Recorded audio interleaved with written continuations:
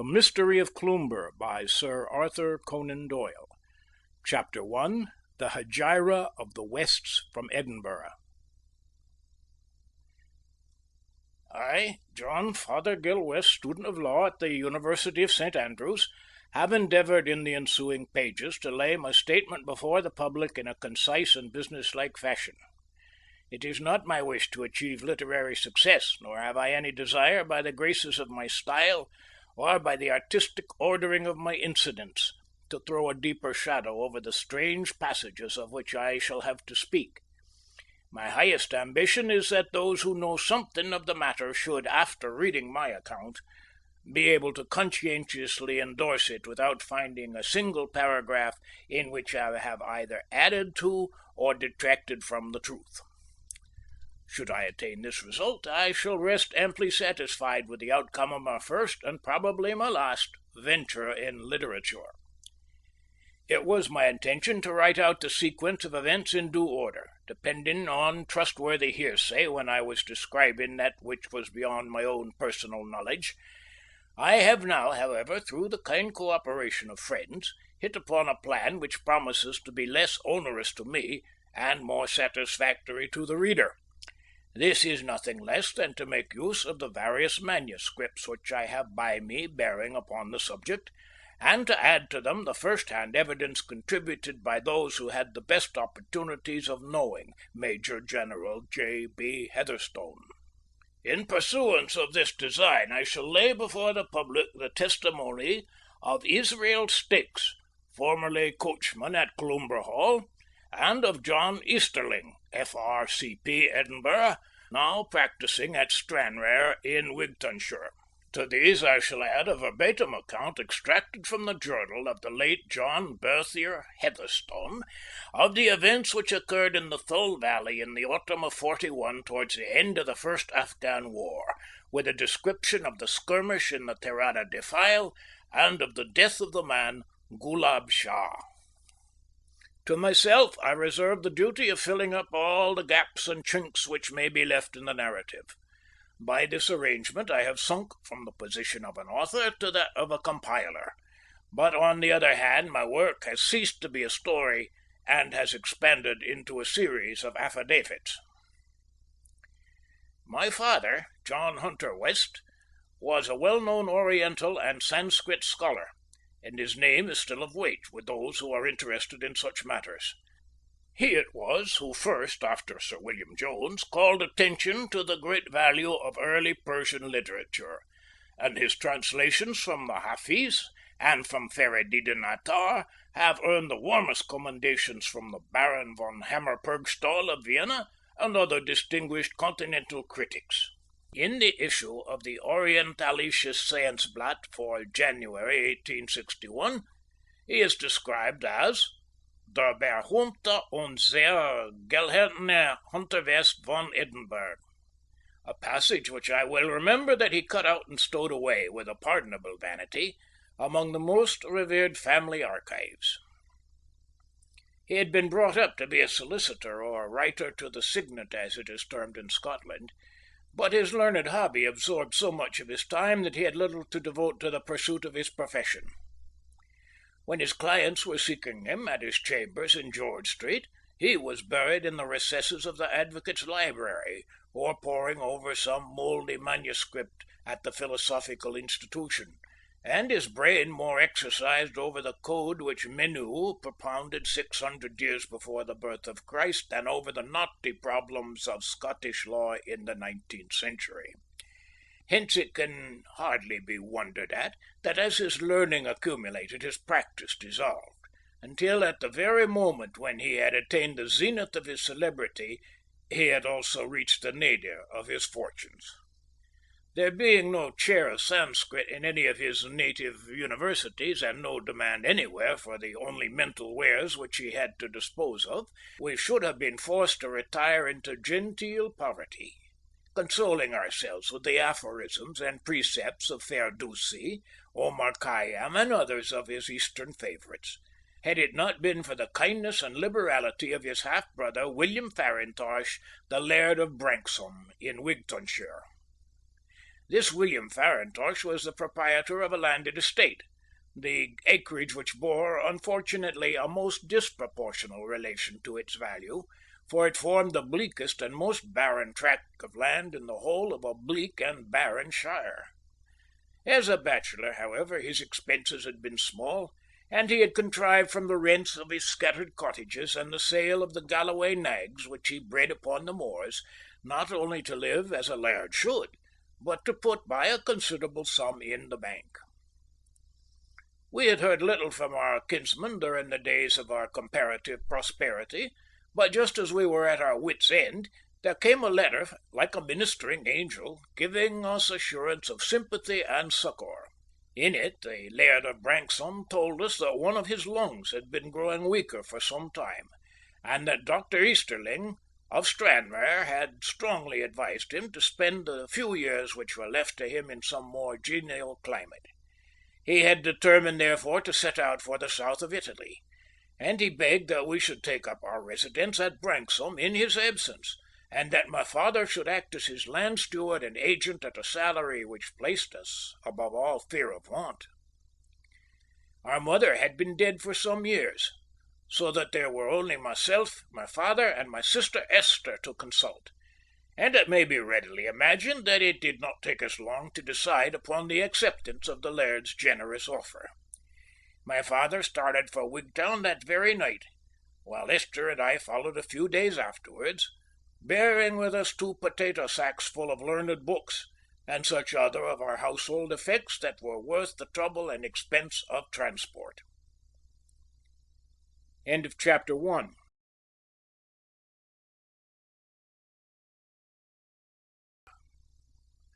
The Mystery of Cloomber by Sir Arthur Conan Doyle. Chapter 2. Of the strange manner in which a tenant came to Cloomber. Branksome might have appeared a poor dwelling-place when compared with the house of an English squire, but to us, after our long residence in stuffy apartments, it was of regal magnificence. The building was broad spread and low, with red-tiled roof, diamond-paned windows, and a profusion of dwelling-rooms with smoke-blackened ceilings and oaken wainscots.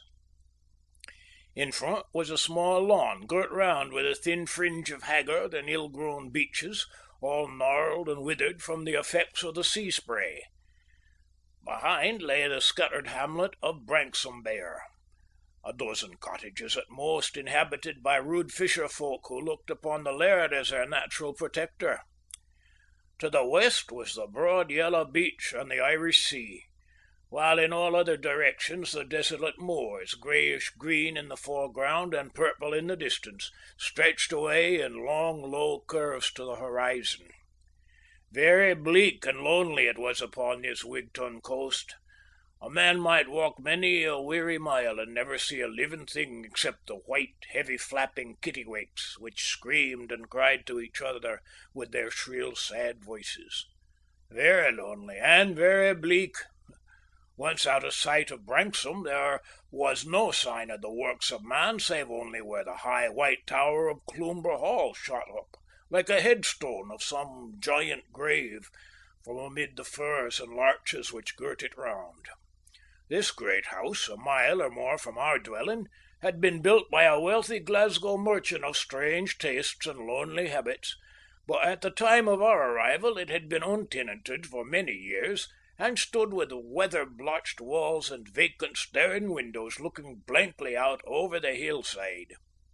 Empty and mildewed, it served only as a landmark to the fishermen, for they had found by experience that by keeping the laird's chimney and the white tower of Cloomber in a line, they could steer their way through the ugly reef which raises its jagged back like that of some sleeping monster above the troubled waters of the wind-swept bay. To this wild spot it was that fate had brought my father, my sister, and myself. For us its loneliness had no terrors. After the hubbub and bustle of a great city, and the weary task of upholding appearances upon a slender income, there was a grand soul-soothing serenity in the long skyline and the eager air. Here, at least, there was no neighbour to pry and chatter. The laird had left his phaeton and 2 ponies behind him, with the aid of which my father and I would go the round of the estate doing such light duties as fell to an agent, or factor as it was there called, while our gentle Esther looked to our household needs and brightened the dark old building. Such was our simple, uneventful existence until the summer night when an unlooked-for incident occurred which proved to be the herald of those strange doings which I have taken up my pen to describe. It had been my habit to pull out of an evening in the laird's skiff and to catch a few whiting which might serve for our supper. On this well-remembered occasion my sister came with me, sitting with her book in the stern sheets of the boat while I hung my lines over the bows. The sun had sunk down behind the rugged Irish coast, but a long bank of flushed cloud still marked the spot and cast a glory upon the waters. The whole broad ocean was seamed and scarred with crimson streaks. I had risen in the boat and was gazing around in delight at the broad panorama of shore and sea and sky, when my sister plucked at my sleeve with a little sharp cry of surprise. "See, John," she cried, "there's a light in Cloomber Tower." I turned my head and stared back at the tall white turret which peeped out above the belt of trees. As I gazed, I distinctly saw at one of the windows the glint of a light which suddenly vanished and then shone out once more from another higher up. There it flickered for some time, and finally flashed past two successive windows underneath before the trees obscured our view of it. It was clear that someone bearing a lamp or a candle had climbed up the tower stairs and had then returned into the body of the house. "Who on earth can it be?" I exclaimed, speaking rather to myself than to Esther, for I could see by the surprise upon her face that she had no solution to offer. "Maybe some of the folk from Branksome there have wanted to look over the place." My sister shook her head. "There is not one of them would dare to set foot within the avenue gates," she said. "Besides, John, the keys are kept by the house agent at Wigtown. Were they ever so curious, none of our people could find their way in." When I reflected upon the massive door and ponderous shutters which guarded the lower story of Cloomber, I could not but admit the force of my sister's objection. The untimely visitor must either have used considerable violence in order to force his way in, or he must have obtained possession of the keys.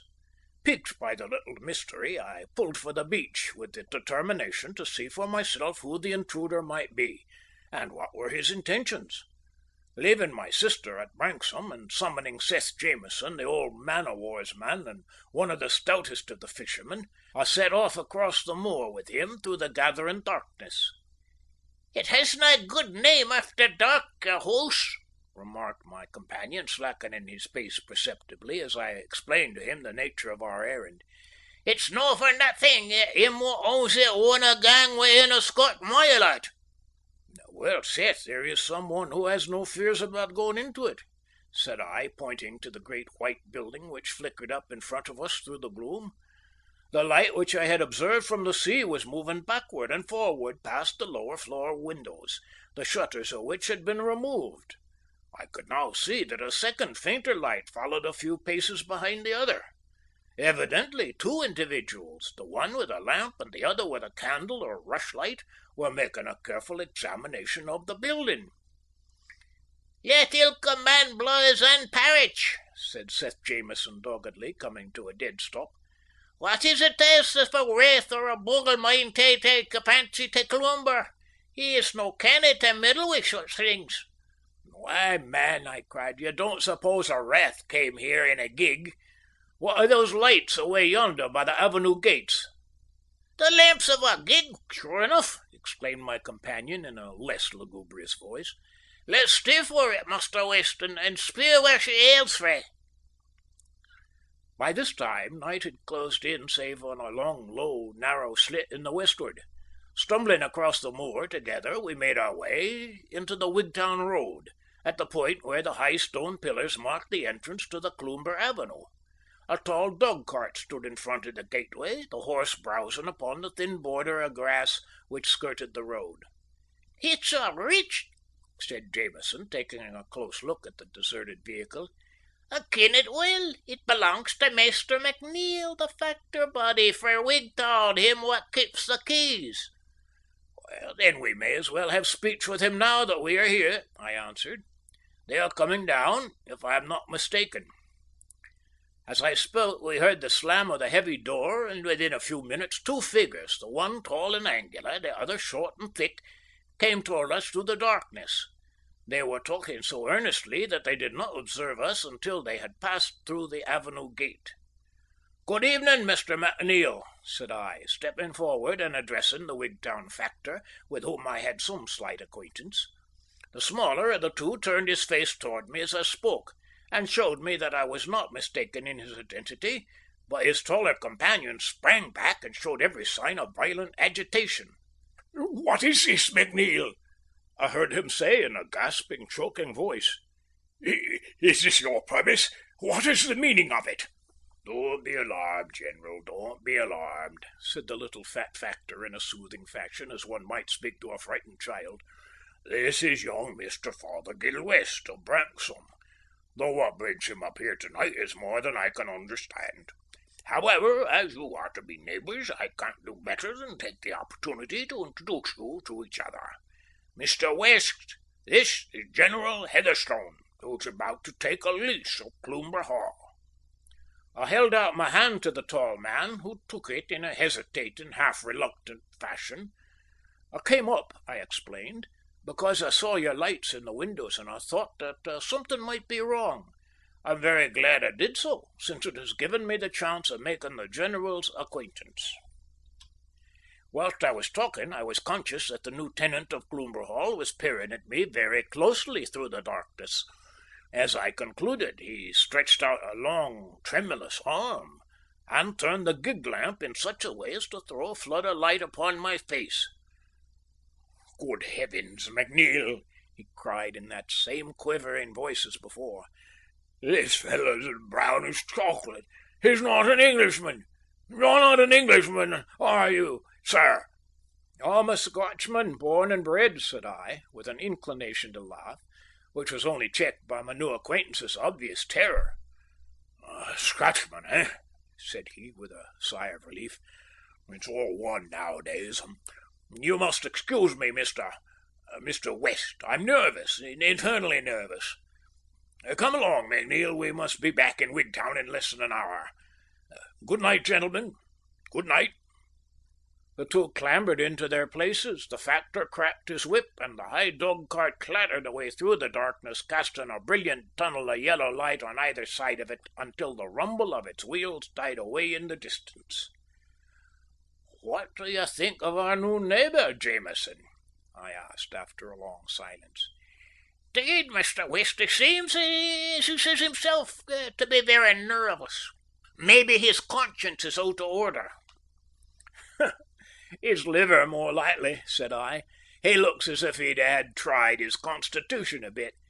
But it's blowing chill, Seth, my lad, and it's time both of us were indoors." I bade my companion good night and struck off across the moors for the cheery, ruddy light which marked the parlour windows of Branksome. End of chapter 2.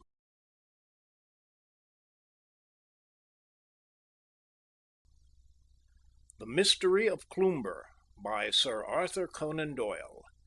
Chapter 3. Of our further acquaintance with Major General J. B. Heatherstone.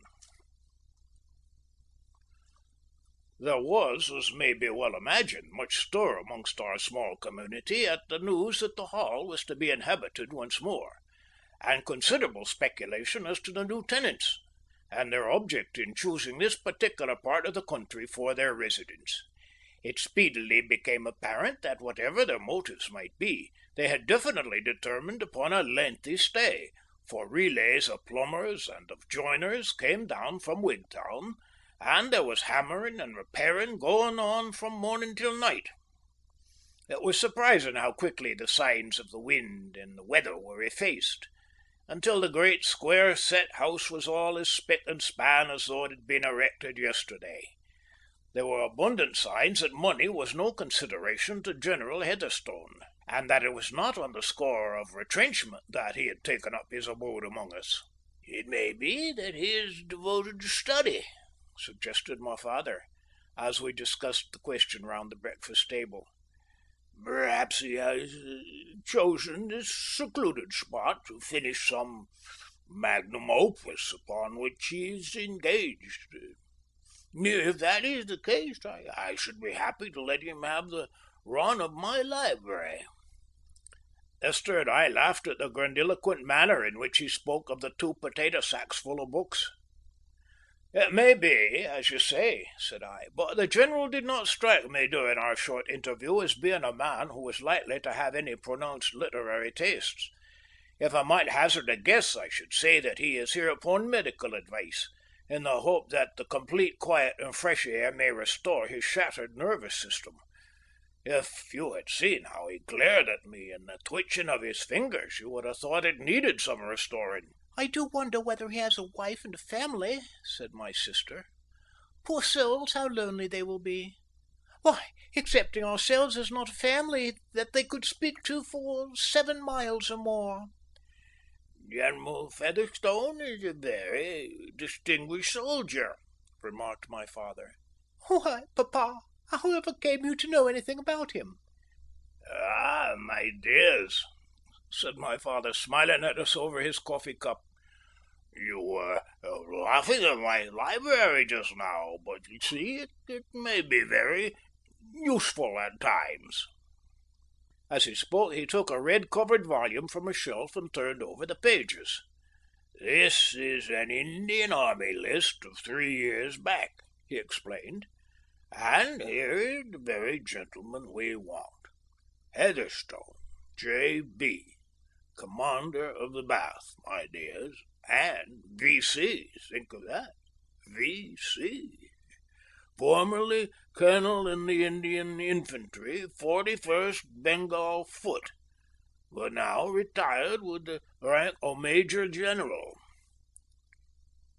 In this other column is a record of his services: capture of Ghuzni and defence of Jalalabad, Sobraon 1848, Indian Mutiny and reduction of Oud, 5 times mentioned in dispatches. I think, my dears, that we have cause to be proud of our new neighbour. It doesn't mention there whether he's married or not, I suppose? Asked Esther. No, said my father, wagging his white head with a keen appreciation of his own humour. It doesn't include that under the heading of daring actions, though it very well might, my dear. It very well might. All our doubts, however, upon this head were soon set at rest, for on the very day that the repairing and the furnishing had been completed, I had occasion to ride into Wigtown, and I met upon the way a carriage which was bearing General Heatherstone and his family to their new home. An elderly lady, worn and sickly looking, was by his side, and opposite him sat a young fellow about my own age and a girl who appeared to be a couple of years younger. I raised my hat and was about to pass them when the General shouted to his coachman to pull up, and held out his hand to me. I could see now in the daylight that his face, although harsh and stern, was capable of assuming a not unkindly expression. "How are you, Mr. Fothergill West?" he cried. "I must apologise to you if I was a little brusque the other night. You will excuse an old soldier who spent the best part of his life in harness. All the same, you must confess that you are rather dark-skinned for a Scotchman." "We have a Spanish strain in our blood," said I, wondering at his recurrence to this topic. "That would, of course, account for it," he remarked. "My dear," to his wife, "allow me to introduce Mr. Fothergill West to you. This is my son and daughter. We have come here in search of rest, Mr. West, complete rest." "And you could not possibly have come to a better place," said I. Oh, you think so?" he answered. "I suppose it is very quiet indeed, and very lonely. You might walk through these country lanes at night, I dare say, and never meet a soul, eh?" "Well, there are not many about after dark," I said. "And you are not much troubled with vagrants or wandering beggars, Not many tinkers or tramps or rascally gypsies. No vermin of that sort about." "I find it rather cold," said Mrs. Heatherstone, drawing her thick sealskin mantle tighter round her figure. "We are detaining Mr. West, too." "So we are, my dear, so we are. Drive on, coachman. Good day, Mr. West." The carriage rattled away toward the Hall, and I trotted thoughtfully onwards to the little country metropolis. As I passed up the High Street, Mr. McNeil ran out from his office and beckoned to me to stop. "Our new tenants have gone out," he said. "They drove over this morning." "I met them on the way," I answered. As I looked down at the little factor, I could see that his face was flushed, and that he bore every appearance of having had an extra glass. "Give me a gentleman to do business with," he said, with a burst of laughter. "They understand me, and I understand them. What shall I fill it up for?" said the General, taking a blank cheque out of his pouch and laying it on the table. "200, says I, leaving a bit of margin for my own time and trouble." "I thought that the landlord had paid you for that," I remarked. Aye, but it's well to have a bit of margin. He filled it up and threw it over to me as if it had been a old postage stamp. That's the way business should be done between honest men, though it wouldn't do if one was inclined to take an advantage. Will you not come in, Mr. West, and have a taste of my whisky?" "No, thank you," I said. "I have business to do." Well, business is the chief thing. It's well not to drink in the morning, too. For my own part, except a drop before breakfast to give me an appetite, and maybe a glass or even try afterwards to promote digestion. I never touch spirits before noon. What do you think of the General, Mr. West?" "Why, I have hardly had an opportunity of judging," I answered.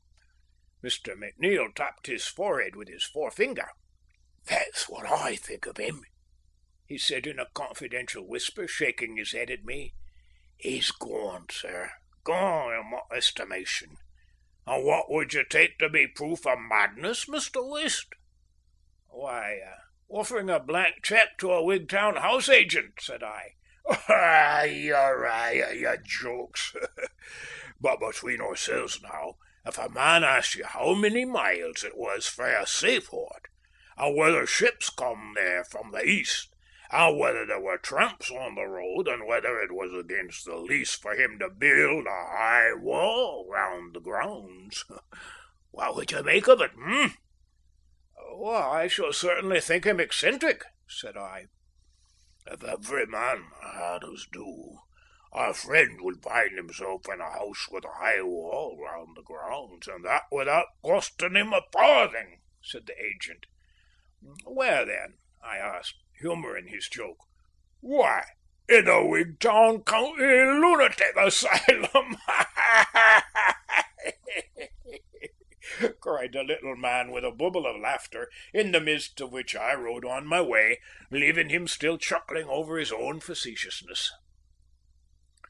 The arrival of the new family at Cloomber Hall had no perceptible effect in relieving the monotony of our secluded district, for instead of entering into such simple pleasures as the country had to offer, or interesting themselves, as we had hoped, in our attempts to improve the lot of our poor crofters and fisher folk, they seemed to shun all observation and hardly ever to venture beyond the avenue gates.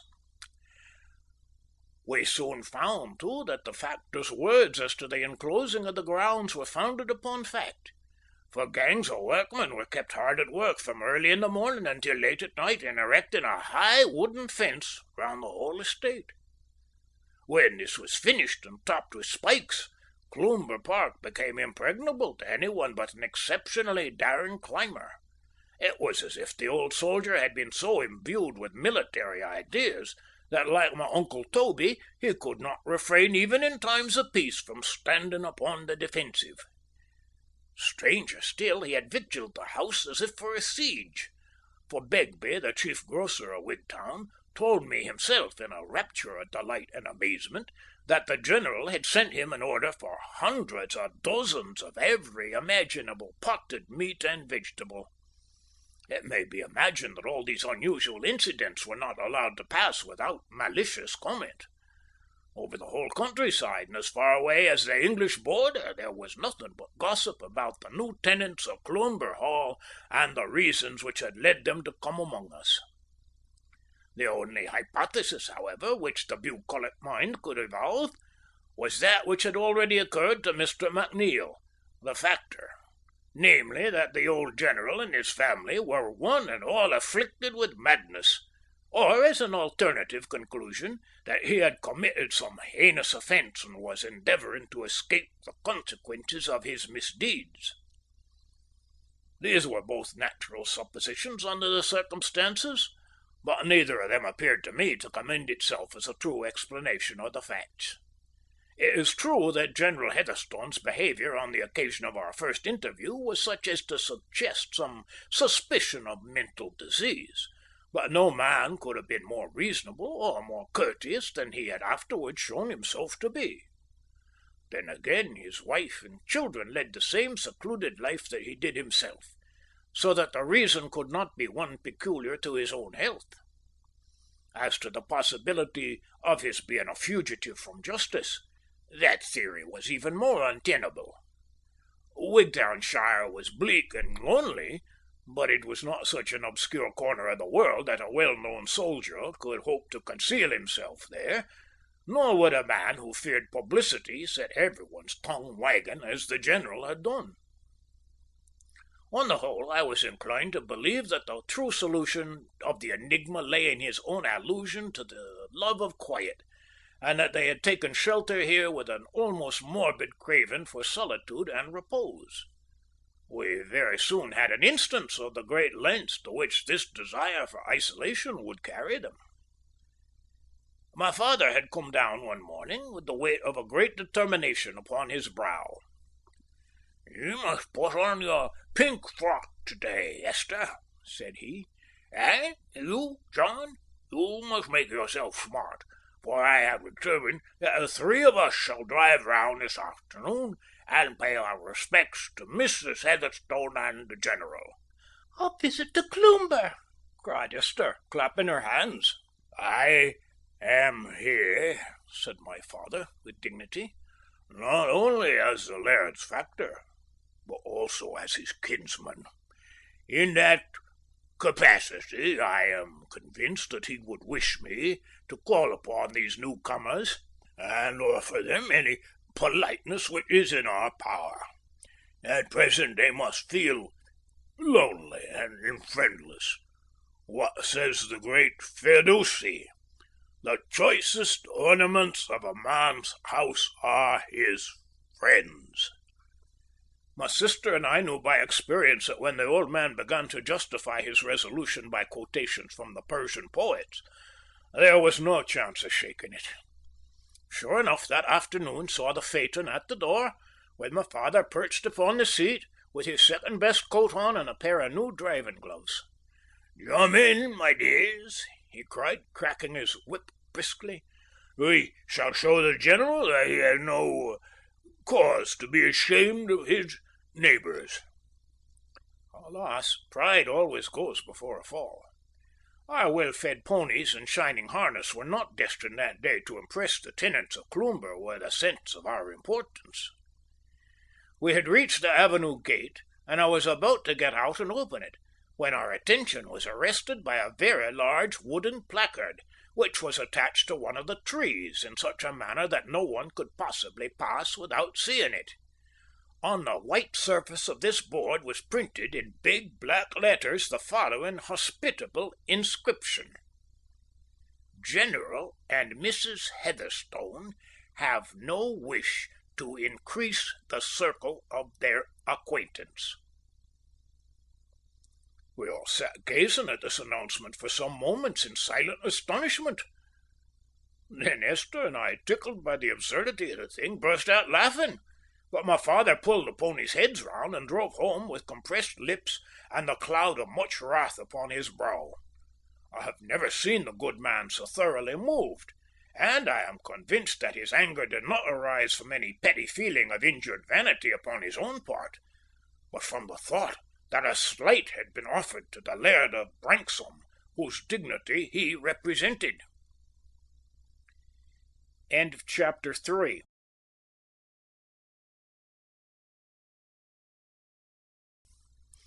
The Mystery of Cloomber by Sir Arthur Conan Doyle. Chapter 4. Of a Young Man with a Grey Head. If I had any personal soreness on account of this family snub, it was a very passing emotion, and one which was soon effaced from my mind. It chanced that on the very next day after the episode I had occasion to pass that way, and stopped to have another look at the obnoxious placard. I was standing staring at it and wondering what could have induced our neighbours to take such an outrageous step, when I suddenly became aware of a sweet girlish face which peeped out at me from beneath the bars of the gate, and of a white hand which eagerly beckoned me to approach. As I advanced to her I saw that it was the same young lady whom I had seen in the carriage.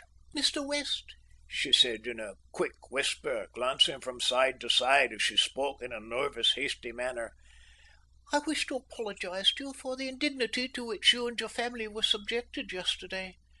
My brother was in the avenue and saw it all, but he is powerless to interfere. I assure you, Mr. West, that if that hateful thing," pointing up at the placard, "has given you any annoyance, it has given my brother and myself far more." "Why, Miss Heatherstone," said I, putting the matter off with a laugh, "Britain is a free country, and if a man chooses to warn off visitors from his premises, there is no reason why he should not." "It is nothing less than brutal," she broke out with a petulant stamp of the foot. "To think that your sister, too, should have such an unprovoked insult offered to her. I am ready to sink with shame at the very thought." "Pray do not give yourself one moment's uneasiness upon the subject," said I earnestly, for I was grieved at her evident distress. "I am sure that your father has some reason unknown to us for taking this step." "Heaven knows he has," she answered with ineffable sadness in her voice. "And yet I think it would be more manly to face a danger than to fly from it. However, he knows best, and it is impossible for us to judge. Oh, but who is this?" she exclaimed anxiously, peering up to the dark avenue. "Oh, it is my brother Mordaunt. Mordaunt," she said as the young man approached us, "I have been apologizing to Mr. West for what happened yesterday, in your name as well as my own." "I am very, very glad to have the opportunity of doing it in person," said he courteously. "I only wish that I could see your sister and your father as well as yourself and tell them how sorry I am. I think you'd better run up to the house, little one, for it's getting near tiffin time. No, don't you go, Mr. West. I want to have a word with you." Miss Heatherstone waved her hand to me with a bright smile and tripped up the avenue, while her brother unbolted the gate and, passing through, closed it again, locking it upon the outside. "I'll have a stroll down the road with you if you have no objection. Have a Manila." He drew a couple of cheroots from his pocket and handed one to me. "You'll find they are not bad," he said. "I became a connoisseur in tobacco when I was in India.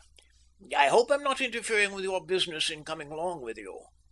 "Not at all," I answered. "I'm very glad to have your company." "I'll tell you a secret," said my companion.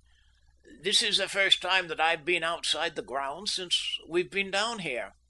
"And your sister?" "She has never been out either," he answered. "I have given the governor the slip today, but he wouldn't half like it if he knew. It's a whim of his that we should keep ourselves entirely to ourselves. At least, some people would call it a whim. For my own part, I have reason to believe that he has solid grounds for all he does, though perhaps in this matter he may be a little too exacting." "You must surely find it very lonely," said I. "Couldn't you manage to slip down at times and have a smoke with me?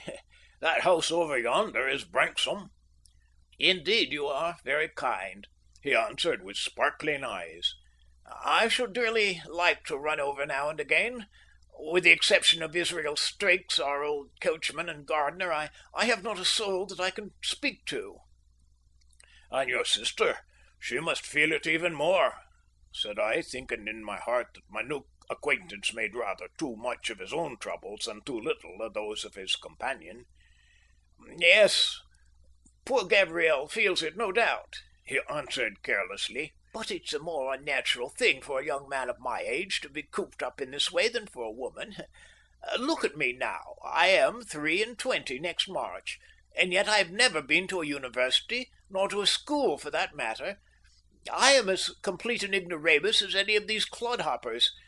It seems strange to you, no doubt, and yet it is so. Now, don't you think I deserve a better fate? He stopped as he spoke and faced round to me, throwing his palms forward in appeal. As I looked at him with the sun shining upon his face, he certainly did seem a strange bird to be cooped up in such a cage.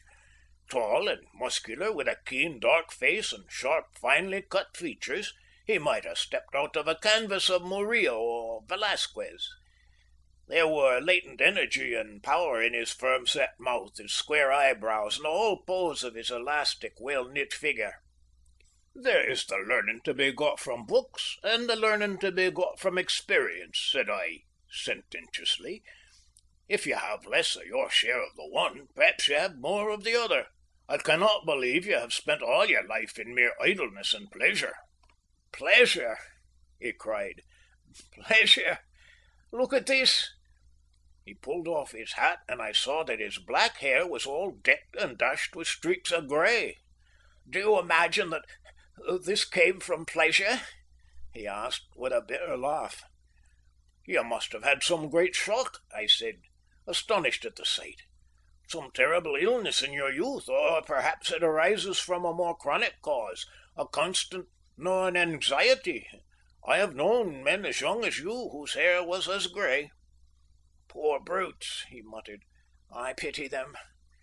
If you can manage to slip down to Branksome at times, I said, perhaps you could bring Miss Heatherstone with you. I know that my father and my sister would be delighted to see her, and a change, if only for an hour or two, might do her good. It would be awfully hard for us both to get away together, he answered.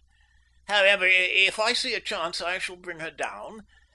It might be managed some afternoon, perhaps, for the old man indulges in a siesta occasionally. We had reached the head of the winding lane which branches off from the high road and leads to the laird's house, so my companion pulled up. I must go back, he said abruptly, or they will miss me. It's very kind of you, West, to take this interest in us.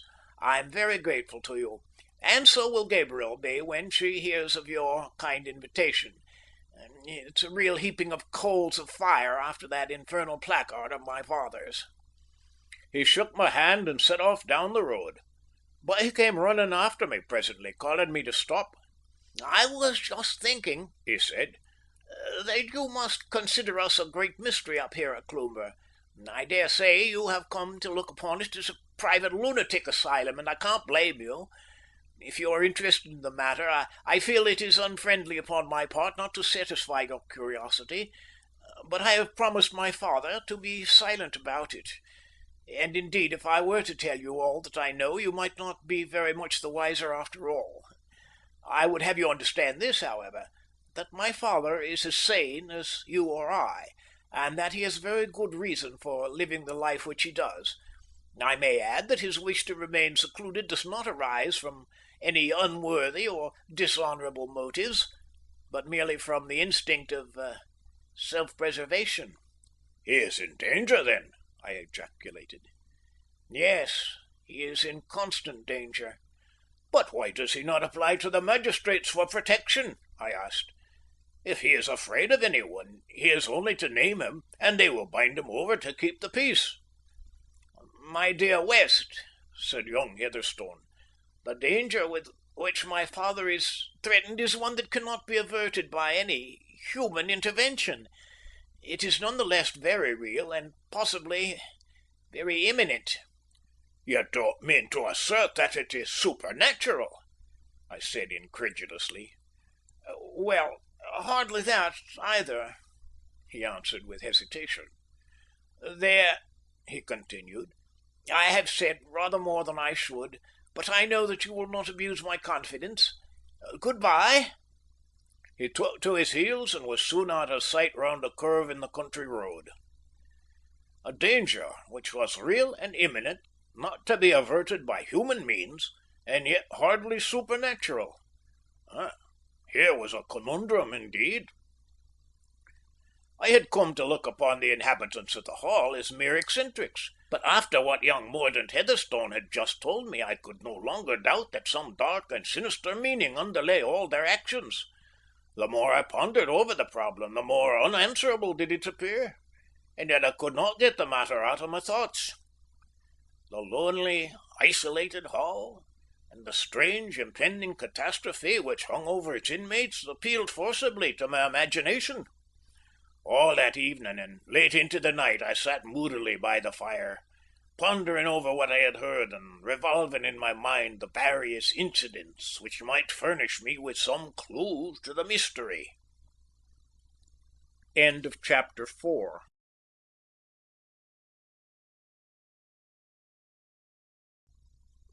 The Mystery of Cloomber by Sir Arthur Conan Doyle. Chapter 5. How Four of Us Came to be Under the Shadow of Cloomber. I trust that my readers will not set me down as an inquisitive busybody when I say that as the days and weeks went by, I found my attention and my thoughts more and more attracted to General Heatherstone and the mystery which surrounded him. It was in vain that I endeavoured by hard work and a strict attention to the laird's affairs to direct my mind into some more healthy channel. Do what I would, on land or on the water, I would still find myself puzzling over this one question, until it obtained such a hold upon me that I felt it was useless for me to attempt to apply myself to anything until I had come to some satisfactory solution of it. I could never pass the dark line of 5-foot fencing and the great iron gate with its massive lock without pausing and racking my brain as to what the secret might be which was shut in by that inscrutable barrier. Yet with all my conjectures and all my observations, I could never come to any conclusion which could for a moment be accepted as an explanation of the facts.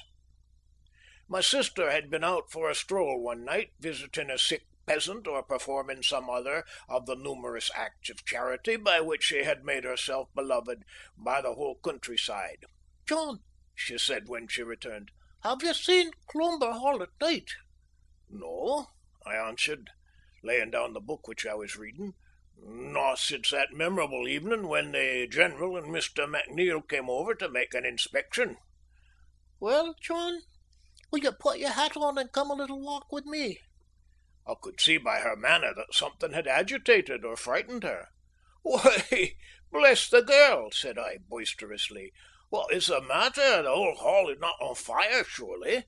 You look as grave as if all Wigtown were in a blaze." "Not quite so bad as that," she said, smiling. "But do come out, Jack. I should very much like you to see it." I had always refrained from saying anything which might alarm my sister, so that she knew nothing of the interest which our neighbour's doings had for me. At her request I took my hat and followed her out into the darkness. She led the way along a little footpath over the moor, which brought us to some rising ground, from which we could look down upon the hall without our view being obstructed by any of the fir trees which had been planted round it. "Look at that," said my sister, pausing at the summit of this little eminence. Cloomber lay beneath us in a blaze of light. In the lower floors the shutters obscured the illumination, but above, from the broad windows of the second story to the thin slits at the summit of the tower, there was not a chink or an aperture which did not send forth a stream of radiance. So dazzling was the effect that for a moment I was persuaded that the house was on fire, but the steadiness and clearness of the light soon freed me from that apprehension. It was clearly the result of many lamps placed systematically all over the building. It added to the strange effect that all those brilliantly illuminated rooms were apparently untenanted, and some of them, so far as we could judge, were not even furnished. Oh, the whole great house there was no sign of movement or of life. Nothing but the clear, unwinking flood of yellow light. I was still lost in wonder at the sight when I heard a short, quick sob at my side. What is it, Esther dear? I asked, looking down at my companion. I feel so frightened. Oh, John, John, take me home. I feel so frightened. She clung to my arm and pulled at my coat in a perfect frenzy of fear. It's all safe, darling, I said soothingly. There's nothing to fear. What has upset you so? I'm afraid of them, John. I am afraid of the Heatherstones. Why is their house lit up like this every night? I have heard from others that it is always so. And why does the old man run like a frightened hare if anyone comes upon him? There is something wrong about it, John, and it frightens me. I pacified her as well as I could and led her home with me, where I took care that she should have some hot port negus before going to bed. I avoided the subject of the Heatherstones for fear of exciting her, and she did not recur to it of her own accord. I was convinced, however, from what I had heard from her, that she must had for some time back been making her own observations upon our neighbours, and in doing so she had put a considerable strain upon her nerves. I could see that the mere fact of the hall being illuminated at night was not enough to account for her extreme agitation, and that it must have derived its importance in her eyes from being one of a chain of incidents, all of which had left a weird or unpleasant impression upon her mind.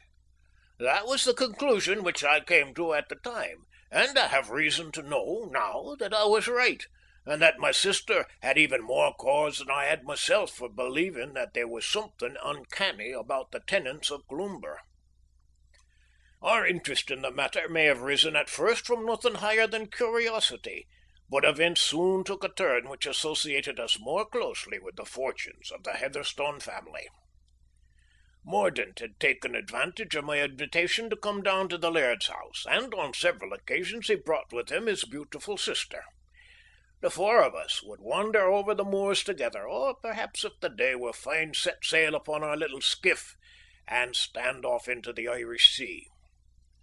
On such excursions the brother and sister would be as merry and as happy as two children.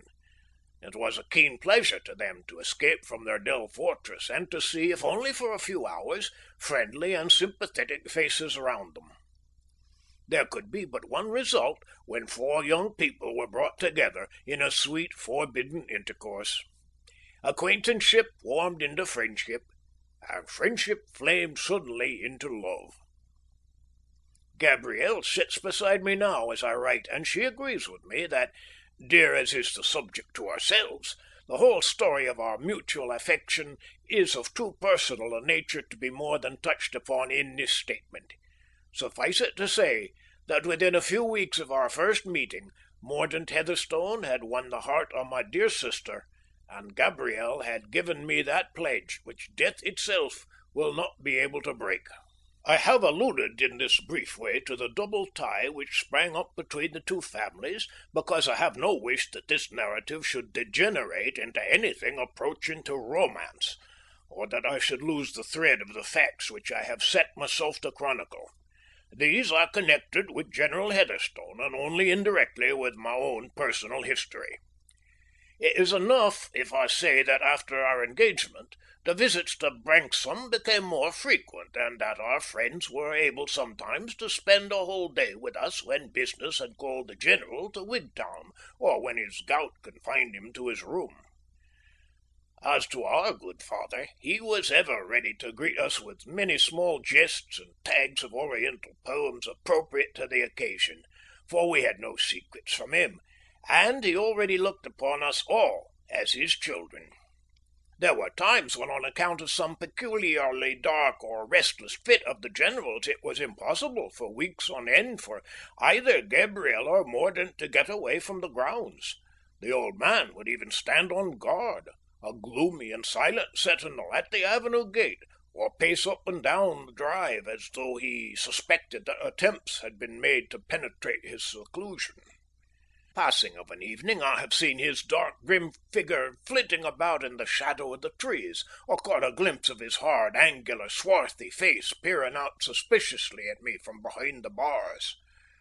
My heart would often sadden for him as I noticed his uncouth, nervous movements, his furtive glances and twitching features.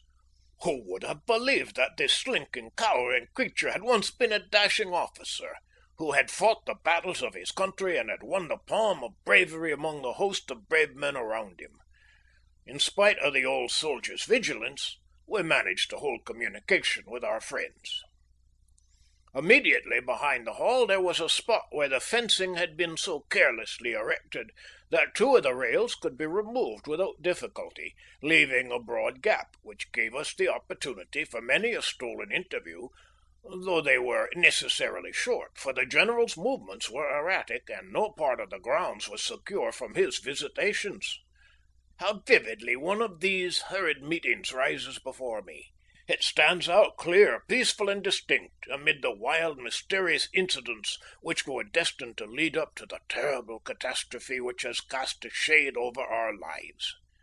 I can remember that as I walked through the fields, the grass was damp with the rain of the morning, and the air was heavy with the smell of the fresh-turned earth. Gabrielle was waiting for me under the hawthorn tree outside the gap, and we stood hand in hand, looking down at the long sweep of moorland and at the broad blue channel which encircled it with its fringe of foam. Far away in the northwest, the sun glinted upon the high peak of Mount Thruston. From where we stood we could see the smoke of the steamers as they ploughed along the busy waterway which leads to Belfast. "Is it not magnificent?" Gabrielle cried, clasping her hands round my arm. "Oh, John, why are we not free to sail away over these waves together and leave all our troubles behind us on the shore?" "And what are the troubles which you would leave behind you, dear one?" I asked. "May I not know them, and help you to bear them?" "I have no secrets from you, John," she answered. "Our chief trouble is, as you may guess, our poor father's strange behaviour. Is it not a sad thing for all of us that a man who has played such a distinguished part in the world should skulk from one obscure corner of the country to another, and should defend himself with locks and barriers as though he were a common thief flying from justice? This is a trouble, John, which is out of your power to alleviate." "But why does he do it, Gabrielle?" I asked. "I cannot tell," she answered frankly. "I only know that he imagines some deadly danger to be hanging over his head, and that this danger was incurred by him during his stay in India. What its nature may be, I have no more idea than you have." "Then your brother has," I remarked. "I am sure from the way in which he spoke to me about it one day that he knows what it is, and that he looks upon it as real." "Yes, he knows, and so does my mother," she answered. "But they have always kept it secret from me. My poor father is very excited at present. Day and night he is in an agony of apprehension, but it will soon be the 5th of October, and after that he will be in peace." "How do you know that?" I asked in surprise. "By experience," she answered gravely. "On the 5th of October these fears of his come to a crisis. For years back he has been in the habit of locking Mordaunt and myself up in our rooms on that date, so that we have no idea what occurs. But we have always found that he has been much relieved afterwards, and has continued to be comparatively in peace until that day begins to draw round again." "Then you have only 10 days or so to wait," I remarked, for September was drawing to a close. "By the way, dearest, why is it that you light up all your rooms at night?" "You have noticed it then," she said. "It comes also from my father's fears. He does not like to have one dark corner in the whole house. He walks about a good deal at night and inspects everything, from the attics right down to the cellars. He has large lamps in every room and corridor, even the empty ones, and he orders the servants to light them all at dusk." "I am rather surprised that you manage to keep your servants," I said, laughing. "The maids in these parts are a superstitious class, and their imaginations are easily excited by anything which they don't understand." "The cook and both housemaids are from London, and are used to our ways. We pay them on a very high scale to make up for any inconvenience to which they may be put. Israel Stakes, the coachman, is the only one who comes from this part of the country. And he seems to be a stolid, honest fellow who is not easily scared." "Poor little girl!" I exclaimed, looking down at the slim, graceful figure by my side. "This is no atmosphere for you to live in. Why will you not let me rescue you from it? Why won't you allow me to go straight and ask the General for your hand? At the worst, he could only refuse." She turned quite haggard and pale at the very thought. "Oh, for heaven's sake, John," she cried earnestly, "do nothing of the kind. He would whip us all away in the dead of night, and within a week we should be settling down again in some wilderness where we might never have a chance of seeing or hearing from you again. Besides, he would never forgive us for venturing out of the grounds." "I don't think that he is a hard-hearted man," I remarked.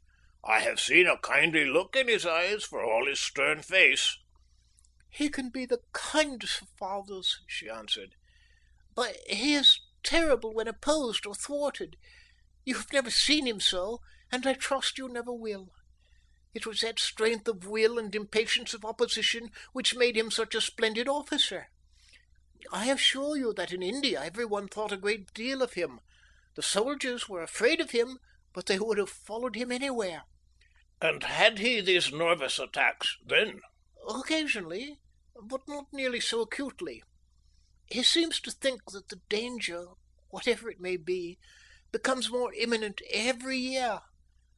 Oh, John, it is terrible to be waiting like this with a sword over our heads, and all the more terrible to me since I have no idea where the blow is to come from." "Dear Gabriel," I said, taking her hand and drawing her to my side, "look over all this pleasant countryside and the broad blue sea. Is it not all peaceful and beautiful? In these cottages with their red-tiled roofs peeping out from the grey moor, there live none but simple, God-fearing men who toil hard at their crafts and bear enmity to no man. Within 7 miles of us is a large town with every civilized appliance for the preservation of order. 10 miles further there is a garrison quartered, and a telegram would at any time bring down a company of soldiers. Now I ask you, dear, in the name of common sense, what conceivable danger could threaten you in this secluded neighbourhood with the means of help so near? You assure me that the peril is not connected with your father's health?" "No, I am sure of that. It is true that Dr. Easterling of Stranraer has been over to see him once or twice, but that was merely for some small indisposition. I can assure you that the danger is not to be looked for in that direction." "Then I can assure you," said I, laughing, "that there is no danger at all. It must be some strange monomania or hallucination. No other hypothesis will cover the fact." "Would my father's monomania account for the fact of my brother's hair turning grey and my mother wasting away to a mere shadow?" "Undoubtedly," I answered. "The long-continued worry of the General's restlessness and irritability would produce those effects on sensitive natures." No, she said, shaking her head sadly. "I have been exposed to his restlessness and irritability, but they have had no such effect on me. The difference between us lies in the fact that they know this dreadful secret, and I do not." "My dear girl," said I, "the days of family apparitions and that kind of thing are gone. Nobody is haunted nowadays, so we can put that supposition out of the question. Having done so, what remains? There is absolutely no other theory that could even be suggested. Believe me, the whole mystery is that the heat of India has been too much for your poor father's brain." What she would have answered I cannot tell, for at that moment she gave a start as if some sound had fallen upon her ear. As she looked around apprehensively, I suddenly saw her features become rigid and her eyes fixed and dilated. Following the direction of her gaze, I felt a sudden thrill of fear pass through me as I perceived a human face surveying us from behind one of the trees, a man's face, every feature of which was distorted by the most malignant hatred and anger. Finding himself observed, he stepped out and advanced toward us, when I saw that it was none other than the General himself. His beard was all abristle with fury, and his deep-set eyes glowed from under their heavily veined lids with a most sinister and demoniacal brightness. End of chapter 5.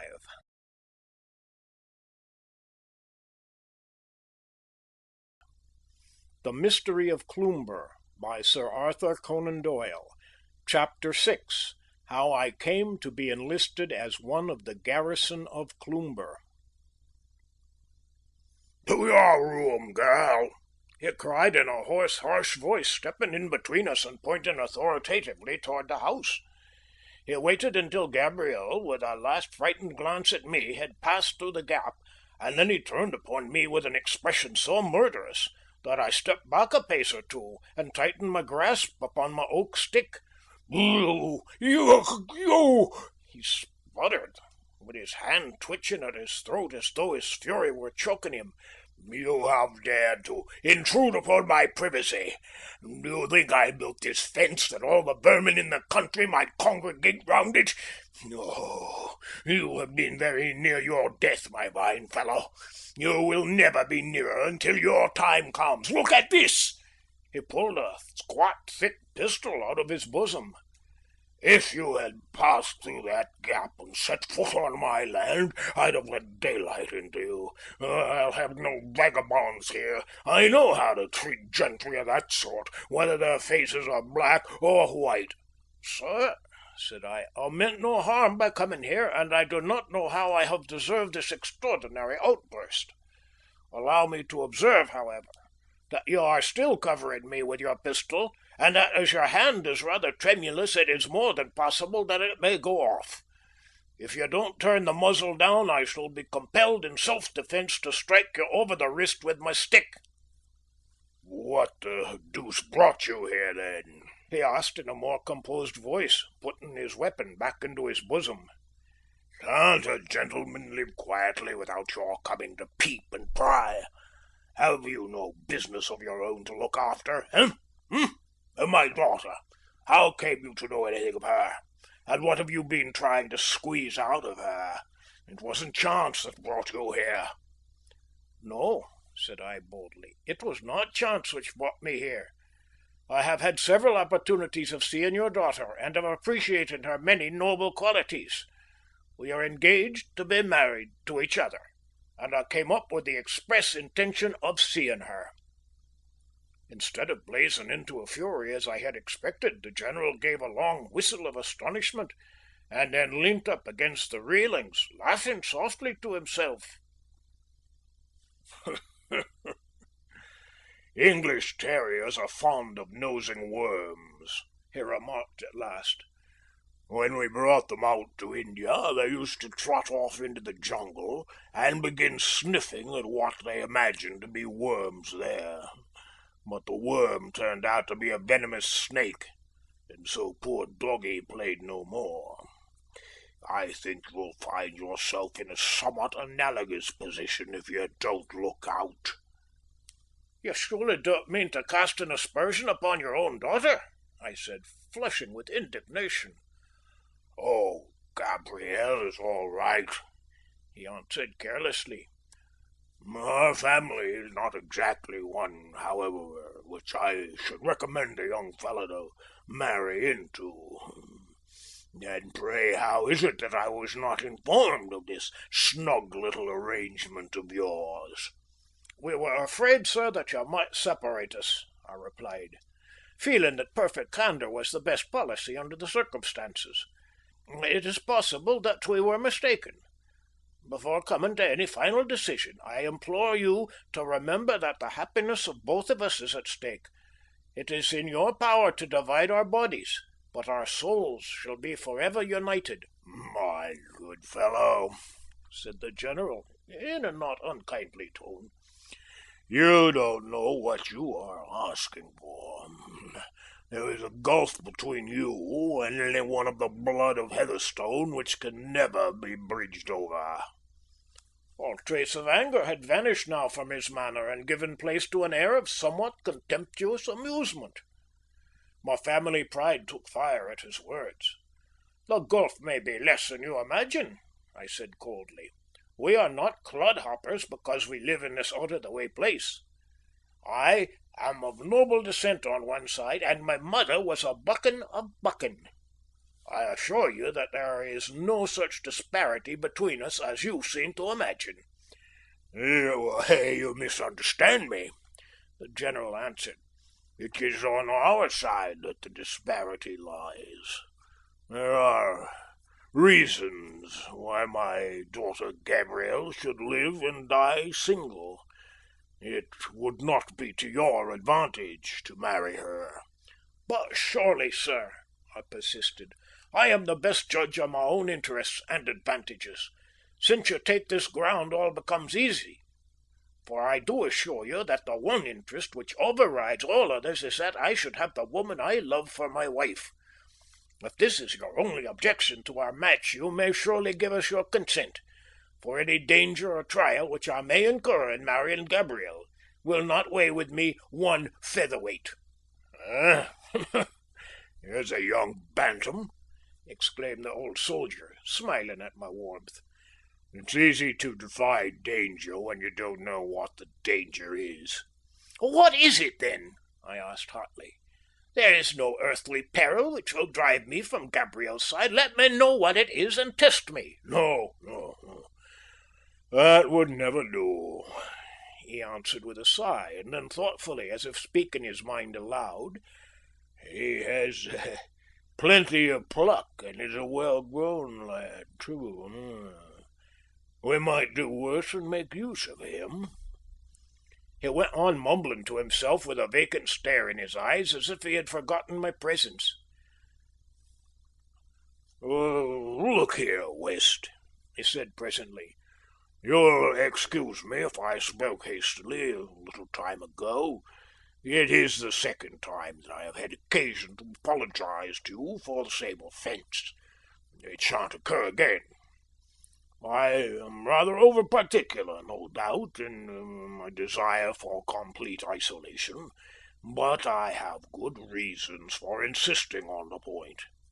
Rightly or wrongly, I have got it into my head that some day there might be an organised raid upon my grounds. If anything of that sort should occur, I suppose I might reckon upon your assistance?" "With all my heart." "So that if ever you got a message such as come up, or even Cloomber, you would know that it was an appeal for help and would hurry up immediately, even if it were in the dead of night?" "Most certainly I should," I answered. "But might I ask what the nature of the danger is which you apprehend?" "There would be nothing gained by your knowing. Indeed, you would hardly understand it if I told you. I must bid you good day now, for I have stayed with you too long. Remember, I count upon you as one of the Cloomber garrison now." "One other thing, sir," I said hurriedly, for he was turning away. "I hope that you will not be angry with your daughter for anything which I have told you. It was for my sake that she kept it all secret from you." "All right," he said with his cold, inscrutable smile. "I am not such an ogre in the bosom of my family as you seem to think. As to this marriage question, I should advise you, as a friend, to let it drop altogether. But if that is impossible, I must insist that it stand over completely for the present.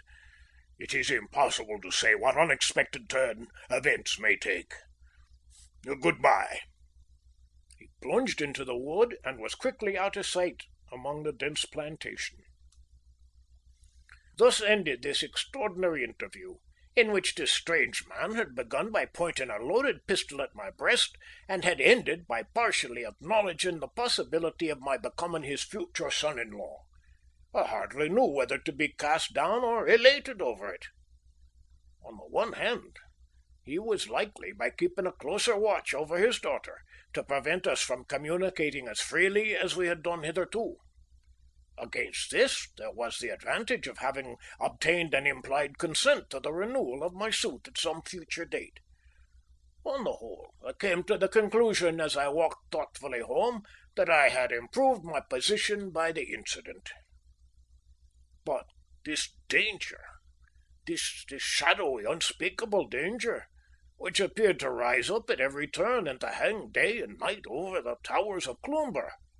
Rack my brain as I would, I could not conjure up any solution to the problem, which was not puerile and inadequate. One fact struck me as being significant. Both the father and the son had assured me, independently of each other, that if I were told what the peril was, I would hardly realize its significance. How strange and bizarre must the fear be which can scarcely be expressed in intelligible language! I held up my hand in the darkness before I turned to sleep that night, and I swore that no power of man or devil should ever weaken my love for the woman whose pure heart I had had the good fortune to win. End of chapter 6.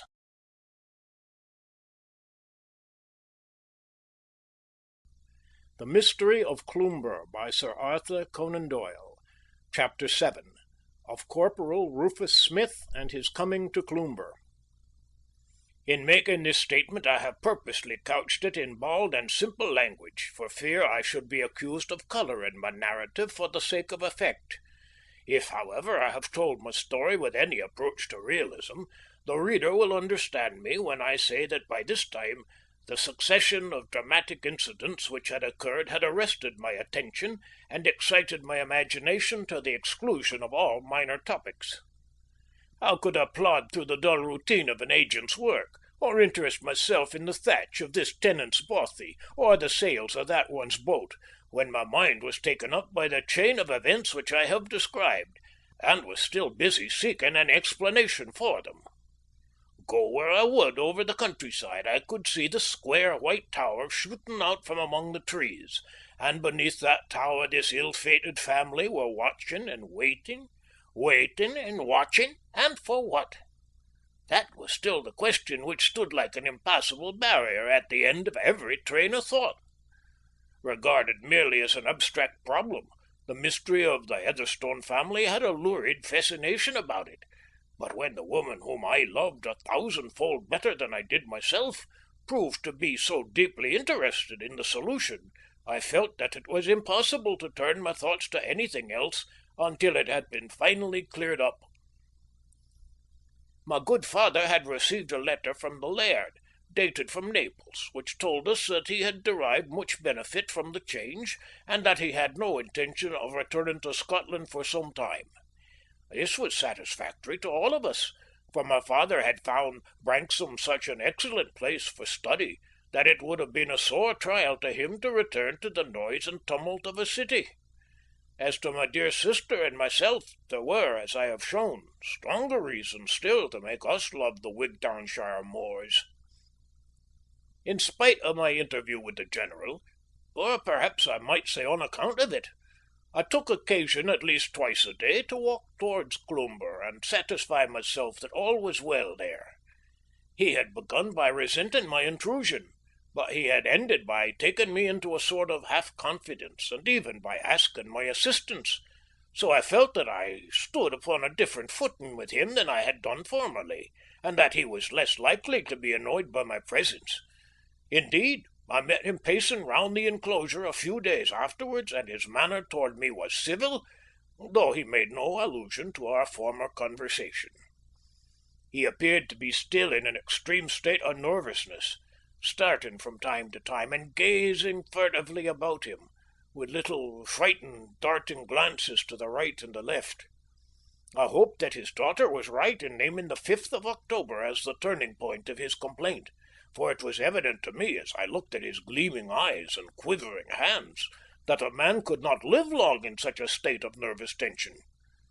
I found on examination that he had had the loose rails securely fastened so as to block up our former trysting place, and though I prowled around the whole long line of fencing, I was unable to find any other place where an entrance could be effected. Here and there, between the few chinks left in the barrier, I could catch glimpses of the hall, and once I saw a rough-looking, middle-aged man standing at a window on the lower floor, whom I supposed to be Israel Stakes, the coachman.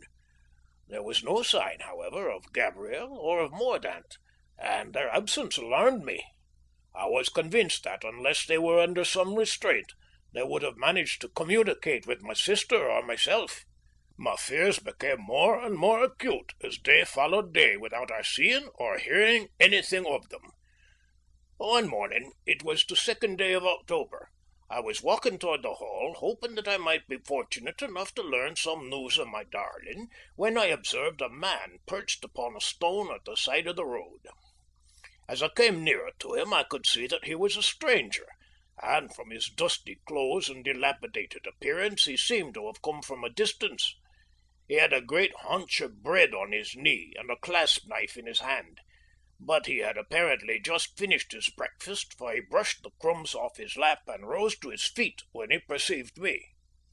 Noticing the great height of the fellow and that he still held his weapon, I kept well to the other side of the road, for I knew that destitution makes men desperate, and that the chain that glittered on my waistcoat might be too great a temptation to him upon this lonely highway.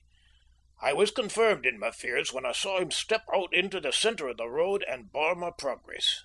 "Well, my lad," I said, affecting an ease which I by no means felt, "what can I do for you this morning?" The fellow's face was the colour of mahogany with exposure to the weather, and he had a deep scar from the corner of his mouth to his ear, which by no means improved his appearance. His hair was grizzled, but his figure was stalwart, and his fur cap was cocked on one side so as to give him a rakish, semi-military appearance. Altogether, he gave me the impression of being one of the most dangerous types of tramp that I had ever fallen in with. Instead of replying to my question, he eyed me for some time in silence, with sullen, yellow-shot eyes, and then closed his knife with a loud snick. "You're not a beak," he said. "Too young for that, I guess. They had me in chokey at Paisley, and they had me in chokey at Wigtown, but by the living thunder, if another of them lays an hand on me, I'll make him remember Corporal Rufus Smith. It's a darn fine country, this, where they won't give a man work, and then lay him by the heels for having no visible means of subsistence." "I am sorry to see an old soldier so reduced," said I. "What corps did you serve in?" "H Battery, Royal Horse Artillery. Bad cess to the service and every one in it.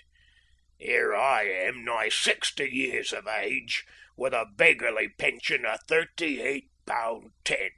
Not enough to keep me and beer and Becky." "I should have thought £38.10 a year would have been a nice help to you in your old age," I remarked. "Would yer, though?"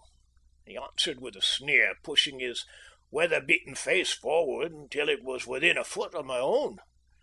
"How much do you think that slash with a tow-wire is worth? And my foot with all the bones rattling about like a bag full of dice, where the trail of the gun went across it. What's that worth, eh?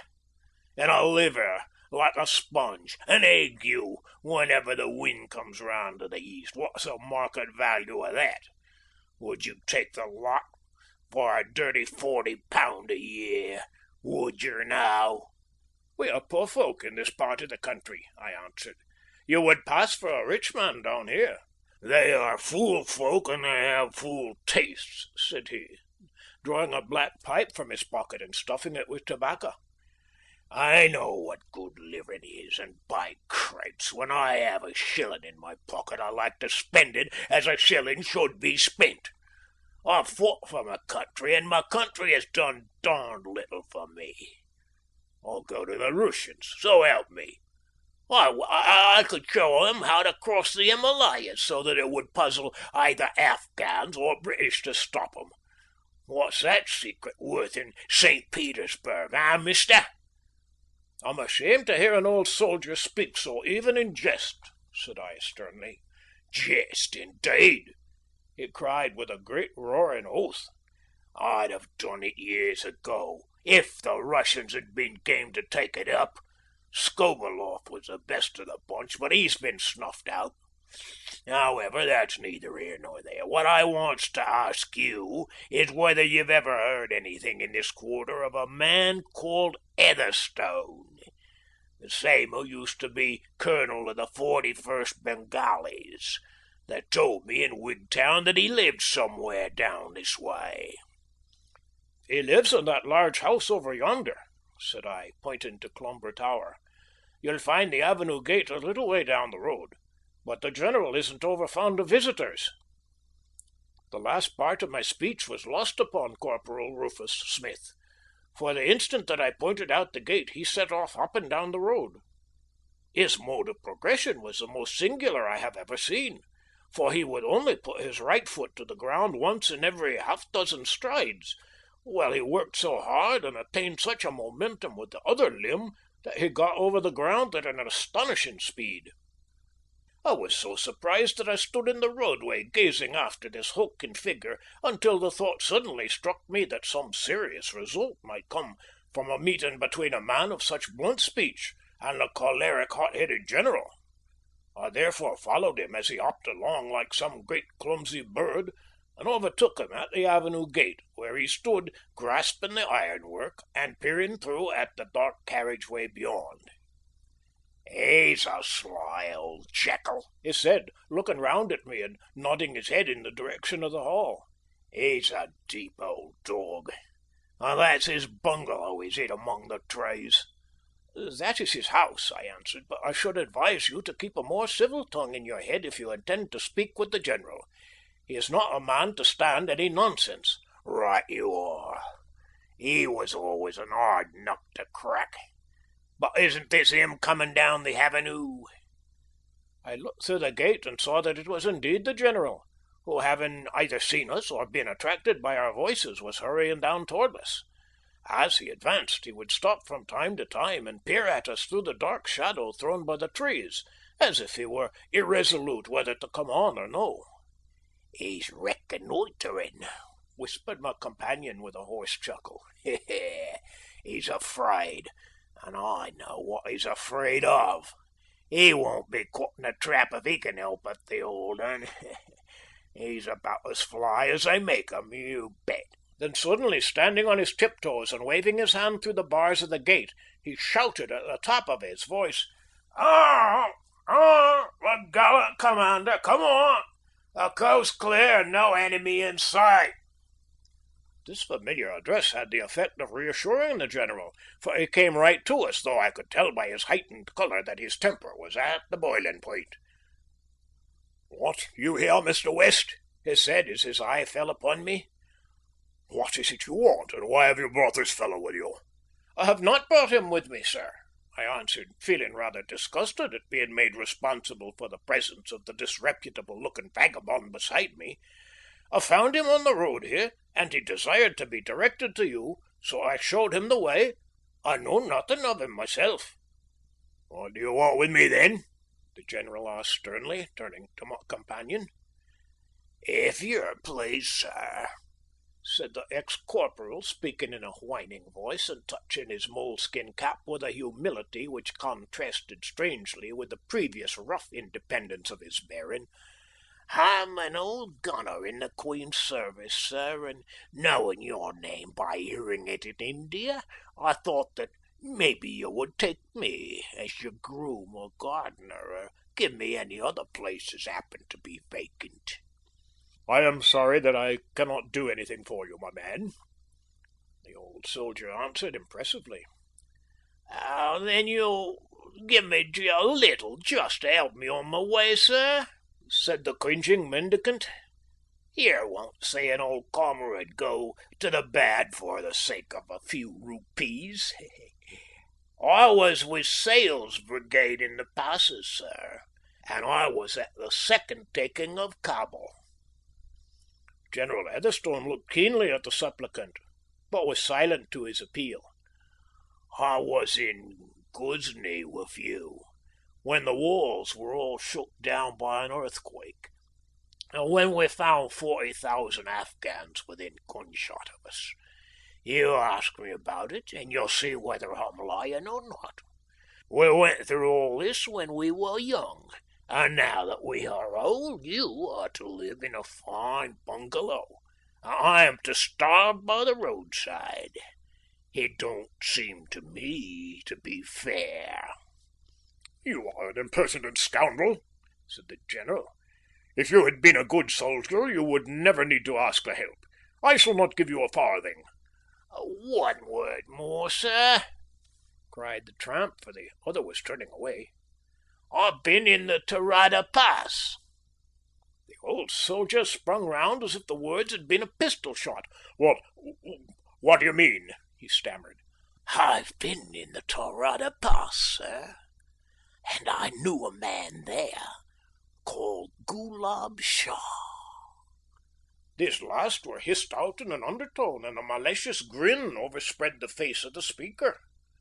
Their effect upon the general was extraordinary. He fairly staggered back from the gateway, and his yellow countenance blanched to a livid, mottled grey. For a moment he was too overcome to speak. At last he gasped out, "Gulab Shah? Who are you who knew Gulab Shah?"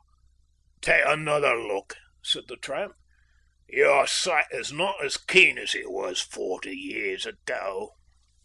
The general took a long, earnest look at the unkempt wanderer in front of him, and as he gazed I saw the light of recognition spring up in his eyes. "God bless my soul!" he cried. "Why, it's Corporal Rufus Smith!" "Ah, you've come on it at last," said the other, chuckling to himself. "I was wondering how long it would be before you knew me. First of all, just unlock this gate, will you? It's hard to talk through a grating. It's too much like 10 minutes with a visitor in the cells." The general, whose face still bore evidences of his agitation, undid the bolts with nervous, trembling fingers. The recognition of Corporal Rufus Smith had, I fancied, been a relief to him, and yet he plainly showed by his manner that he regarded his presence as by no means an unmixed blessing.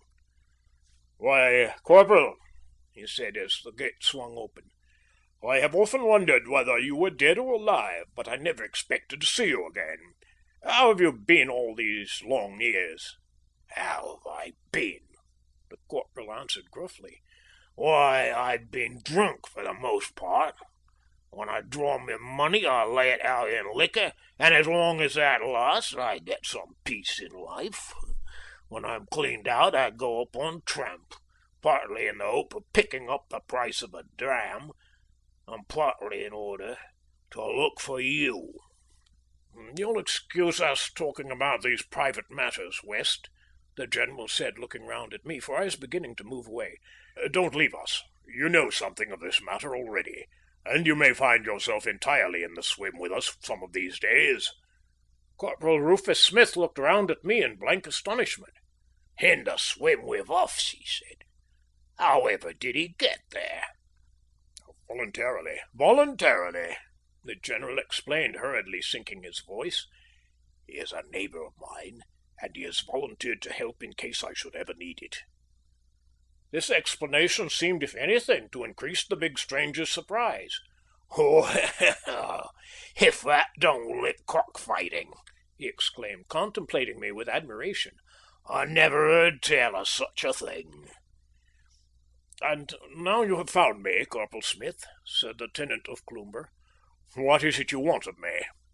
"Why, everything. I want a roof to cover over me, and clothes to wear, and food to eat, and above all, brandy to drink." "Well, I'll take you in and do what I can for you," said the general slowly. "But look here, Smith, we must have discipline. I'm the general, and you are the corporal. I am the master, and you are the man. Now don't let me have to remind you of that again." The tramp drew himself up to his full height, and raised his right hand with the palm forward in a military salute. "I can take you on as gardener and get rid of the fellow I have got. As to brandy, you shall have an allowance and no more. We are not deep drinkers at the Hall." "Don't you take opium or brandy or nothing yourself, sir?" asked Corporal Rufus Smith. "Nothing," the general said firmly. Well, all I can say is that you've got more nerve and pluck than I shall ever have. I don't wonder now at your winning that cross in the mutiny. If I was to go on listening night after night to them things without ever taking a drop of something to cheer my heart, why, it would drive me silly. General Heatherstone put up his hand as though afraid that his companion might say too much. I must thank you, Mr. West, he said, for having shown this man to my door. I would not willingly allow an old comrade, however humble, to go to the bad, and if I did not acknowledge his claim more readily, it was simply because I had my doubts as to whether he was really what he represented himself to be.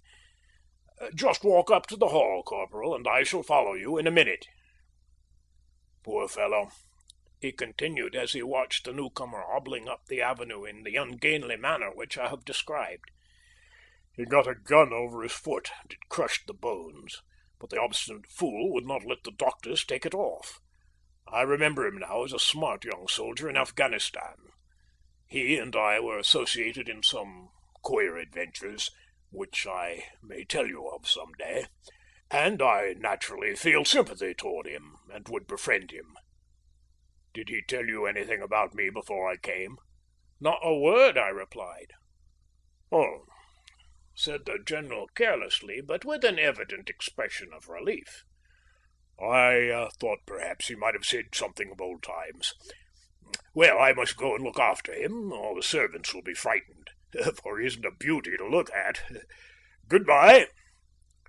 With a wave of the hand, the old man turned away from me and hurried up the drive after this unexpected addition to his household, while I strolled on round the high black paling, peering through every chink between the planks, but without seeing a trace either of Mordaunt or of his sister.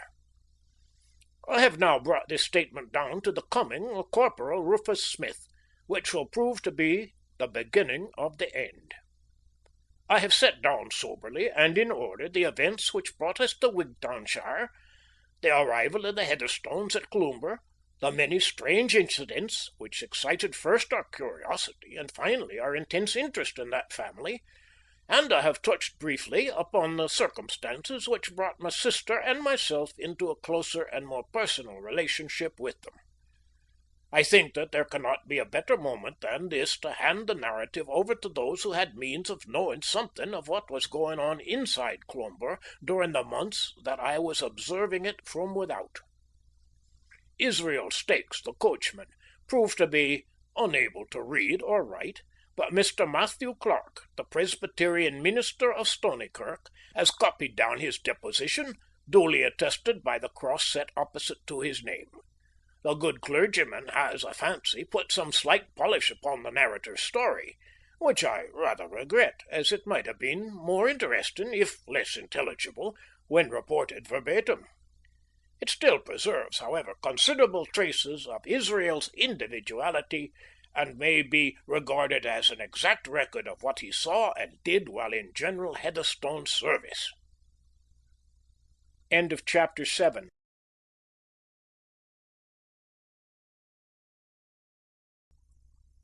The Mystery of Cloomber by Sir Arthur Conan Doyle. Chapter 8. Statement of Israel Stakes. Copied and authenticated by the Reverend Matthew Clark, Presbyterian minister of Stonykirk in Wigtownshire. Mr. Fothergill West and the minister say that I maun tell all I can about General Heatherstone and his house, but that I maunna say muckle about mysel because the readers would not care to hear about me or my affairs. I am nae so sure of that, for the Stakes is a family weel kenned and respected on both sides of the border, and there's many in Nithsdale and Annandale as would be gey pleased to hear news of the son of Archie Stakes of Ecclefechan. I maun e'en do as I'm told, however, for Mr. West's sake, hoping he'll no forget me when I chance to hae a favour to ask. Footnote: the old rascal was well paid for his trouble, so he need not have made such a favour of it. J.F.W. I'm no able to write mysel because my father sent me out to scare crows instead of sending me to school, But on the other hand, he brought me up in the principles and practice of the real Kirk of the Covenant, for which may the Lord be praised. It was last May 12th that the factor body, Mr. McNeil, came over to me in the street and stayed whither I was in want of a place as a coachman and gardener. As it fell out, I chanced to be on the lookout for something of the sort myself at the time, but I wasna o'er quick to let him see that I wanted it. "You can take it or leave it," says he sharp-like. "It's a good place, and there's money would be glad of it. But if you want it, you can come up to my office at 12 morning and put your own questions to the gentleman." That was all I could get frae him, for he's a close man and a hard one at a bargain, which shall profit him little in the next life, though he lay by a store of siller in this. When the day comes, there'll be a hantle of factors on the left hand of the throne, and I shouldn't be surprised if Mr. McNeil found himself among them. Well, on the morning I gaed up to the office, and there I found the factor and a long, thin, dour man with grey hair and a face as brown and crickled as a walnut. He looked hard at me with a pair of een that glowed like twa spunks, and then he says he, "Ye've been born in these parts, I understand." "Aye," says I never left them neither." "Never been out of Scotland?" he spays. "Twats the Carlisle fair," says I, for I am a man what loves the truth, and besides I ken that the factor would mind me gaeing there for a bargain for 2 stairs and a sturt that he wanted for the stocking of the Drumley farm. "I learned from Maister McNeil," says General Heatherstone, for him it was and none other, "that ye canna write." "Na," says I. "Nor read." "Na," says I. "It seems to me," says he, turning to the factor, "that this is the very man I want. Servants is spoilt nowadays," says he. "By over muckle education I hae no doubt stakes that you will suit me well enough. You'll hae £3 a month and a fund, but I shall reserve the right of giving you 24 hours' notice at any time. How will that suit ye?" "It's very different from my last place," says I, discontented like. And the words were true enough, for old Farmer Scott only gave me £1 a month and porridge twice a day. Well, says he, maybe we'll gie you a raise if you suit. Meanwhile, here's the handsel shilling that Mr. McNeil tells me it's the custom to give, and I shall expect to see you at Cloomber on Monday." When Monday came round, I walked out to Cloomber, and a great muckle house it is, with 100 windows or more, and space enough to hide away half the parish. As to gardening, there was no garden for me to work at, and the horse was never taken out of the stables for week's end to week's end. I was busy enough for all that, for there was a deal of fencing to be put up, and one thing and another, forby cleaning the knives and brushing the boots and such like jobs as is mair fit for an auld wife than for a grown man.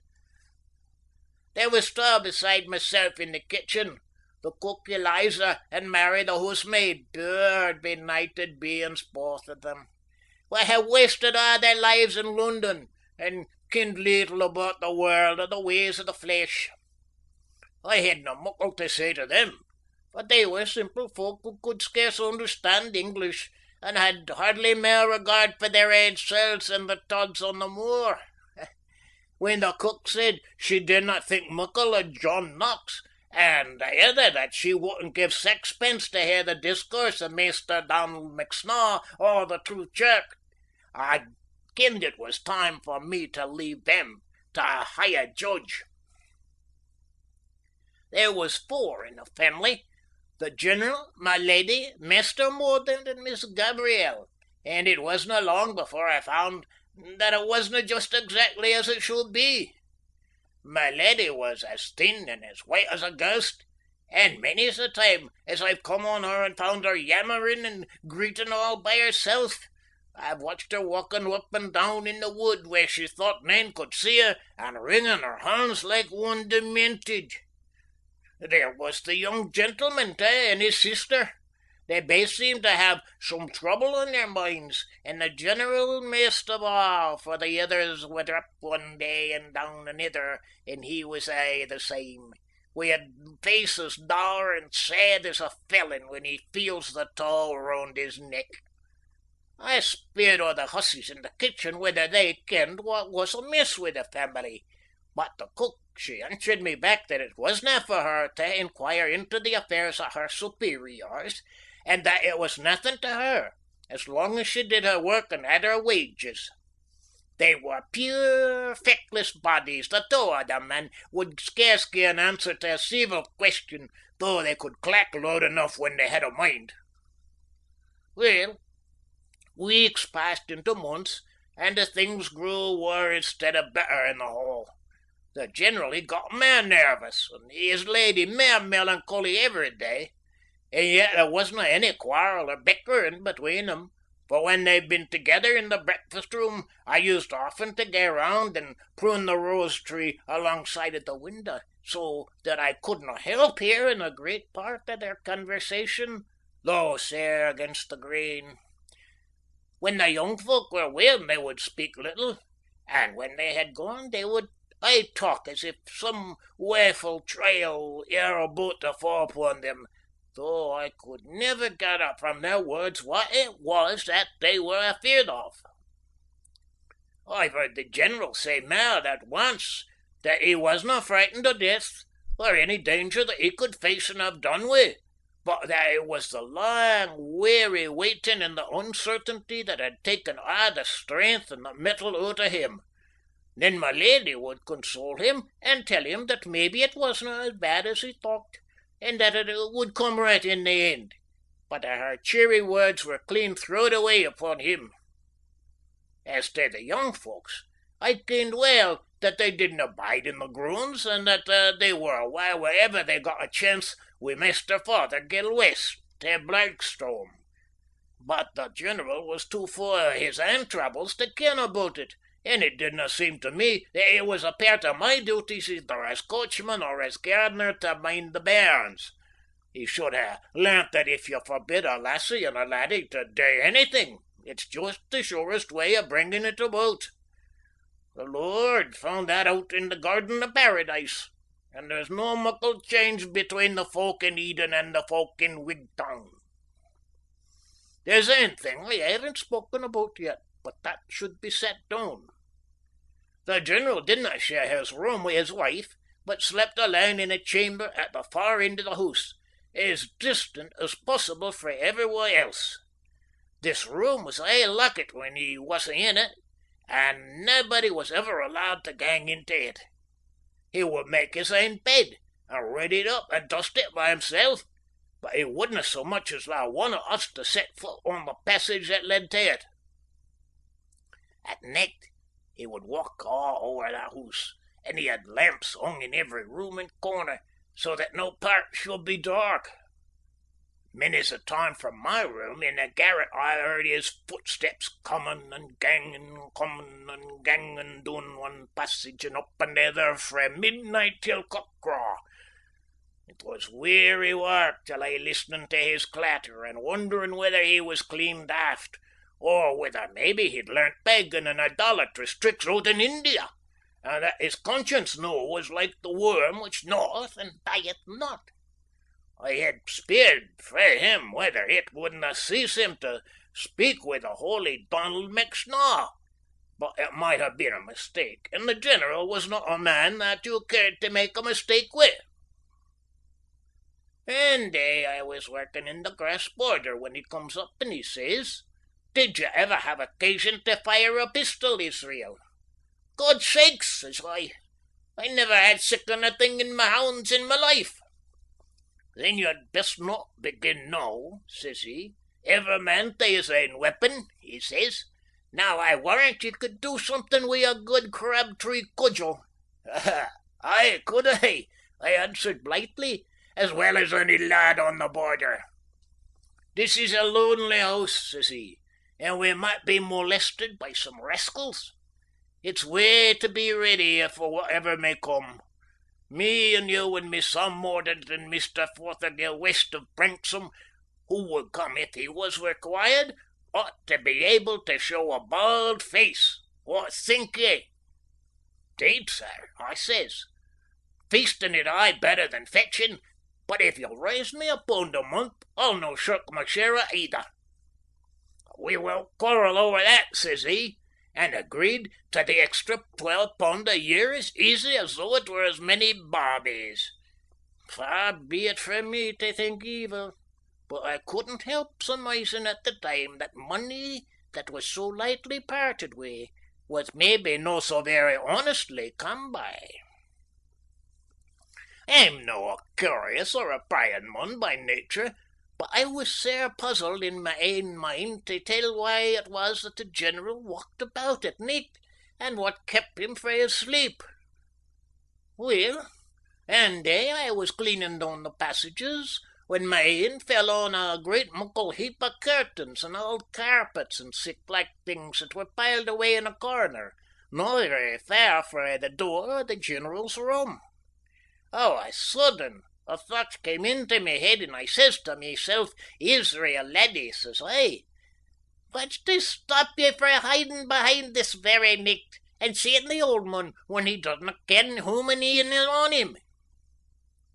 The mair I thought on it, the mair simple it appeared, and I made up my mind to put the idea into instant execution. When the nicht come round, I told the women folk that I was bad with the jawing, and I would gang early to my room.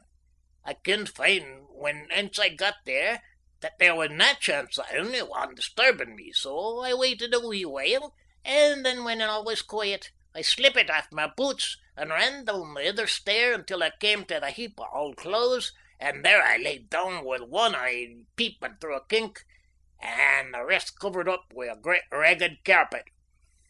There I bided as quiet as a mouse until the general passed me on his road to bed, and I was still in the house. My certie, I wouldna gang through wi' it again for all the siller in the Union Bank of Dumfries. I cannot think o't no without feeling cold all the way down me back. It was just awful lying there in the dead silence, waiting and waiting with ne'er a sound to break the monotony, except the heavy ticking of an old clock somewhere down the passage. First I would look down the corridor in the one way, and syne I'd look down in t'other, but it aye seemed to me as though there was something coming up frae the side that I wasn't looking at.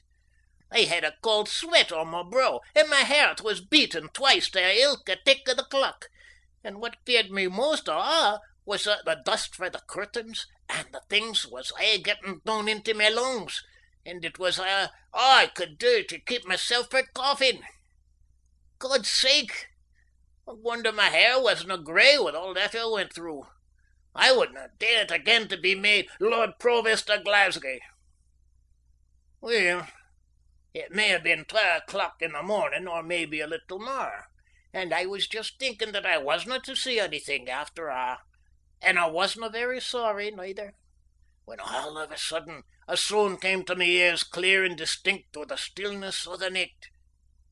I've been asked afore, no, to describe that sound, but I've found that it's no very easy to get a clear idea on it, though it was unlike any other sound that ever I hearkened to.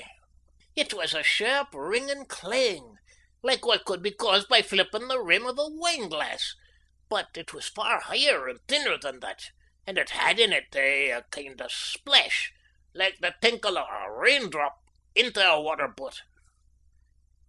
In my fear I sat up among the carpets, like a puddock among gowan leaves, and I listened with all my ears. All was still again now, except for the dull ticking of the distant clock.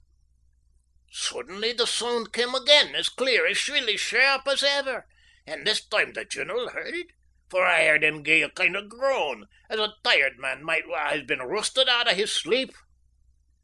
He got up for his bed, and I could make out a rustling noise, as though he were dressing himself, and presently his footfall as to begin to walk up and down in his room.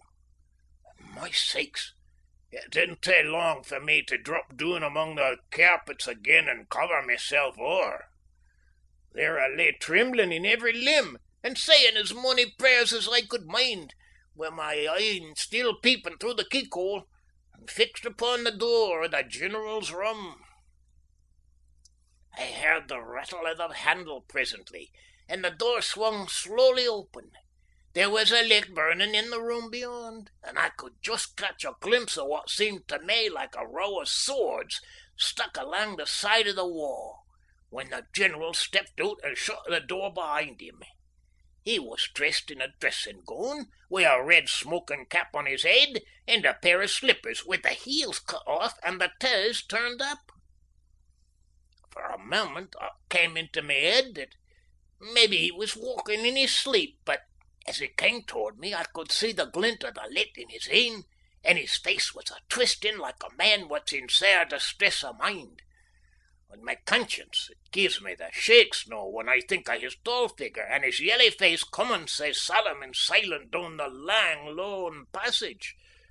I had my breath and lay close watching him, but just as he came to where I was in, my very heart stood still in my breast, for ting! Loud and clear, within a yard of me, came that ringing, clanging sound that I had already hearkened to. Where it came from is mair than I can tell, or what was the cause o't. It might have been that the General made it, but I was sair puzzled to tell who, for his hands were both done by his side as he passed me. It came frae his direction, certainly, but it appeared to me to come frae over his head. But it was siccan a thin, eerie, high-pitched, uncanny kind of sound that it wasna easy to tell just exactly where it did come frae. The General took nae heed on't, but walked on and was soon out of sight, and I didn't lose a minute in creeping out from my hiding place and scampering away back to my room, and if the bogies of the Red Sea were traipsing up and down the hail net through, I would never put my head out again to hae a glimpse of them. I didna say a word to anybody about what I'd seen, but I made up my mind that I wouldna stay muckle longer at Cloomber Hall. £4 a month is a good wage, but it is not enough to pay a man for the loss of his peace of mind, and maybe the loss of his soul as well. For when the Dale is about, you cannot tell what sort of a trap he may lay for ye, and though they say that Providence is stronger than him, it's maybe as well no to risk it. It was clear to me that the General and his house were both under some curse, and it was fit that the curse should fall on them that had earned it, and not on a righteous Presbyterian what had ever trod the narrow path. My heart was sore for young Miss Gabriel, for she was a bonny and winsome lassie, but for all of that I felt that my duty was to mysel', and that I should gang forth even as Lot ganged out of the wicked cities on the plain. The awful cling was aye digging in my lugs, and I couldna bear to be alane in the passages for fear of hearing it once again. I no wanted a chance or an excuse to gie the General notice, and to gae back to some place where I could see Christian folk and have the kirk within a stone cast to fall back upon. But it proved to be ordained that instead of my saying the word, it should come frae the General himself. It was ane day about the beginning of October. I was coming out of the stable after gieing its oats to the horse, when I seed a great muckle loon come hopping up one leg up the drive, mair like a big ill-faured craw than a man. When I clapped my een on him, I thought that maybe this was one of the rascals that the master had been speaking about, so without mair ado I fetched out my bit stick, with the intention of trying it on the limmer's head. He seed me coming toward him, and reading my intention from my look maybe, or frae the stick in my hand, he pulled out a long knife frae his pocket and swore with the most awful oath that if I didna stand back, it'd be the death of me. My conscience! The words the chiel used was enough to make the hair stand straight on your head. I wonder he wasna struck dead where he stood. We were still standing opposite each other, he with his knife and me with his stick, when the General he came up the drive and found us. To my surprise, he began to talk to the stranger as if he'd kenned him all his days. "Put that knife in your pocket, Corporal," says he. "Your fears have turned your brain." "Blood and wounds," says the other. "He'd have turned my brain to some purpose with that muckle stick of his if I hadn't drawn my snickersnee. You shouldn't keep sicking an old savage on your premises." The master he frowned and looked black at him, and as though he didn't relish advice coming from such a source. Then turning to me, "You won't be wanted after today, Israel," he says. "You have been a good servant, and I hae nothing to complain of with you. But circumstances have arisen which will cause me to change my arrangements." "They're good, sir," says I. "You can go this evening," says he, "and you shall have an extra month's pay to make up to you for this short notice." With that he went into the house, followed by the man that he called the Corporal, and from that day to this I have never clapped in either on the one or the other. My money was sent out to me in an envelope, and having said a few parting words to the cook and the wench with reference to the wrath to come and the treasure that is richer than rubies, I shook the dust of Cloomber from my feet for air. Mr. Fothergill West says I mauna express an opinion as to what came about afterwards, but maun confine myself to what I saw myself. No doubt he has his reasons for this, and far be it from me to hint that they are not good ends, but I maun say this, that what happened dinna surprise me. It was just as I expected, and so I said to Master Donald McSnaw. I've told you about it now, and I haven't a word to add or to withdraw. I'm muckle obliged to Master Matthew Clark for putting it down in writing for me, and if there's any would wish to spare anything more of me, I'm well kenned and respected in Ecclefechan, and Master McNeil, the factor of Wigtown, can I tell you where I am to be found. End of chapter 8.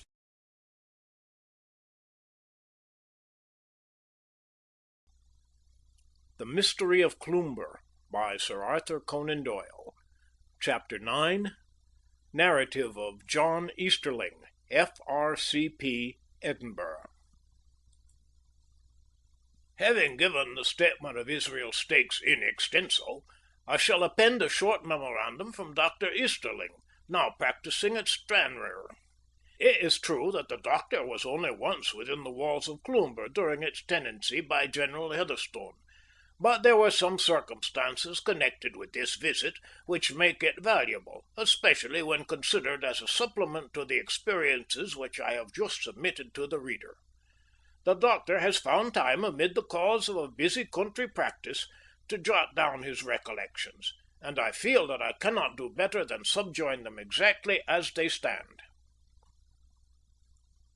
I have very much pleasure in furnishing Mr. Fothergill West with an account of my solitary visit to Cloomber Hall, not only on account of the esteem which I have formed for that gentleman ever since his residence at Branksome, but also because it is my conviction that the facts in the case of General Heatherstone are of such a singular nature that it is of the highest importance that they should be placed before the public in a trustworthy manner.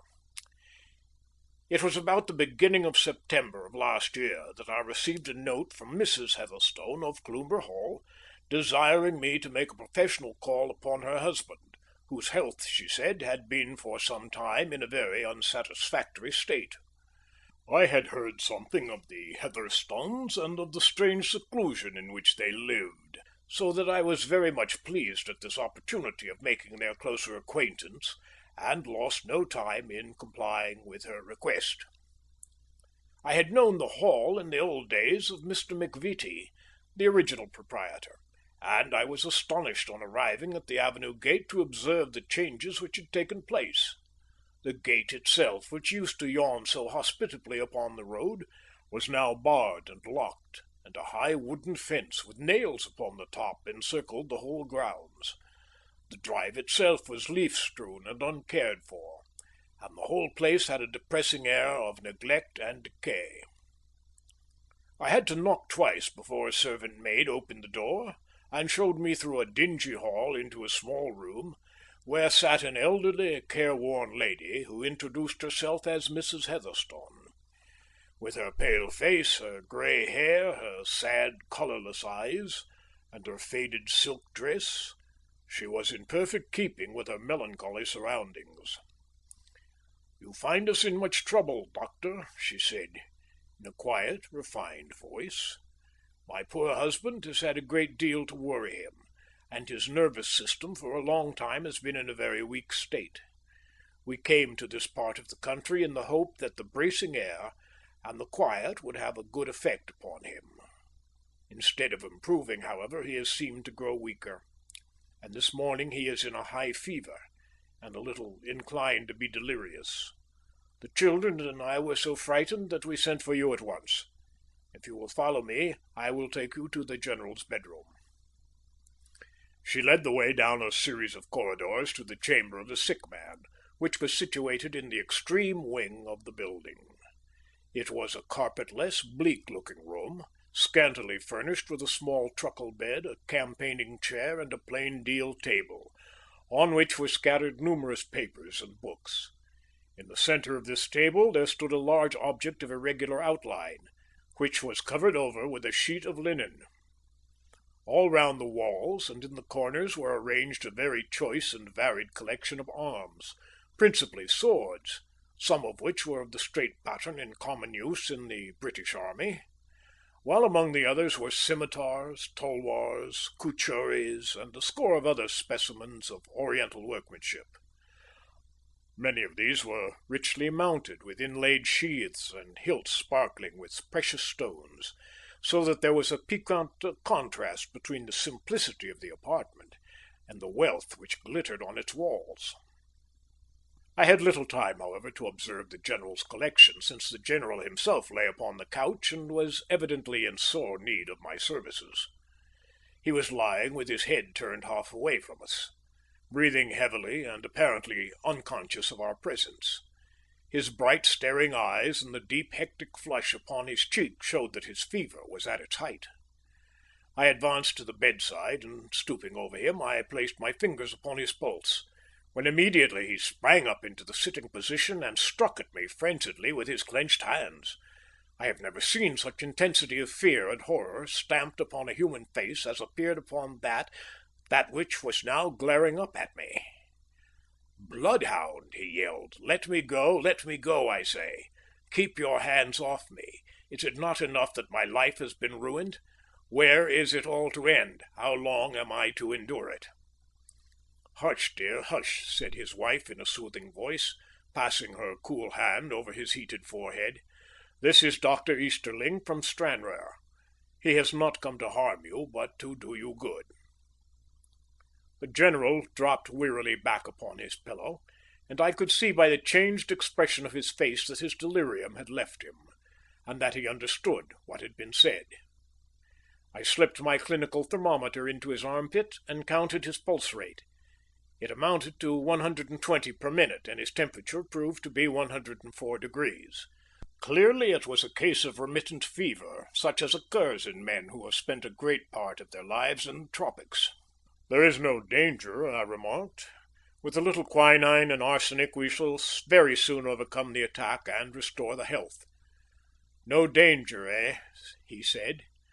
"There never is any danger for me. I am as hard to kill as the Wandering Jew. I am quite clear in the head now, Mary, so you may leave me with the doctor."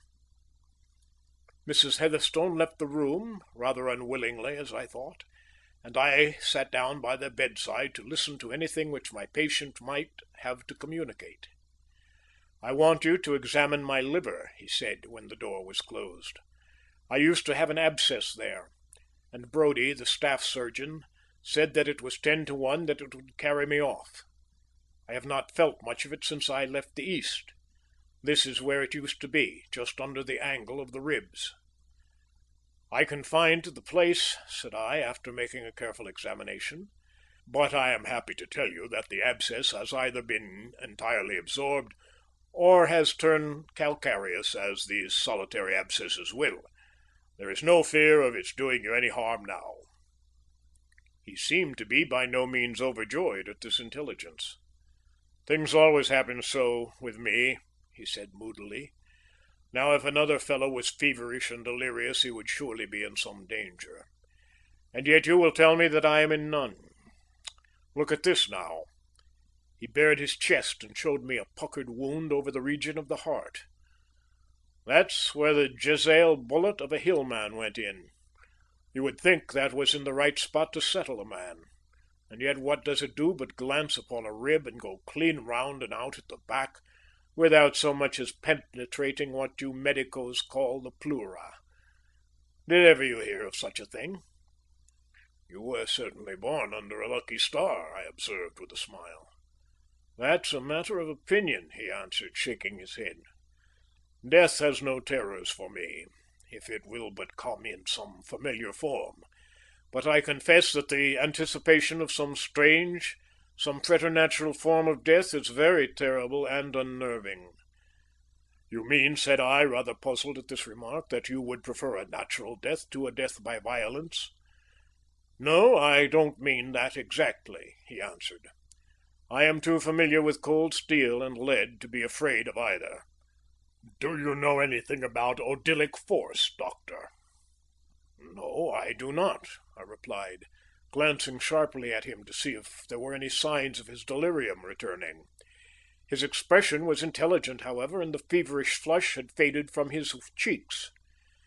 "Ah, you Western scientific men are very much behind the day in some things," he remarked. "In all that is material and conducive to the comfort of the body you are preeminent. But in what concerns the subtle forces of nature and the latent powers of the human spirit, your best men are centuries behind the humblest coolies of India. Countless generations of beef-eating, comfort-loving ancestors have given our animal instincts the command over our spiritual ones. The body, which should have been a mere tool for the use of the soul, has now become a degrading prison in which it is confined. The Oriental soul and body are not so welded together as ours are, and there is far less wrench when they part in death." "They do not appear to derive much benefit from this peculiarity in their organization," I remarked incredulously. "Merely the benefit of superior knowledge," the general answered.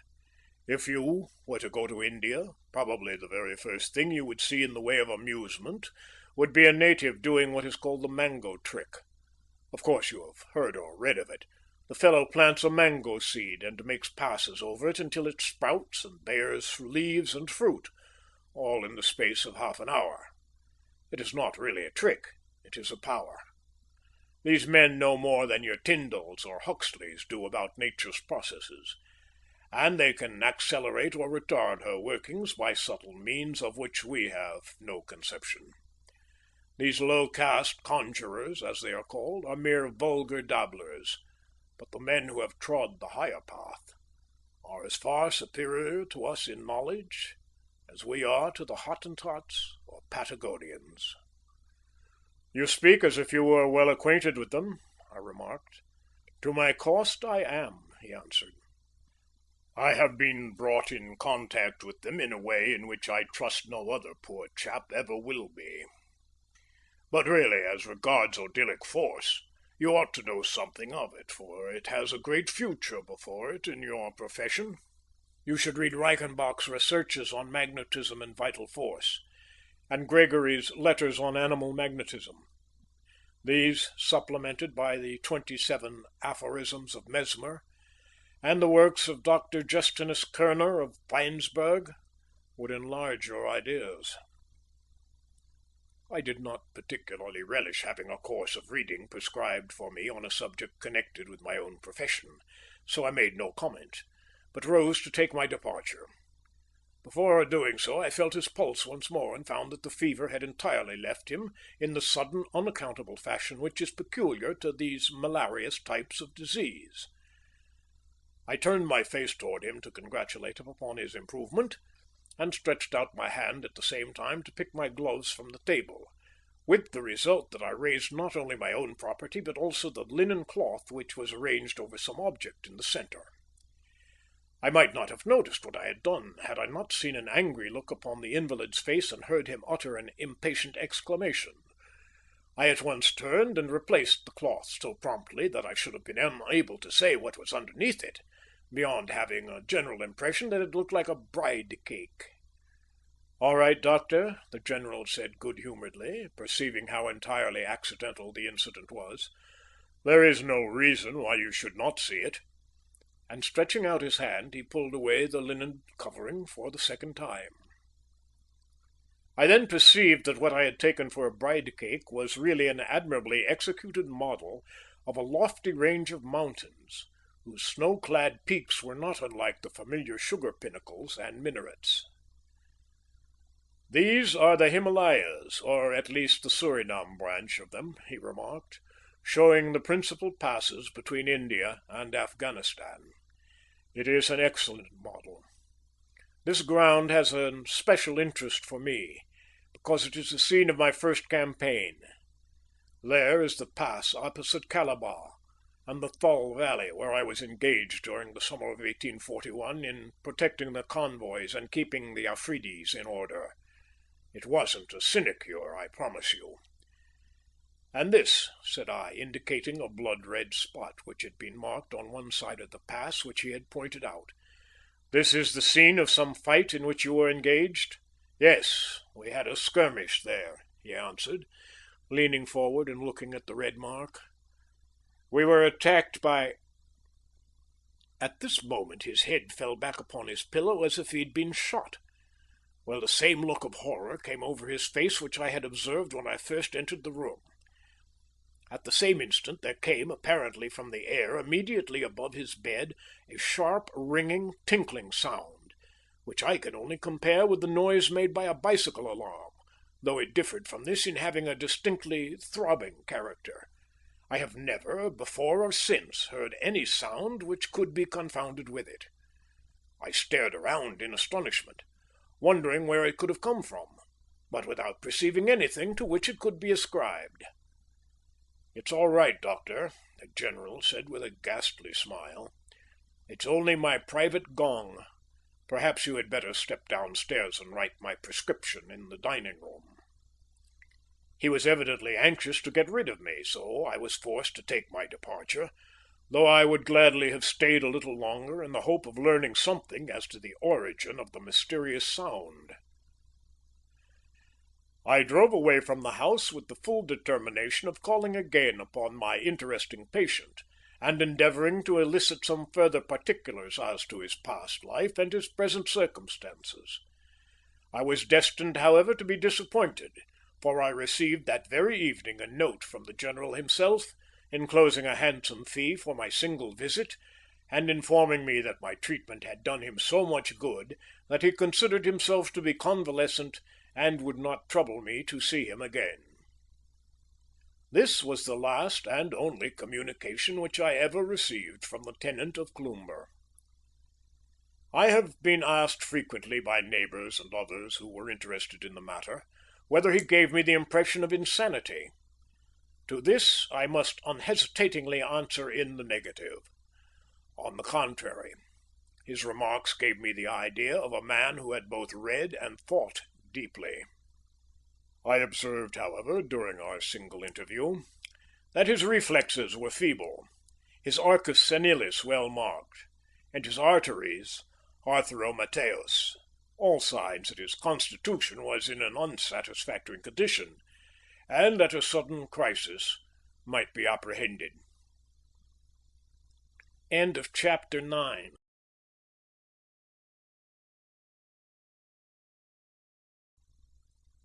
The Mystery of Cloomber by Sir Arthur Conan Doyle. Chapter 10. Of the Letter which Came from the Hall. Having thrown this sidelight upon my narrative, I can now resume the statement of my own personal experiences. These I have brought down, as the reader will doubtless remember, to the date of the arrival of the savage-looking wanderer who called himself Corporal Rufus Smith.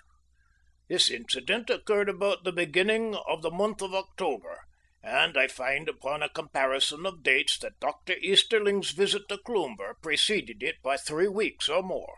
During all this time I was in sore distress of mind, for I had never seen anything either of Gabrielle or of her brother since the interview in which the General had discovered the communication which was kept up between us.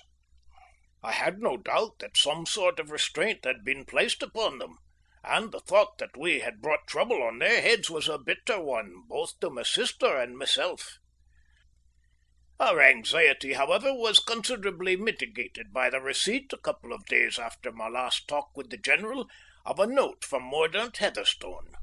This was brought to us by a little ragged urchin, the son of one of the fishermen, who informed us that it had been handed to him at the avenue gate by an old woman, who I expect must have been the Cloomber cook.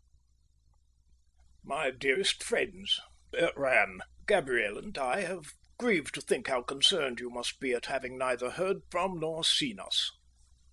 The fact is that we are compelled to remain in the house, and this compulsion is not physical, but moral.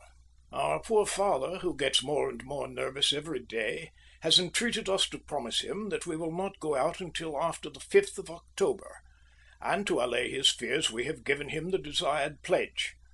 On the other hand, he has promised us that after the 5th, that is, in less than a week, we shall be as free as air to come and go as we please, so we have something to look forward to.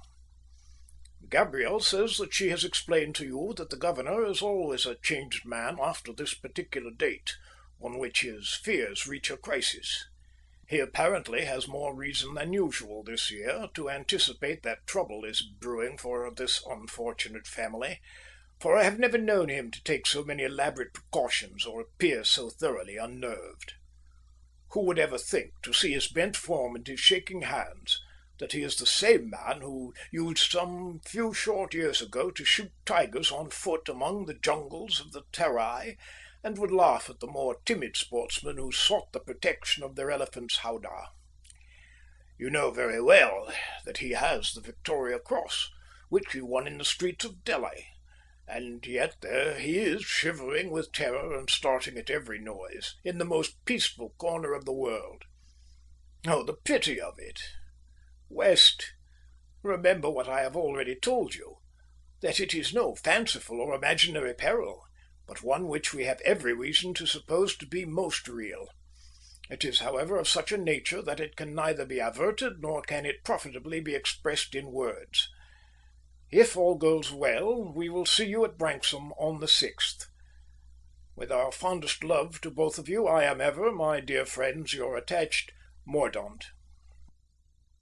This letter was a great relief to us, as letting us know that the brother and sister were under no physical restraint, but our powerlessness and inability even to comprehend what the danger was which threatened those whom we had come to love better than ourselves was little short of maddening. 50 times a day we asked ourselves and asked each other from what possible quarter this peril was to be expected, but the more we thought of it, the more hopeless did any solution appear. In vain we combined our experiences and pieced together every word which had fallen from the lips of any inmate of Cloomber which might be supposed to bear directly or indirectly upon the subject. At last, weary with fruitless speculation, we were fain to try to drive the matter from our thoughts, consoling ourselves with the reflection that in a few more days all restrictions would be removed and we should be able to learn from our friend's own lips. Those few intervening days, however, would, we feared, be dreary, long ones. And so they would have been, had it not been for a new and most unexpected incident which diverted our minds from our own troubles and gave them something fresh with which to occupy themselves. End of chapter 10.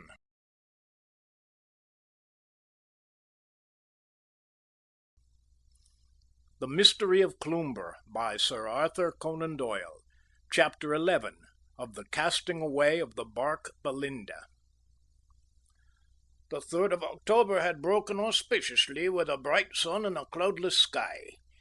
There had in the morning been a slight breeze, and a few little white wreaths of vapour drifted here and there like the scattered feathers of some gigantic bird, but as the day wore on, such wind as there was fell completely away, and the air became close and stagnant. The sun blazed down with a degree of heat which was remarkable so late in the season, and a shimmering haze lay upon the upland moors and concealed the Irish mountains on the other side of the channel. The sea itself rose and fell in a long, heavy, oily roll, sweeping slowly landward and breaking sullenly with a dull, monotonous booming upon the rock-girt shore. To the inexperienced all seemed calm and peaceful, but to those of us who were accustomed to read nature's warnings there was a dark menace in the air and sea and sky. My sister and I walked out in the afternoon, sauntering slowly along the margin of the great sandy spit which shoots out into the Irish Sea, flanking upon one side the magnificent Bay of Luce, and on the other the more obscure inlet of Kirkmaiden, on the shores of which the Branksome property is situated. It was too sultry to go far, so we soon seated ourselves upon one of the sandy hillocks overgrown with faded grass tufts which extend along the coastline and which form nature's dykes against the encroachments of the ocean. Our rest was soon interrupted by the scrunching of heavy boots upon the shingle, and Jameson, the old man-o'-war's man whom I have already had occasion to mention, made his appearance, with the flat circular net upon his back, which he used for shrimp catching. He came toward us upon seeing us, and said in his rough, kindly way that he hoped we would not take it amiss if he sent us up a dish of shrimps for our tea at Branksome. "Hey, I make a good catch of her storm," he remarked. "You think there's going to be a storm, then?" I asked. "Why, even a marine could see that," he answered, sticking a great wedge of tobacco into his cheek. "The moors over near Cloomber are just white with gulls and kittiwakes. What do you think they come ashore for except to escape having all the feathers blown out of them? I mind a day like this when I was with Charlie Napier off Kronstadt. He'd well nigh blew us under the guns of the fort for all their engines and propellers." "Have you ever known a wreck in these parts?" I asked. "Lord love ye, sir, it's a famous place for wrecks.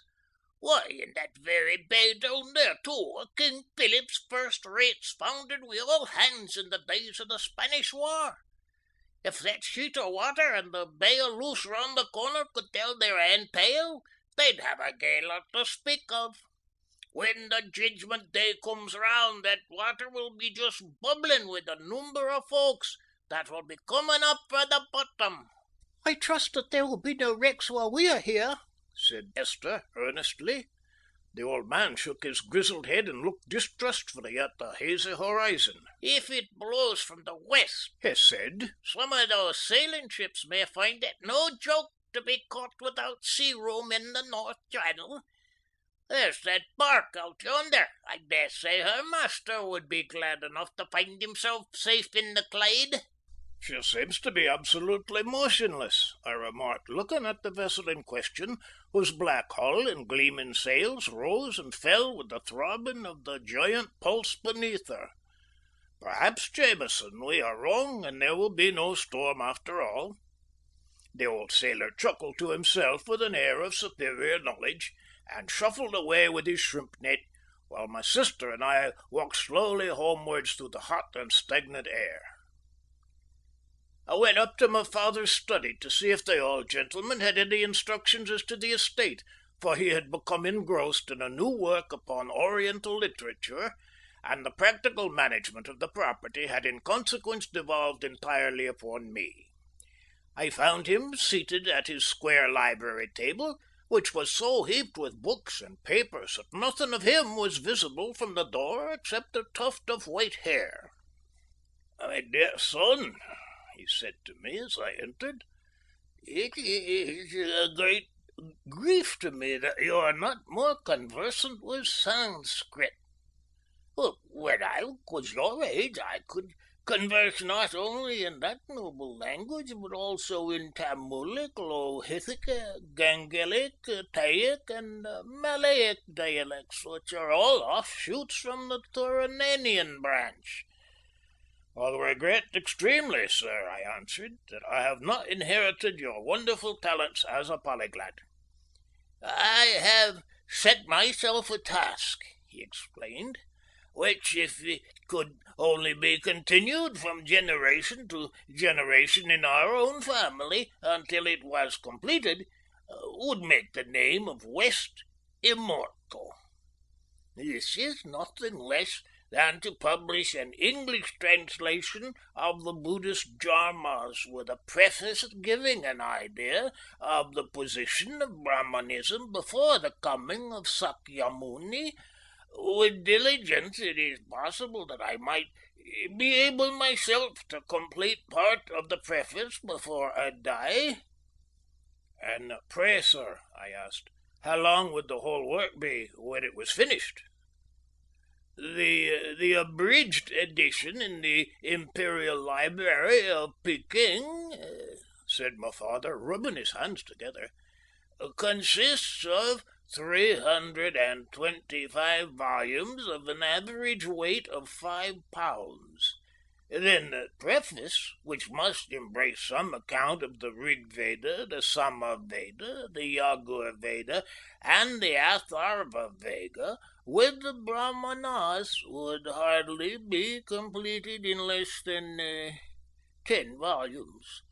Now, if we apportion 1 volume to each year, there is every prospect of the family coming to an end of its task about the date 2250, the 12th generation completing the work, while the 13th might occupy itself upon the index. And how are our descendants to live, sir? I asked with a smile, during the progress of this great undertaking.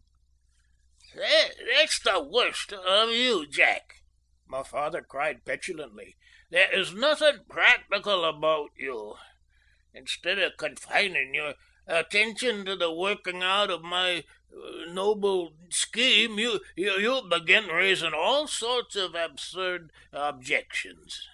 It is a mere matter of detail how our descendants live, so long as they stick to the Dharmas. Now, I want you to go up to the bothy of Fergus MacDonald and see about the thatch. And Willie Fullerton has written to say that his milk cow is bad. You might look in upon your way and ask after it. I started off upon my errands, but before doing so I took a look at the barometer upon the wall.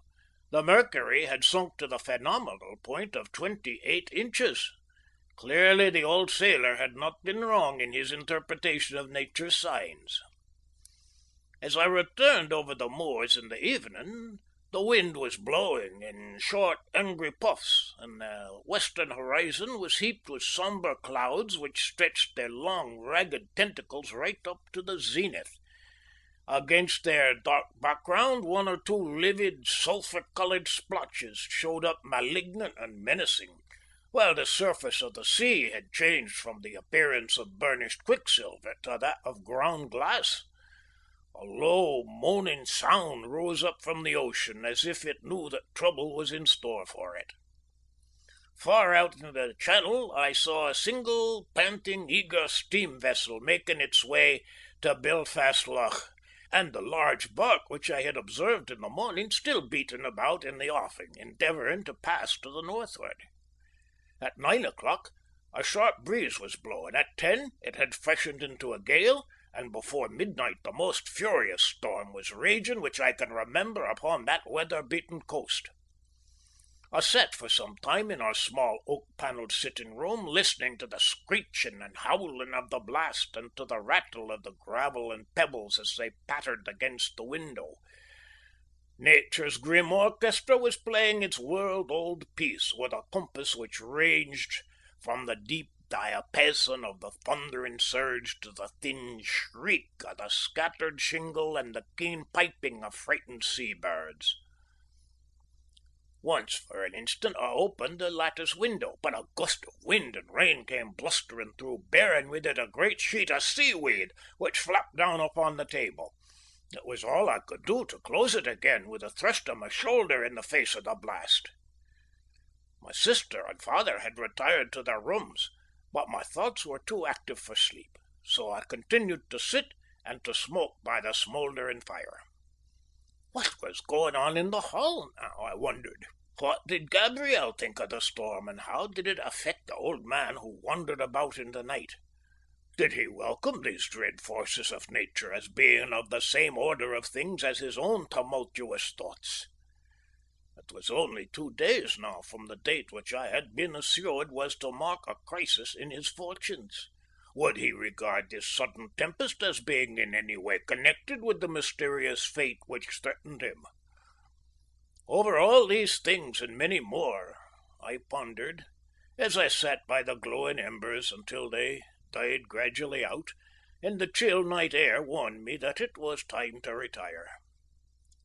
I may have slept a couple of hours when I was awakened by someone tugging furiously at my shoulder. Sitting up in bed, I saw by the dim light that my father was standing half-clad by my bedside, and that it was his grasp which I felt on my nightshirt. "Get up, Jack, get up!" he was crying excitedly.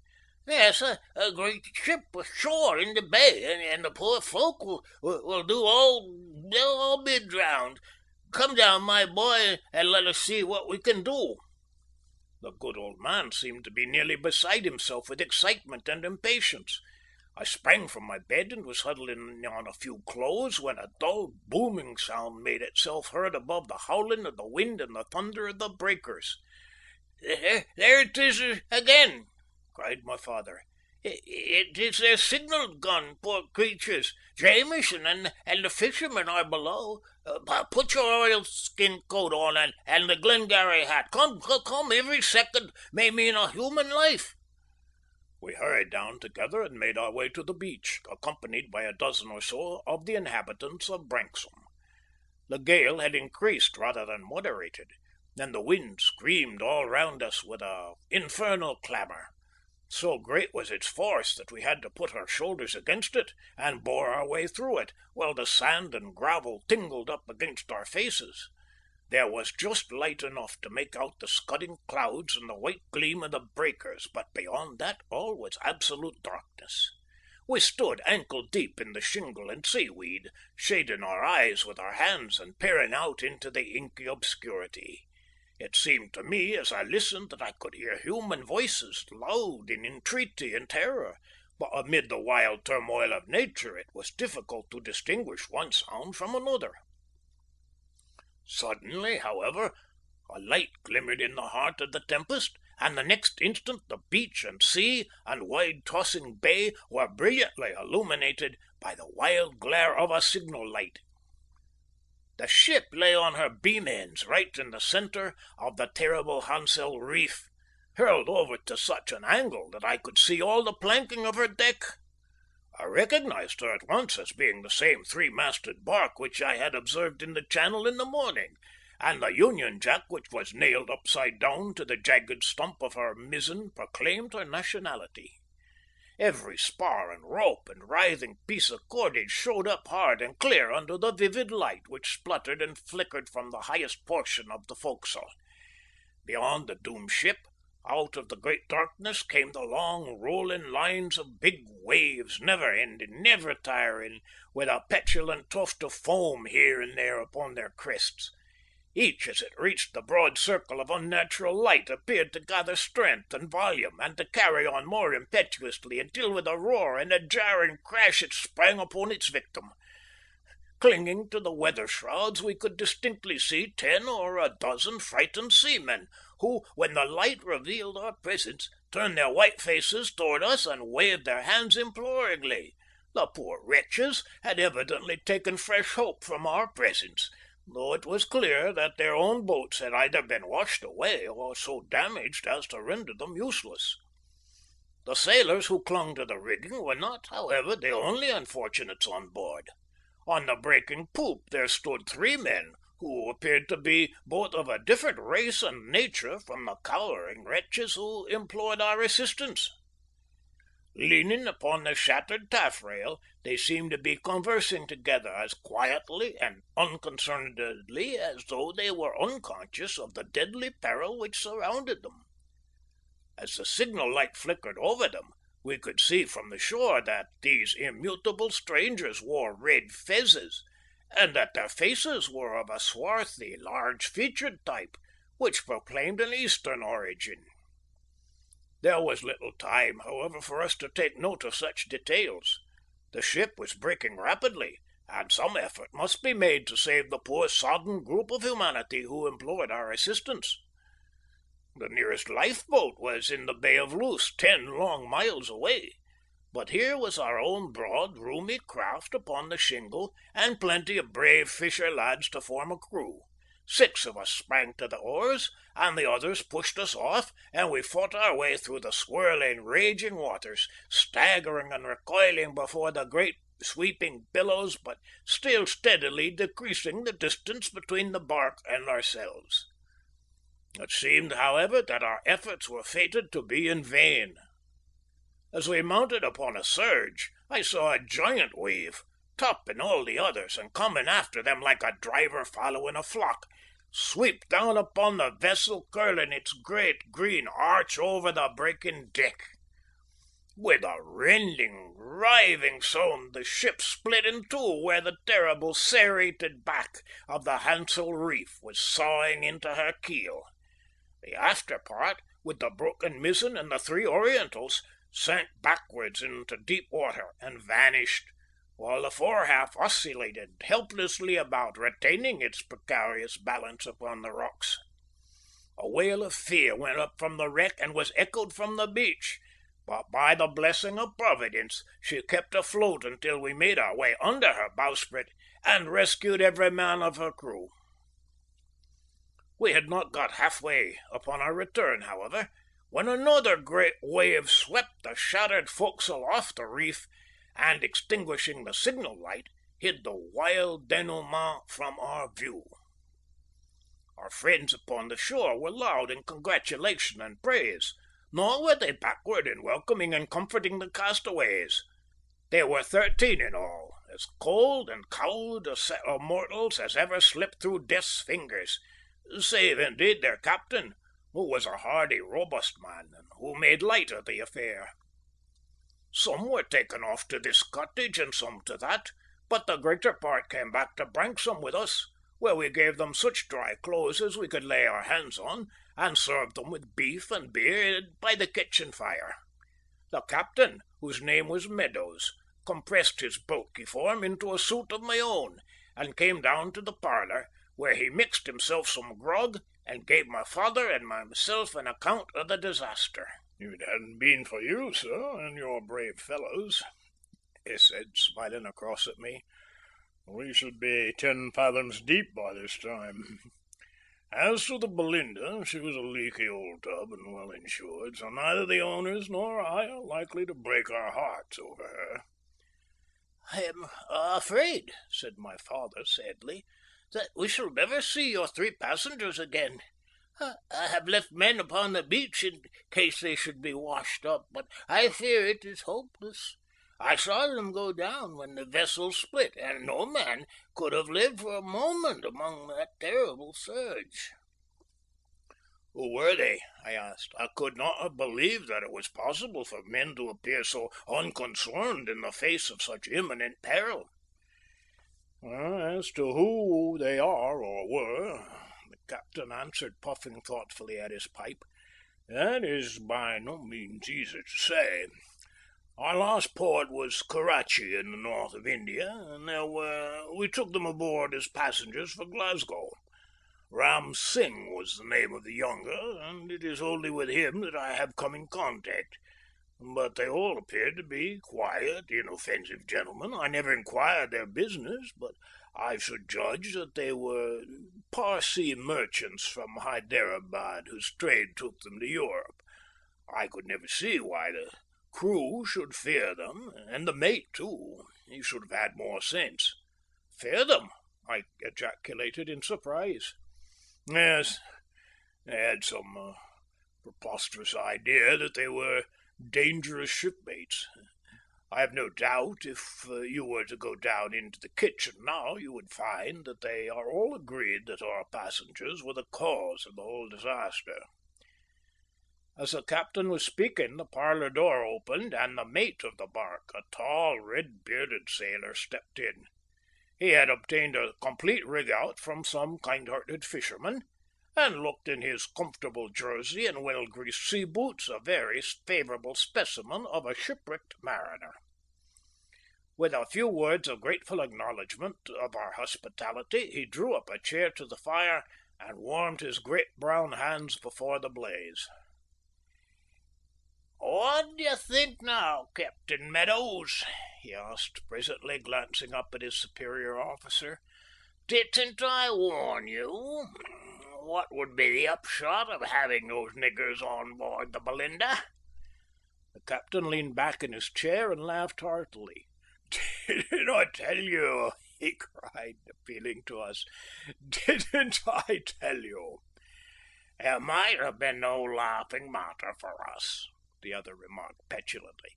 "I have lost a good sea kit and nearly my life into the bargain." "And do I understand you to say," said I, "that you attribute your misfortunes to your ill-fated passengers?" The mate opened his eyes at the adjective. "Why ill-fated, sir?" he asked. "Because they are most certainly drowned," I answered. He sniffed incredulously and went on, warming his hands. "Men of that kind are never drowned," he said after a pause. "Their father, the devil, looks after them. Did you see them standing on the poop and rolling cigarettes at the time when the mizzen was carried away and the quarter-boat stove? That was enough for me. I'm not surprised at you landmen not being able to take it in. But the captain here, who's been sailing since he was the height of a binnacle, ought to know by this time that a cat and a priest are the worst cargo you can carry.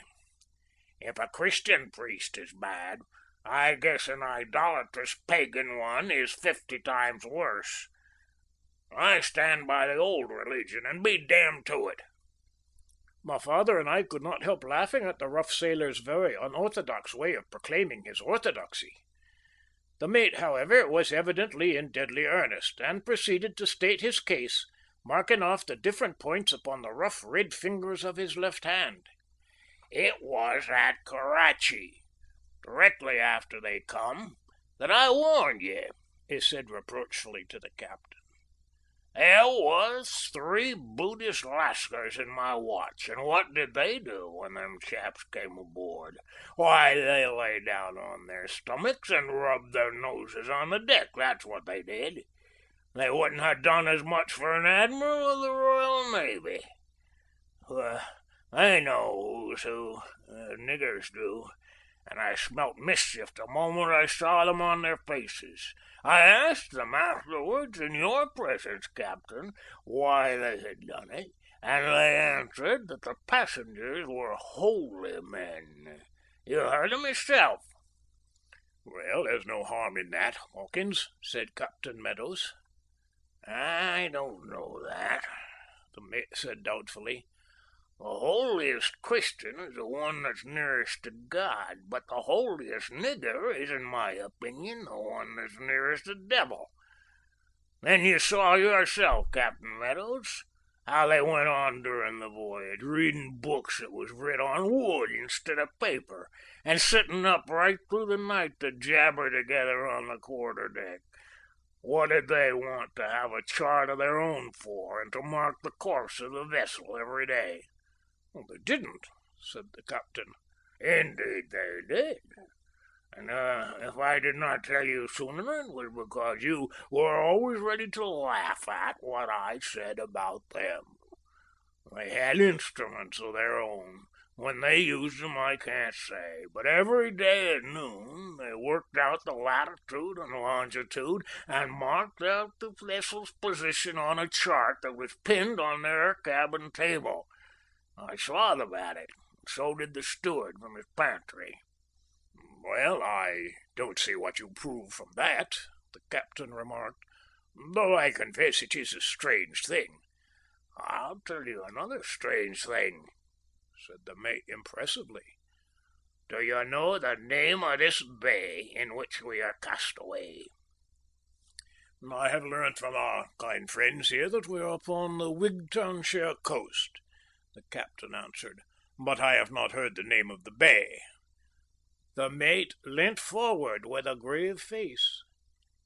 "It is the Bay of F.R.C.P.Edin," he said. If he expected to astonish Captain Meadows, he certainly succeeded, for that gentleman was fairly bereft of speech for a minute or more. "This is really marvellous," he said after a time, turning to us. "Those passengers of ours cross-questioned us early in the voyage as to the existence of a bay of that name. Hawkins here and I denied all knowledge of one, for on the chart it is included in the Bay of Luce. That we should eventually be blown into it and destroyed is an extraordinary coincidence." "Too extraordinary to be a coincidence," growled the mate. "I saw them during the calm yesterday morning, pointing to the land over our starboard quarter. They knew well enough that that was the port we were making for." "What do you make of it all, then, Hawkins?" asked the captain, with a troubled face. "What is your own theory of the matter?" "Well, in my opinion," the mate answered, "them three swabs have no more difficulty in raising a gale of wind than I should have in swallowing this here grog. They have reasons of their own for coming to this godforsaken, saving your presence, sirs, this godforsaken bay, and they took a short cut to it by arranging to be blown ashore there.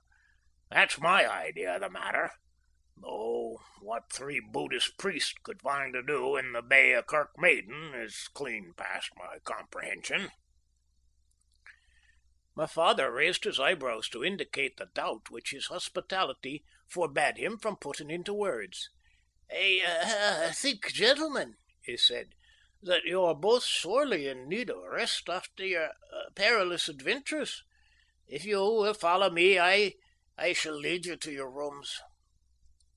He conducted them with old-fashioned ceremony to the laird's best spare bedroom, and then, returning to me in the parlour, proposed that we should go down together to the beach and learn whether anything fresh had occurred.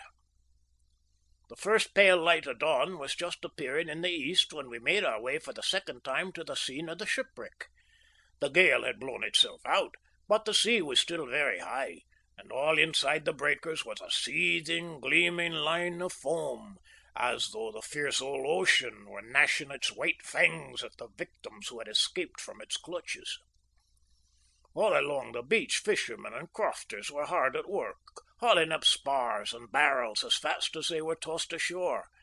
None of them had seen any bodies, however, and they explained to us that only such things as could float had any chance of coming ashore, for the undercurrent was so strong that whatever was beneath the surface must infallibly be swept out to sea. As to the possibility of the unfortunate passengers having been able to reach the shore, these practical men would not hear of it for a moment, and showed us conclusively that if they had not been drowned, they must have been dashed to pieces upon the rocks. We did all that could be done," my father said sadly as we returned home. "I am afraid that the poor mate has had his reason affected by the suddenness of the disaster. Did you hear what he said about Buddhist priests raising a gale?" "Yes, I heard him," said I. "It was very painful to listen to him," said my father. "I wonder if he would object to my putting a small mustard plaster under each of his ears. It would relieve any congestion of the brain. Or perhaps it would be best to wake him up and give him 2 antibilious pills. What do you think, Jack?" "I think," said I, with a yawn, "that you had best let him sleep, "And go to sleep yourself. You can physic him in the morning if he needs it." So saying, I stumbled off to my bedroom, and throwing myself upon the couch, was soon in a dreamless slumber. End of chapter 11.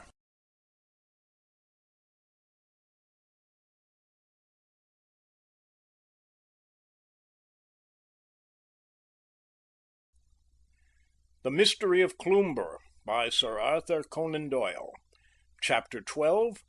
Of the 3 Foreign Men upon the Coast.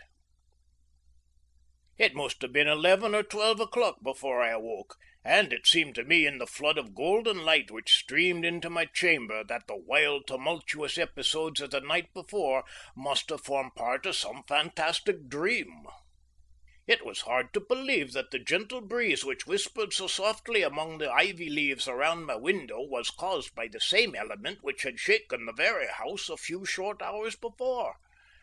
It was as if nature had repented of her momentary passion and was endeavouring to make amends to an injured world by its warmth and its sunshine.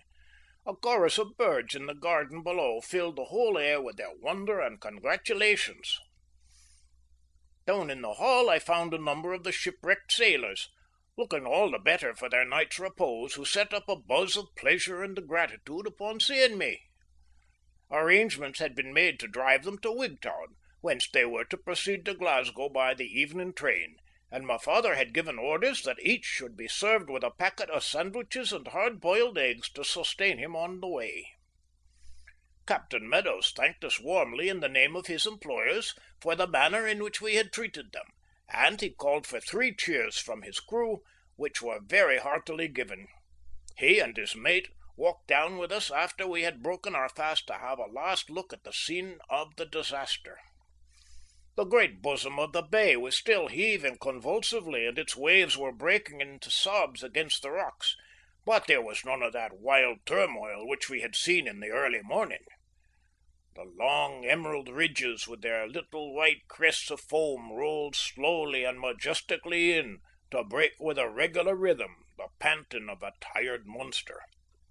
A cable length from the shore we could see the mainmast of the Barque floating upon the waves, disappearing at times in the trough of the sea, and then shooting up toward heaven like a giant javelin, shining and dripping as the rollers tossed it about. Other smaller pieces of wreckage dotted the waters, while innumerable spars and packages were littered over the sands. These were being drawn up and collected in a place of safety by gangs of peasants. I noticed that a couple of broad-winged gulls were hovering and skimming over the scene of the shipwreck, as though many strange things were visible to them beneath the waves. At times I could hear their raucous voices as they cried to one another of what they saw. "She was a leaky old craft," said the captain, looking sadly out to sea. "But there's always a feeling of sorrow when we see the last of a ship we've sailed in. Well, she would have been broken up in any case and sold for firewood." "It looks a peaceful scene," I remarked.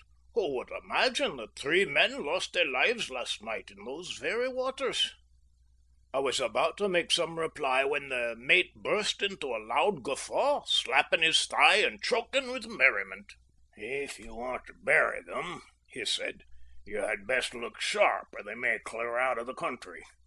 You remember what I said last night? Just look at the top of that air hillock and tell me whether I was right or not."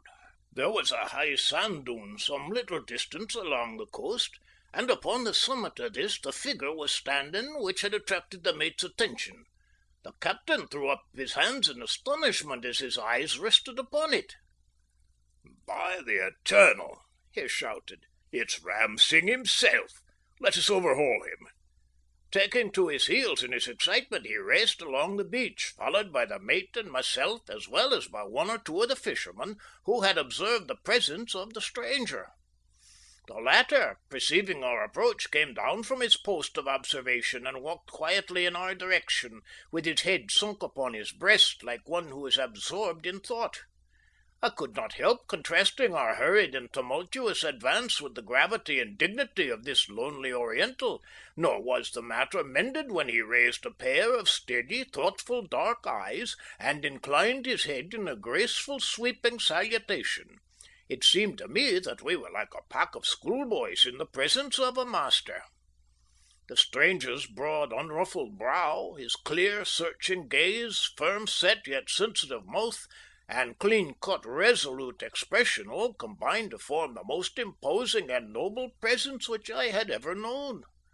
I could not have imagined that such imperturbable calm and at the same time such a consciousness of latent strength could have been expressed by any human face.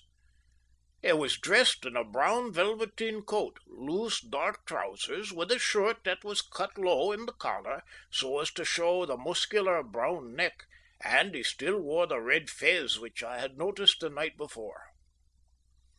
I observed with a feeling of surprise as we approached him that none of these garments showed the slightest indication of the rough treatment and wetting which they must have received during their wearer's submersion and struggle to the shore. "So you are none the worse for your ducking," he said in a pleasant, musical voice, looking from the captain to the mate. "I hope that your poor sailors have found pleasant quarters." "We're all safe," the captain answered, "but we had given you up for lost, you and your two friends. Indeed, I was just making arrangements for your burial with Mr. West here." The stranger looked at me and smiled. "We won't give Mr. West that trouble for a little time yet," he remarked. "My friends and I came ashore all safe, and we have found shelter in a hut a mile or so along the coast. It is lonely down there, but we have everything which we can desire." "We start for Glasgow this afternoon," said the captain. "I shall be very glad if you will come with us. If you have not been in England before, you may find it awkward travelling alone." "We are very much indebted to you for your thoughtfulness," Ram Singh answered, "but we will not take advantage of your kind offer. Since nature has driven us here, we intend to have a look about us before we leave." "As you like," the captain said, shrugging his shoulders. "I don't think you are likely to find very much to interest you in this hole of a place." "Very possibly not," Ram Singh answered with an amused smile. "You remember Milton's lines: 'The mind is its own place, and in itself can make a hell of heaven, a heaven of hell.' I dare say we can spend a few days here comfortably enough. Indeed, I think you must be wrong in considering this to be a barbarous locality. I am much mistaken if this young gentleman's father is not Mr. James Hunter West, whose name is known and honoured by the pundits of India." "My father is indeed a well-known Sanskrit scholar," I answered in astonishment. "The presence of such a man," observed the stranger slowly, "changes a wilderness into a city.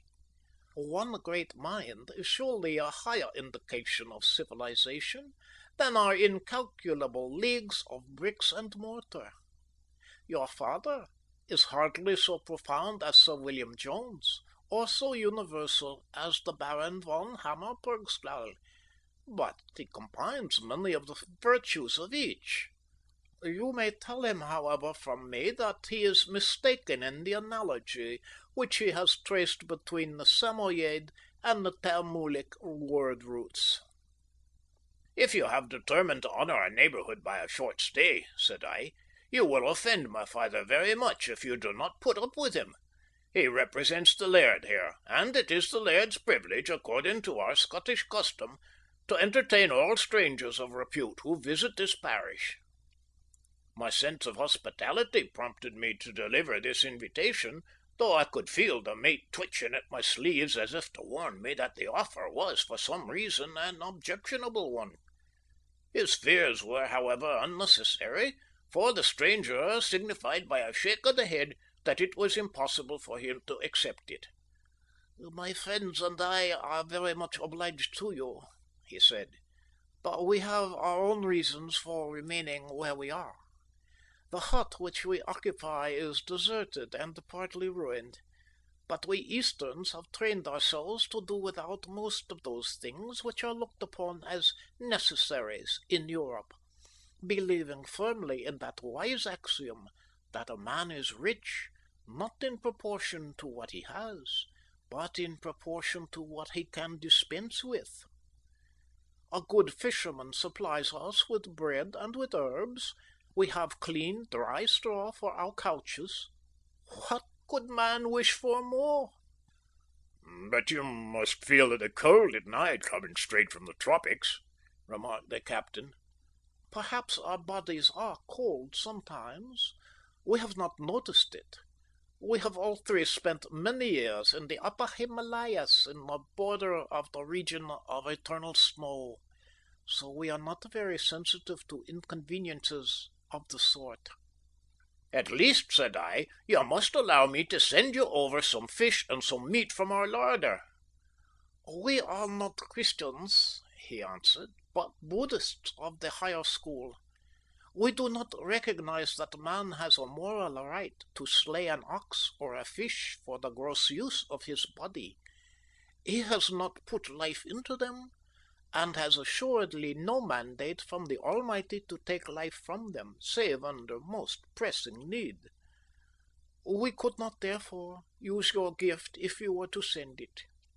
But, sir, I remonstrated, if in this changeable and inhospitable climate you refuse all nourishing food, your vitality will fail you. You will die. We shall die, then, he answered with an amused smile. And now, Captain Meadows, I must bid you adieu, thanking you for your kindness during the voyage, and you, too, goodbye. You will command the ship of your own before the year is out. I trust, Mr. West, that I may see you again before I leave this part of the country. Farewell. He raised his red fez, inclined his noble head with the stately grace which characterized all his actions, and strode away in the direction from which he had come. Let me congratulate you, Mr. Hawkins, said the captain to the mate as we walked homewards. You are to command your own ship within a year. Such luck, the mate answered with a pleased smile upon his mahogany face. Still, there's no saying how things might come out. What do you think of him, Mr. West? Why, said I am very much interested in him. What a magnificent head and bearing he has for a young man. I suppose he cannot be more than 30. 40, said the mate. 60 if he is a day, remarked Captain Meadows.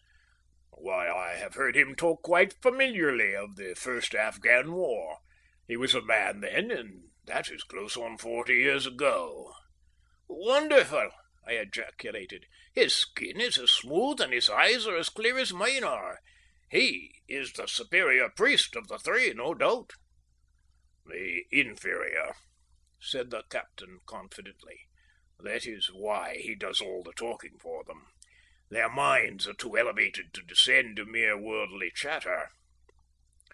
They are the strangest pieces of flotsam and jetsam that were ever thrown upon this coast, I remarked. My father will be mightily interested in them. Indeed, I think the less you have to do with them, the better for you, said the mate. If I do command my own ship, I'll promise you that I never carry livestock of that sort on board of her. But here we are all aboard and the anchor tripped, and so we must bid you good-bye. The wagonette had just finished loading up when we arrived, and the chief places on either side of the driver had been reserved for my two companions, who speedily sprang into them. With a chorus of cheers, the good fellows whirled away down the road, while my father, Esther, and I stood upon the lawn and waved our hands to them until they disappeared behind the Cloomber woods, en route for the Wigtown railway station. Barque and crew had both vanished now from our little world, the only relic of either being the heaps of debris upon the beach, which were to lie there until the arrival of an agent from Lloyd's. End of chapter 12.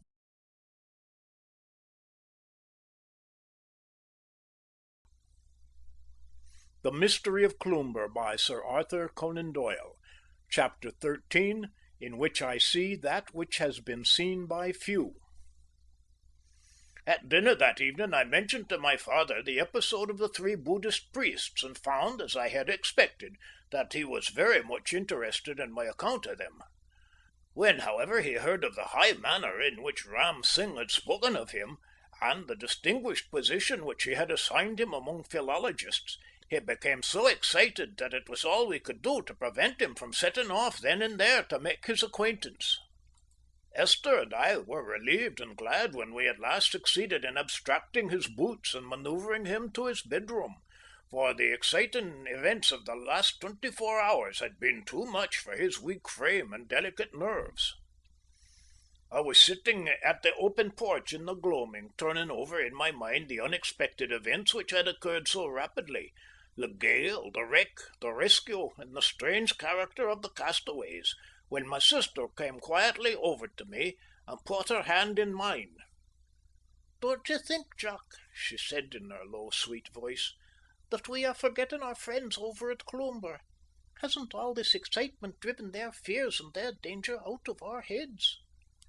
"Out of our heads, but never out of our hearts," said I, laughing. "However, you are right, little one, for our attention has certainly been distracted from them. I shall walk up in the morning and see if I can see anything of them. By the way, tomorrow is the fateful 5th of October. One more day, and all will be well with us." "Or ill," said my sister gloomily. "Why, what a little croaker you are, to be sure!" I cried. "What in the world is coming over you?" "I feel nervous and low-spirited," she answered, drawing closer to my side and shivering. "I feel as if some great peril were hanging over the heads of those we love. Why should these strange men wish to stay upon the coast?" "What, the Buddhists?" I said lightly. "Oh, these fellows have continual feast days and religious rites of all sorts. They have some very good reason for staying, you may be sure." "Don't you think," said Esther in an awestruck whisper, "that it is very strange that these priests should arrive here all the way from India just at the present moment? Have you not gathered from all you have heard that the general's fears are in some way connected with India and the Indians?" The remark made me thoughtful. "Why, now that you mention it," I answered, "I have some vague impression that the mystery is connected with some incident which occurred in that country. I am sure, however, that your fears would vanish if you saw Ram Singh. He is the very personification of wisdom and benevolence. He was shocked at the idea of our killing a sheep or even a fish for his benefit, said he would rather die than have a hand in taking the life of an animal." "It is very foolish of me to be so nervous," said my sister bravely, but you must promise me one thing, Jack. You will go up to Cloomber in the morning, and if you can see any of them, you must tell them of these strange neighbours of ours.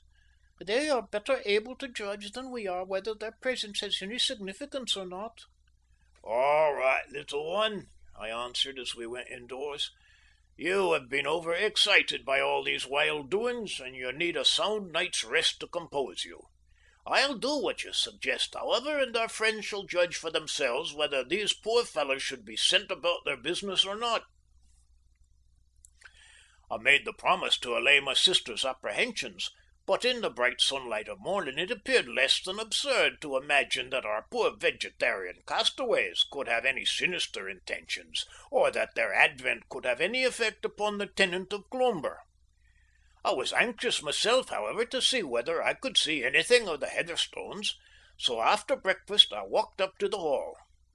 In their seclusion it was impossible for them to have learnt anything of the recent events. I felt, therefore, that even if I should meet the general, he could hardly regard me as an intruder when I had so much news to communicate. The place had the same dreary and melancholy appearance which always characterised it. Looking through between the thick iron bars of the main gateway, there was nothing to be seen of any of the occupants.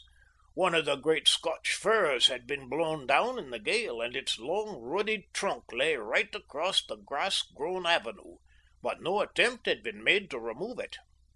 Everything about the property had the same air of desolation and neglect, with the solitary exception of the massive and impenetrable fencing, which presented as unbroken and formidable an obstacle as ever to the would-be trespasser. I walked round this barrier as far as our old trysting place without finding any flaw through which I could get a glimpse of the house, for the fence had been repaired with each rail overlapping the last, so as to secure absolute privacy for those inside, and to block those peepholes which I had formerly used. At the old spot, however, where I had had the memorable interview with the general on the occasion when he surprised me with his daughter, I found that the two loose rails had been refixed in such a manner that there was a gap of 2 inches or more between them. Through this I had a view of the house and a part of the lawn in front of it, and though I could see no signs of life outside or at any of the windows, I settled down with the intention of sticking to my post until I had a chance of speaking to one or other of the inmates. Indeed, the cold, dead aspect of the house had struck such a chill into my heart that I determined to scale the fence at whatever risk of incurring the general's displeasure rather than return without news of the Heatherstones. Happily, there was no need for this extreme expedient, for I had not been there half an hour before I heard the harsh sound of an opening lock, and the general himself emerged from the main door. To my surprise, he was dressed in a military uniform, and that not the uniform in ordinary use in the British Army. The red coat was strangely cut and stained with the weather. The trousers had originally been white, but had now faded to a dirty yellow. With a red sash across his chest and a straight sword hanging from his side, he stood the living example of a bygone type, the John Company's officer of 40 years ago. He was followed by the ex-tramp Corporal Rufus Smith, now well clad and prosperous, who limped along beside his master, the two pacing up and down the lawn absorbed in conversation. I observed that from time to time one or other of them would pause and glance furtively all about them, as though guarding keenly against a surprise. I should have preferred communicating with the general alone, but since there was no dissociating him from his companion, I beat loudly on the fencing with my stick to attract their attention. They both faced round in a moment, and I could see from their gestures that they were disturbed and alarmed. I then elevated my stick above the barrier to show them where the sound proceeded from. At this the general began to walk in my direction with the air of a man who is bracing himself up for an effort, but the other caught him by the wrist and endeavoured to dissuade him. It was only when I shouted out my name and assured them that I was alone that I could prevail upon them to approach. Once assured of my identity, the general ran eagerly toward me and greeted me with the utmost cordiality. "This is truly kind of you, West," he said. "It is only at such times as these that one can judge who is a friend and who not. It would not be fair to ask you to come inside or to stay any time, but I am none the less very glad to see you." "I have been anxious about you all," I said, "for it is some little time since I have seen or heard from any of you. How have you been keeping?" "Why, as well as could be expected. But we will be better tomorrow. We will be different men tomorrow, eh, Corporal?" "Yes, sir," said the corporal, raising his hand to his forehead in a military salute. "We'll be right as the bank tomorrow." "The corporal and I are a little disturbed in our minds just now," the general explained, "but I have no doubt that all will come right. After all, there is nothing higher than Providence, and we are all in his hands.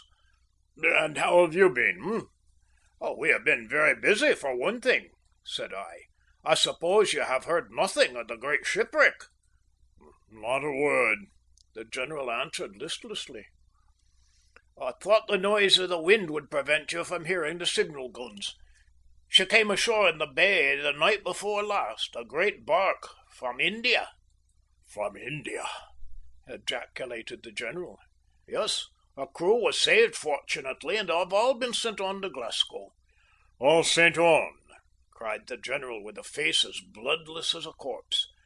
"All except 3 rather strange characters who claim to be Buddhist priests. They have decided to remain for a few days upon the coast." The words were hardly out of my mouth when the general dropped upon his knees, with his long, thin arms extended to heaven. "Thy will be done," he cried in a cracking voice. "Thy blessed will be done." I could see through the crack that Corporal Rufus Smith's face had turned to a sickly yellow shade, and that he was wiping the perspiration from his brow. "It's like my luck," he said. After all these years to come when I have got a snug billet." "Never mind, my lad," the general said, rising and squaring his shoulders like a man who braces himself up for an effort. "Be it what it may, we'll face it as British soldiers should. Do you remember at Chillianwallah, when you had to run from your guns to our square and the Sikh horse came thundering down on our bayonets? We didn't flinch then, and we won't flinch now. It seems to me that I feel better than I have done for years. It was the uncertainty that was killing me." "And the infernal jingle-jangle," said the corporal. "Well, we all go together, that's some consolation." "Goodbye, West," said the general. "Be a good husband to Gabrielle, and give my poor wife a home. I don't think she will trouble you for long. Goodbye. God bless you." "Look here, General," I said peremptorily, breaking off a piece of wood to make communication more easy. "This sort of thing has been going on for too long. What are these hints and allusions and innuendos? It is time we had a little plain speaking. What is it you fear? Out with it! Are you in dread of these Hindus? If you are, I am able, on my father's authority, to have them arrested as rogues and vagabonds." No, that would never do," he answered, shaking his head. "You will learn about the wretched business soon enough. Mordaunt knows where to lay his hand upon the papers bearing on the matter. You can consult him about it tomorrow." "But surely," I cried, "if the peril is so imminent, something may be done to avert it. If you would but tell me what you fear, I should know how to act." "My dear friend," he said, "there is nothing to be done. So calm yourself and let things take their course. It has been folly on my part to shelter myself behind mere barriers of wood and stone. The fact is that inaction was terrible to me, and I felt that to do anything, however futile in the nature of a precaution, was better than passive resignation. My humble friend here and I have placed ourselves in a position in which, I trust, no poor fellow will ever find himself again. We can only recommend ourselves to the unfailing goodness of the Almighty, and trust that what we have endured in this world may lessen our atonement in the world to come. I must leave you now, for I have many papers to destroy and much to arrange. Goodbye." He pushed his hand through the hole which I had made, and grasped mine in a solemn farewell, after which he walked back to the hall with a firm and decided step, still followed by the crippled and sinister corporal. I walked back to Branksome much disturbed by this interview and extremely puzzled as to what course I should pursue. It was evident now that my sister's suspicions were correct, and that there was some very intimate connection between the presence of the three Orientals and the mysterious peril which hung over the towers of Cloomber. It was difficult for me to associate the noble-faced Ram Singh's gentle, refined manner and words of wisdom with any deed of violence. Yet now that I thought of it, I could see that a terrible capacity for wrath lay behind his shaggy brows and dark, piercing eyes. I felt that of all men whom I had ever met, he was the one whose displeasure I should least care to face. But how could two men so widely dissociated as the foul-mouthed old corporal of artillery and the distinguished Anglo-Indian general have each earned the ill will of these strange castaways? And if the danger were a positive physical one, why should he not consent to my proposal to have the three men placed under custody? Though I confess it would have gone much against my grain to act in so inhospitable a manner upon such vague and shadowy grounds. These questions were absolutely unanswerable, and yet the solemn words and the terrible gravity which I had seen in the faces of both the old soldiers forbade me from thinking that their fears were entirely unfounded. It was all a puzzle, an absolutely insoluble puzzle. One thing at least was clear to me, and that was that in the present state of my knowledge, and after the General's distinct prohibition, it was impossible for me to interfere in any way. I could only wait and pray that whatever the danger might be, it might pass over, or at least that my dear Gabrielle and her brother might be protected against it. I was walking down the lane lost in thought, and had got as far as the wicket gate which opens upon Branksome Lawn, when I was surprised to hear my father's voice raised in most animated and excited converse. The old man had been of late so abstracted from the daily affairs of the world, and so absorbed in his own special studies, that it was difficult to engage his attention upon any ordinary mundane topic. Curious to know what it was that had drawn him so far out of himself, I opened the gate softly, and walking quietly round the laurel bushes, found him sitting, to my astonishment, with none other than the very man who was occupying my thoughts, Ram Singh, the Buddhist. The two were sitting upon a garden bench, and the Oriental appeared to be laying down some weighty proposition, checking every point with his long, quivering brown fingers, while my father, with his hands thrown abroad and his face awry, was loud in protestation and in argument. So absorbed were they in their controversy that I stood within a hand-touch of them for a minute or more before they became conscious of my presence. On observing me, the priest sprang to his feet and greeted me with the same lofty courtesy and dignified grace which had so impressed me the day before. "I promised myself yesterday," he said, "the pleasure of calling upon your father. You see, I have kept my word.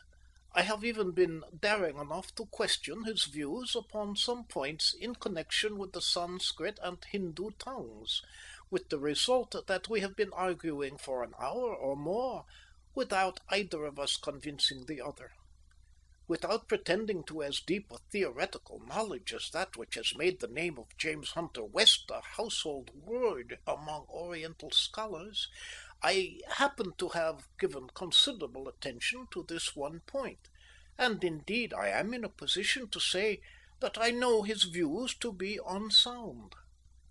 I assure you, sir, that up to the year 700, or even later, Sanskrit was the ordinary language of the great bulk of the inhabitants of India." And I assure you, sir," said my father warmly, "that it was dead and forgotten at that date, save by the learned, who used it as a vehicle for scientific and religious works, just as Latin was used in the Middle Ages long after it had ceased to be spoken by any European nation." "If you consult the Puranas, you will find," said Ram Singh, "that this theory, though commonly received, is entirely untenable." "And if you will consult the Ramayana, and more particularly the canonical books of Buddhist discipline," cried my father, "you will find that the theory is unassailable." "But look at the Kulavagga," said our visitor earnestly. "And look at King Asoka," shouted my father triumphantly.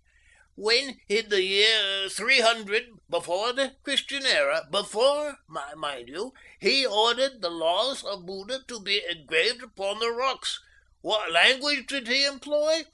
Was it Sanskrit? No. Why was it not Sanskrit? Because the lower orders of his subjects would not have been able to understand a word of it. That was the reason. How are you going to get around King Asoka's edicts, "He carved them in the various dialects," Ram Singh answered, "but energy is too precious a thing to be wasted in mere wind in this style. The sun has passed its meridian, and I must return to my companions." "I am sorry that you have not brought them to see us," said my father courteously. He was, I could see, uneasy lest in the eagerness of debate he had overstepped the bounds of hospitality. "They do not mix with the world," Ram Singh answered, rising to his feet. "They are of a higher grade than I, and more sensitive to contaminating influences. They are immersed in a 6 months' meditation upon the mystery of the third incarnation, which has lasted with few intermissions from the time that we left the Himalayas. I shall not see you again, Mr. Hunter West, and I therefore bid you farewell.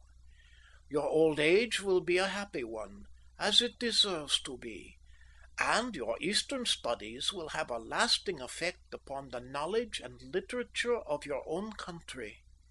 Farewell." "And am I also to see no more of you?" I asked.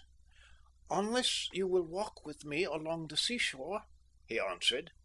"But you have already been out this morning and may be tired. I ask too much of you." "Nay, I should be delighted to come," I responded from my heart, and we set off together, accompanied for some little distance by my father, who would gladly, I could see, have reopened the Sanskrit controversy had not his stock of breath been too limited to allow of his talking and walking at the same time. "He is a learned man," Ram Singh remarked after we had left him behind. "but, like many another, he is intolerant toward opinions which differ from his own. He will know better some day." I made no answer to this observation, and we trudged along for a time in silence, keeping well down to the water's edge, where the sands afforded a good foothold. The sand dunes which lined the coast formed a continuous ridge upon our left, cutting us off entirely from all human observation, while on the right the broad channel stretched away with hardly a sail to break its silvery uniformity. The Buddhist priest and I were absolutely alone with nature. I could not help reflecting that if he were really the dangerous man that the mate affected to consider him, or that might be inferred from the words of General Heatherstone, I had placed myself completely in his power. Yet such was the majestic benignity of the man's aspect and the unruffled serenity of his deep, dark eyes, that I could afford in his presence to let fear and suspicion blow past me as lightly as the breeze which whistled round us. His face might be stern and even terrible, but I felt that he could never be unjust. As I glanced from time to time at his noble profile and the sweep of his jet-black beard, his rough-spun tweed travelling suit struck me with an almost painful sense of incongruity, and I reclothed him in my imagination with the grand sweeping Oriental costume which is the fitting and proper frame for such a picture, the only garb which does not detract from the dignity and grace of the wearer. The place to which he led me was a small fisher cottage, which had been deserted some years before by its tenant, but still stood gaunt and bare, with the thatch partly blown away, and the windows and doors in sad disrepair. This dwelling, which the poorest Scotch beggar would have shrunk from, was the one which these singular men had preferred to the proffered hospitality of the laird's house. A small garden, now a mass of tangled brambles, stood round it, and through this my acquaintance picked his way to the ruined door. He glanced into the house and then waved his hand for me to follow him. "You have now an opportunity," he said in a subdued, reverential voice, "of seeing a spectacle which few Europeans have had the privilege of beholding. Inside that cottage you will find two yogis, men who are only one remove from the highest plane of adeptship. They are both wrapped in an ecstatic trance. Otherwise, I should not venture to obtrude your presence upon them. Their astral bodies have departed from them to be present at the Feast of Lamps in the holy lamasery of Rudak in Tibet. Tread lightly, lest by stimulating their corporeal functions you recall them before their devotions are completed." Walking slowly and on tiptoe, I picked my way through the weed-grown garden and peered through the open doorway. There was no furniture in the dreary interior, nor anything to cover the uneven floor save a litter of fresh straw in a corner. Among this straw two men were crouching, the one small and weazened, the other large-boned and gaunt, with their legs crossed in Oriental fashion and their heads sunk upon their breasts. Neither of them looked up or took the smallest notice of our presence. They were so still and silent that they might have been two bronze statues but for the slow and measured rhythm of their breathing. Their faces, however, had a peculiar ashen grey colour, very different from the healthy brown of my companions, and I observed, on stooping my head, that only the whites of their eyes were visible, the balls being turned upwards beneath the lids. In front of them upon a small mat lay an earthenware pitcher of water and half a loaf of bread, together with a sheet of paper inscribed with certain cabalistic characters. Ram Singh glanced at these, and then, motioning to me to withdraw, followed me out into the garden. "I am not to disturb them until 10 o'clock," he said. "You have now seen in operation one of the grandest results of our occult philosophy, the dissociation of spirit from body. Not only are the spirits of these holy men standing at the present moment by the banks of the Ganges, but those spirits are clothed in a material covering so identical with their real bodies that none of the faithful will ever doubt that Lal Humi and Madar Khan are actually among them. This is accomplished by our power of resolving an object into its chemical atoms, of conveying these atoms with a speed which exceeds that of lightning to any given spot, and of there reprecipitating them and compelling them to retake their original form. Of old, in the days of our ignorance, it was necessary to convey the whole body in this way, but we have found since that it was as easy and more convenient to transmit material enough merely to build up an outside shell or semblance. This we have termed the astral body." "But if you can transmit your spirits so readily," I observed, "why should they be accompanied by any body at all?" "In communicating with brother initiates, we are able to employ our spirits only. But when we wish to come in contact with ordinary mankind, it is essential that we should appear in some form which they can see and comprehend." "You have interested me deeply in all that you have told me," I said, grasping the hand which Ram Singh had held out to me as a sign that our interview was at an end. "I shall often think of our short acquaintance." "You will derive much benefit from it," he said slowly, still holding my hand and looking gravely and sadly into my eyes. "You must remember that what will happen in the future is not necessarily bad, because it does not fall in with your preconceived ideas of right. Be not hasty in your judgments. There are certain great rules which must be carried out, at whatever cost to individuals. Their operation may appear to you to be harsh and cruel, but that is as nothing compared with the dangerous precedent which would be established by not enforcing them. The ox and the sheep are safe from us, but the man with the blood of the highest upon his hands should not and shall not live."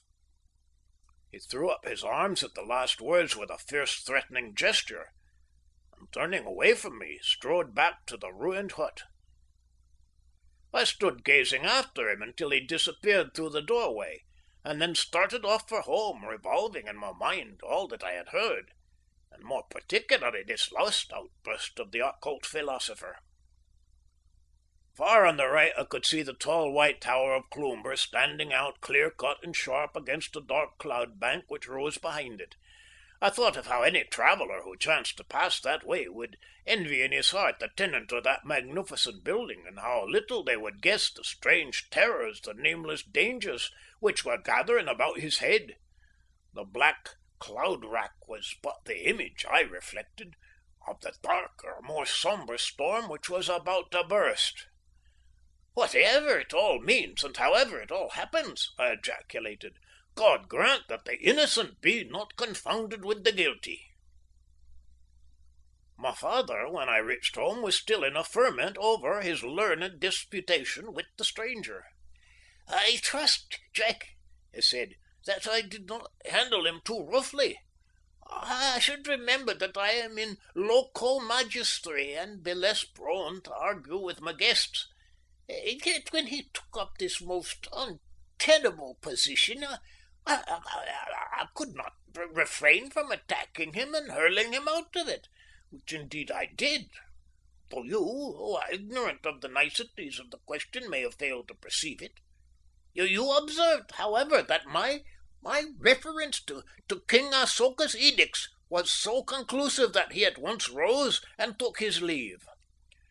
You held your own bravely, I answered. But what is your impression of the man now that you have seen him? Why, said my father, he is one of those holy men who, under the various names of sannyasis, yogis, sevras, quailanders, hakims, and kufis, have devoted their lives to the study of the mysteries of the Buddhist faith. He is, I take it, a theosophist, a worshipper of the god of knowledge, the highest grade of which is the adept. This man and his companions have not attained this high position, or they could not have crossed the sea without contamination. It is probable that they are all advanced chelas who hope in time to attain to the supreme honor of adeptship. But, father, interrupted my sister, this does not explain why men of such sanctity and attainments should choose to take up their quarters on the shores of a desolate Scotch bay. Ah, there you get beyond me, my father answered. I may suggest, however, that it is nobody's business but their own, so long as they keep the peace and are amenable to the law of the land. Have you ever heard, I asked, that these higher priests of whom you speak have powers which are unknown to us? Why, Eastern literature is full of it. The Bible is an Eastern book, and is it not full of the record of such powers from cover to cover? It is unquestionable that they have in the past known many of the nature's secrets which are lost to us. I cannot say, however, from my own knowledge, that the modern theosophists really possess the powers that they claim. Are they a vindictive class of people? I asked. Is there any offence among them which can only be expiated by death? Not that I know of, my father answered, raising his white eyebrows in surprise. You appear to be in an inquisitive humour this afternoon. What is the object of all these questions? Have our Eastern neighbours aroused your curiosity or suspicion in any way? I parried the question as best I might, for I was unwilling to let the old man know what was in my mind. No good purpose could come from his enlightenment. His age and his health demanded rest rather than anxiety. And indeed, with the best will in the world, I should have found it difficult to explain to another what was so obscure to myself. For every reason, I felt that it was best that he should be kept in the dark. Never in all my experience had I known a day pass so slowly as did that eventful 5th of October. In every possible manner I endeavoured to while away the tedious hours, and yet it seemed as if darkness would never arrive. I tried to read, I tried to write, I paced about the lawn, I walked to the end of the lane, I put new flies upon my fishing hooks, I began to index my father's library. In a dozen ways I endeavoured to relieve the suspense which was becoming intolerable. My sister, I could see, was suffering from the same feverish restlessness. Again and again our good father remonstrated with us in his mild way for our erratic behaviour, and the continual interruption of his work which arose from it. At last, however, the tea was brought, and the tea was taken, the curtains were drawn, the lamps lit, and after another interminable interval the prayers were read and the servants dismissed to their rooms. My father compounded and swallowed his nightly jorum of toddy, and then shuffled off to his room, leaving the two of us in the parlour with our nerves in a tingle and our minds full of the most vague and yet terrible apprehensions. End of chapter 13.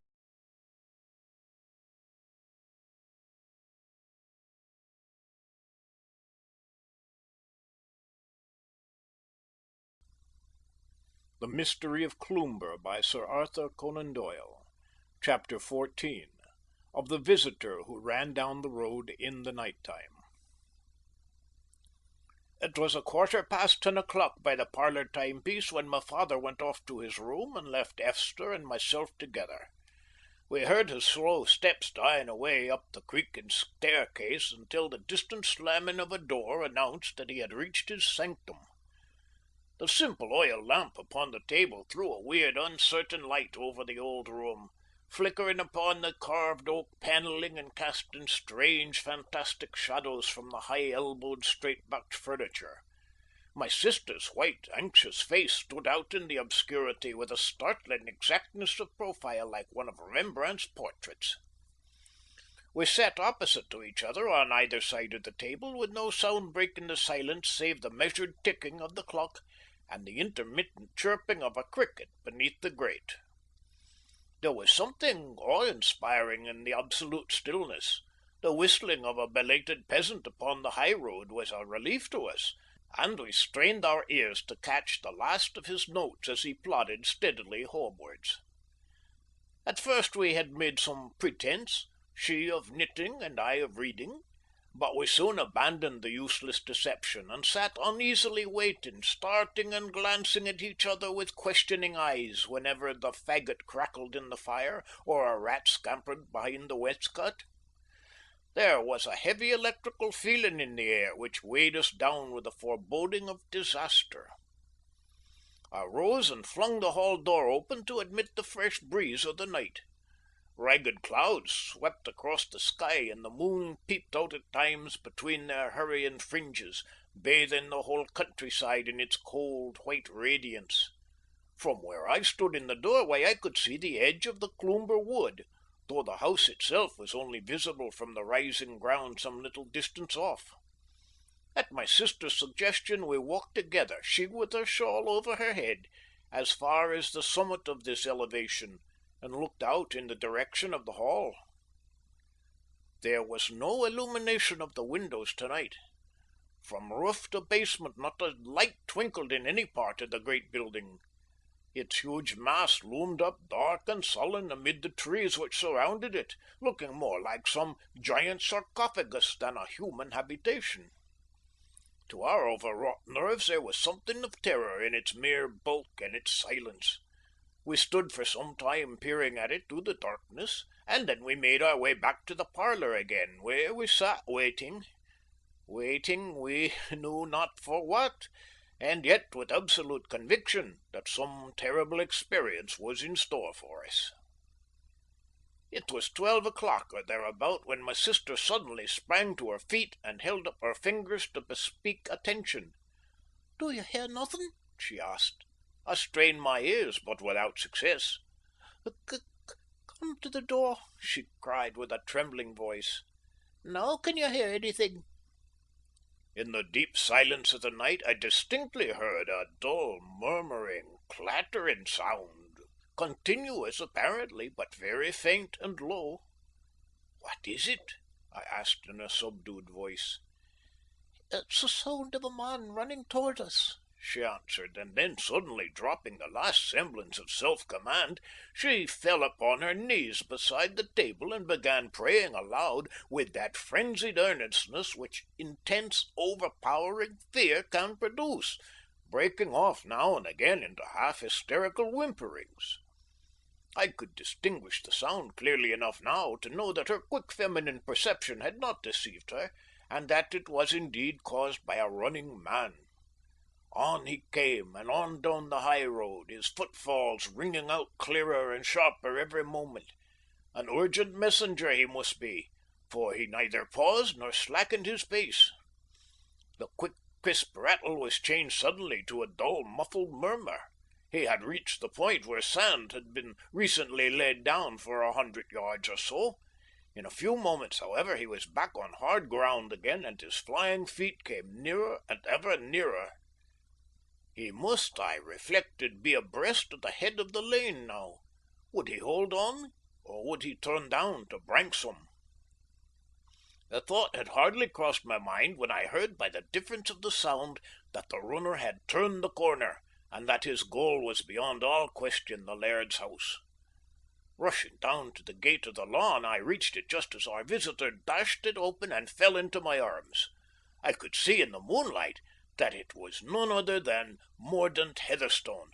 "What has happened?" I cried. "What is amiss, Mordaunt?" "My father!" he gasped. "My father!" His hat was gone, his eyes dilated with terror, and his face as bloodless as that of a corpse. I could feel that the hands which clasped my arms were quivering and shaking with emotion. "You are exhausted," I said, leading him into the parlour. "Give yourself a moment's rest before you speak to us. Be calm, man. You are with your best friends." I laid him on the old horsehair sofa, while Esther, whose fears had all flown to the winds now that something practical was to be done, dashed some brandy into a tumbler and brought it to him. The stimulant had a marvellous effect upon him, for the colour began to come back into his pale cheeks and the light of recognition in his eyes. He sat up and took Esther's hand in both of his, like a man who is waking out of some bad dream and wishes to assure himself that he is really in safety. "Your father?" I asked. "What of him?" "He is gone." "Gone?" "Yes, he is gone, and so is Corporal Rufus Smith. We shall never set eyes upon them again." "But where have they gone?" I cried. "This is unworthy of you, Mordaunt. What right have we to sit here, allowing our private feelings to overcome us, when there is a possibility of succouring your father? Up, man, let us follow him. Tell me only what direction he took." "It's no use," young Heatherstone answered, burying his face in his hands. "Don't reproach me, West, for you don't know all the circumstances. What can we do to reverse the tremendous and unknown laws which are acting against us? The blow has long been hanging over us, and now it has fallen. God help us." "In Heaven's name, tell me what has happened," said I excitedly. "We must not yield to despair." "We can do nothing until daybreak," he answered. "We shall then endeavour to obtain some trace of them. It is hopeless at present." "And how about Gabriel and Mrs. Heatherstone?" I asked. "Can we not bring them down from the Hall at once? Your poor sister must be distracted with terror."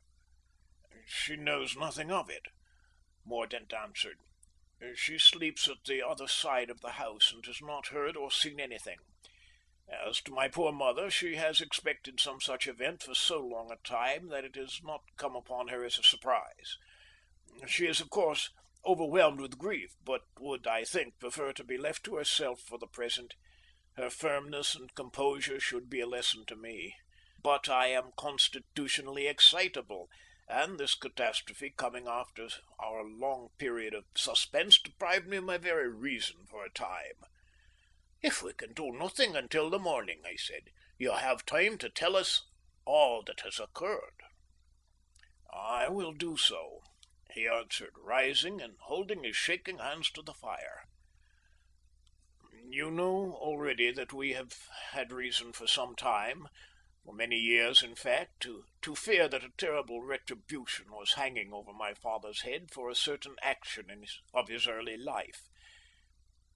In this action he was associated with the man known as Corporal Rufus Smith, so that the fact of the latter finding his way to my father was a warning to us that the time had come, and that this 5th of October, the anniversary of the misdeed, would be the day of its atonement. I told you of our fears in my letter, and if I am not mistaken, my father also had some conversation with you, John, upon the subject. When I saw yesterday morning that he had hunted out the old uniform which he had always retained since he wore it in the Afghan war, I was sure that the end was at hand, and that our forebodings would be realized. He appeared to be more composed in the afternoon than I have seen him for years, and spoke freely of his life in India and of the incidents of his youth. About 9 o'clock he requested us to go up to our own rooms, and locked us in there, a precaution which he frequently took when the dark fit was upon him. It was always his endeavour, poor soul, to keep us clear of the curse which had fallen upon his own unfortunate head. Before parting from us, he tenderly embraced my mother and Gabrielle, and he afterwards followed me to my room, where he clasped my hand affectionately and gave into my charge a small packet addressed to yourself. "To me?" I interrupted. "To you. I shall fulfill my commission when I have told you my story." I conjured him to allow me to sit up with him and share any danger which might arise, but he implored me with irresistible earnestness not to add to his troubles by thwarting his arrangements. Seeing that I was really distressing him by my pertinacity, I at last allowed him to close the door and to turn the key upon the outside.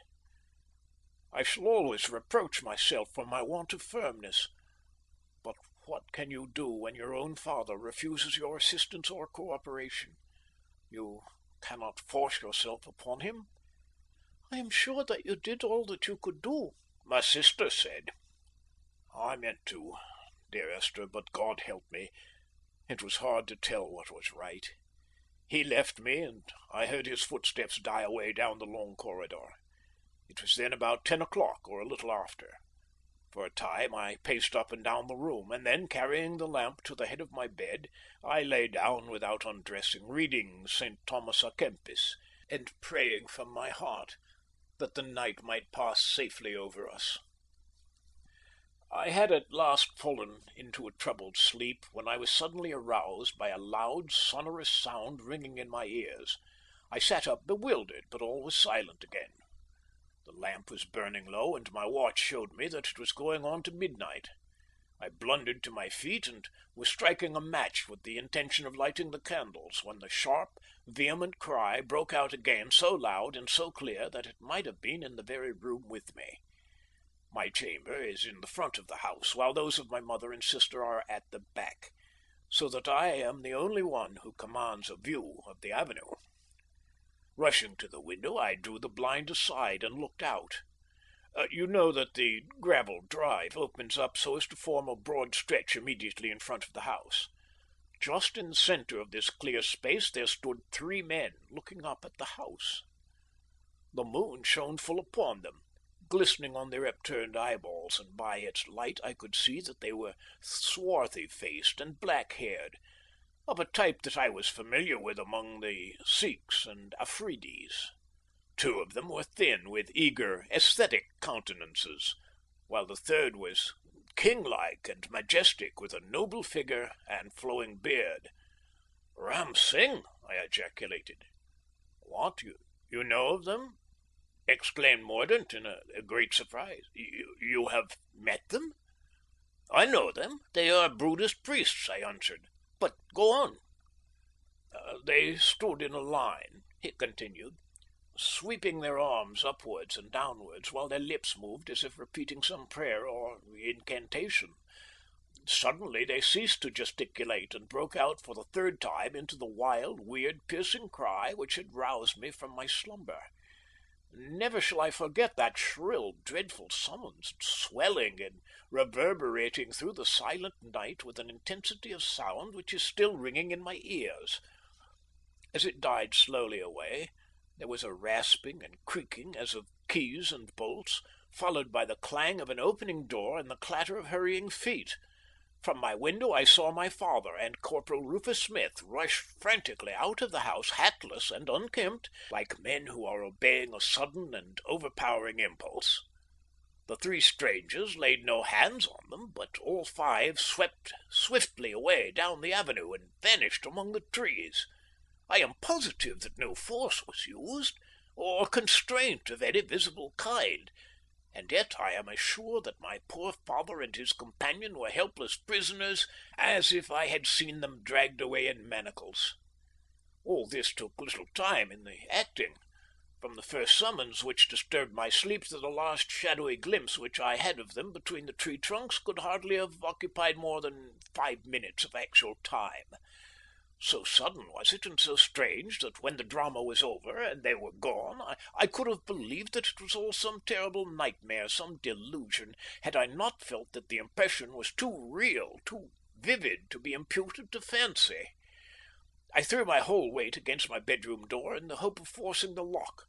It stood firm for a while, but I flung myself upon it again and again until something snapped and I found myself in the passage. My first thought was for my mother. I rushed to her room and turned the key in her door. The moment that I did so, she stepped out into the corridor in her dressing gown and held up a warning finger. "No noise," she said. "Gabrielle is asleep. They have been called away." "They have," I answered. "God's will be done," she cried. "Your poor father will be happier in the next world than he has ever been in this. Thank heaven that Gabrielle is asleep. I gave her chloral and her cocoa." "What am I to do?" I said distractedly. "Where have they gone? How can I help them? We cannot let him go from us like this, or leave these men to do what they will with him. Shall I ride into Wigtown and arouse the police?" "Anything rather than that," my mother said earnestly. "He has begged me again and again to avoid it. My son, we shall never set eyes upon your father again. You may marvel at my dry eyes, but if you knew as I know the peace which death would bring him, you could not find it in your heart to mourn for him. All pursuit is, I feel, vain, and yet some pursuit there must be. Let it be as private as possible. We cannot serve him better than by consulting his wishes."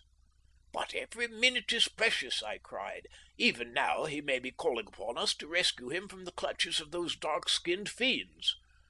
The thought so maddened me that I rushed out of the house and down to the high road.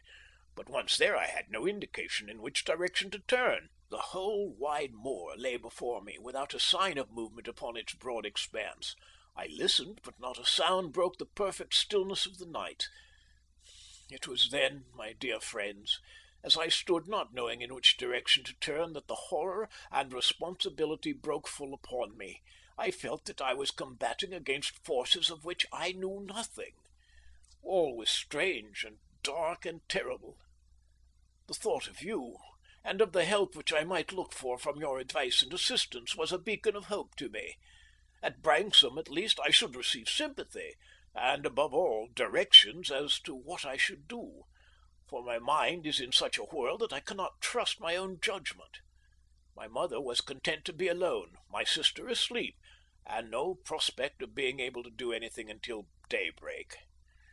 Under those circumstances, what more natural than that I should fly to you as fast as my feet would carry me? You have a clear head, Jack. Speak out, man, and tell me what I should do. Esther, what should I do?" He turned from one to the other of us with outstretched hands and eager, questioning eyes. "You can do nothing while the darkness lasts," I answered. "We must report the matter to the Wigtown police, but we need not send our message to them until we are actually started upon the search, so as to comply with the law, and yet have a private investigation as your mother wishes. John Fullerton over the hill has a lurcher dog which is as good as a bloodhound. If we set him on the general's trail, he will run him down if he had to follow him to John O'Groat's. It is terrible to wait calmly here while he may need our assistance. I fear our assistance could under any circumstances do him little good. There are forces at work here which are beyond human intervention. Besides, there is no alternative. We have apparently no possible clue as to the direction which they have taken, and for us to wander aimlessly over the moor in the darkness would be to waste the strength which may be more profitably used in the morning. It will be daylight by 5 o'clock. In an hour or so we can walk over the hill together and get Fullerton's dog. Another hour. Mordaunt groaned. Every minute seems an age. Lie down on the sofa and rest yourself, said I. You cannot serve your father better than by laying up all the strength you can, for we may have a weary trudge before us. But you mentioned a packet which the general had intended for me. It is here, he answered, drawing a small flat parcel from his pocket and handing it over to me.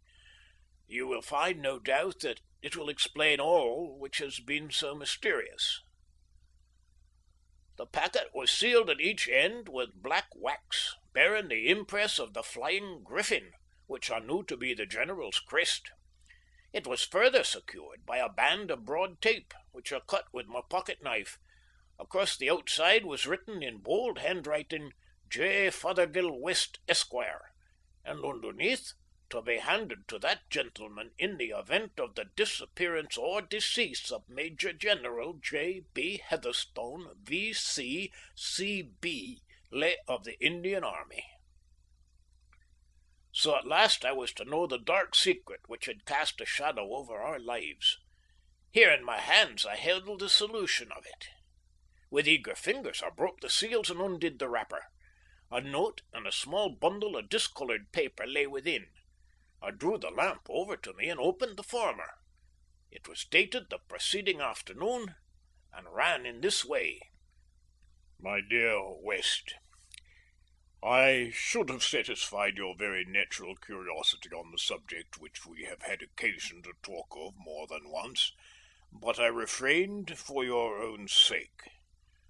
I knew by sad experience how unsettling and unnerving it is to be forever waiting for a catastrophe which you are convinced must befall, and which you can neither avert nor accelerate. Though it affects me specially as being the person most concerned, I am still conscious that the natural sympathy which I have observed in you, and your regard for Gabrielle's father, would both combine to render you unhappy if you knew the hopelessness and yet the vagueness of the fate which threatens me. I feared to disturb your mind, and I was therefore silent, though at some cost to myself, for my isolation has not been the least of the troubles which have weighed me down. Many signs, however, and chief among them the presence of the Buddhists upon the coast, as described by you this morning, have convinced me that the weary waiting is at last over, and that the hour of retribution is at hand. Why I should have been allowed to live nearly 40 years after my offence is more than I can understand. But it is possible that those who had command over my fate know that such a life is the greatest of all penalties to me. Never for an hour, night or day, have they suffered me to forget that they have marked me down as their victim. Their accursed astral bell has been ringing my knell for 20 years, reminding me ever that there is no spot on earth where I can hope to be in safety.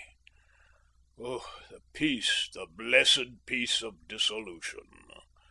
Come what may on the other side of the tomb, I shall at least be quit of that thrice terrible sound.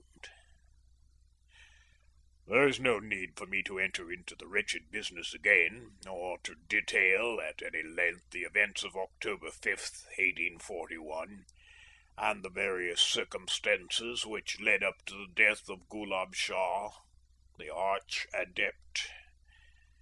I have torn a sheaf of leaves from my old journal, in which you will find a bald account of the matter, and an independent narrative was furnished by Sir Edward Elliot of the Artillery to the Star of India some years ago, in which, however, the names were suppressed.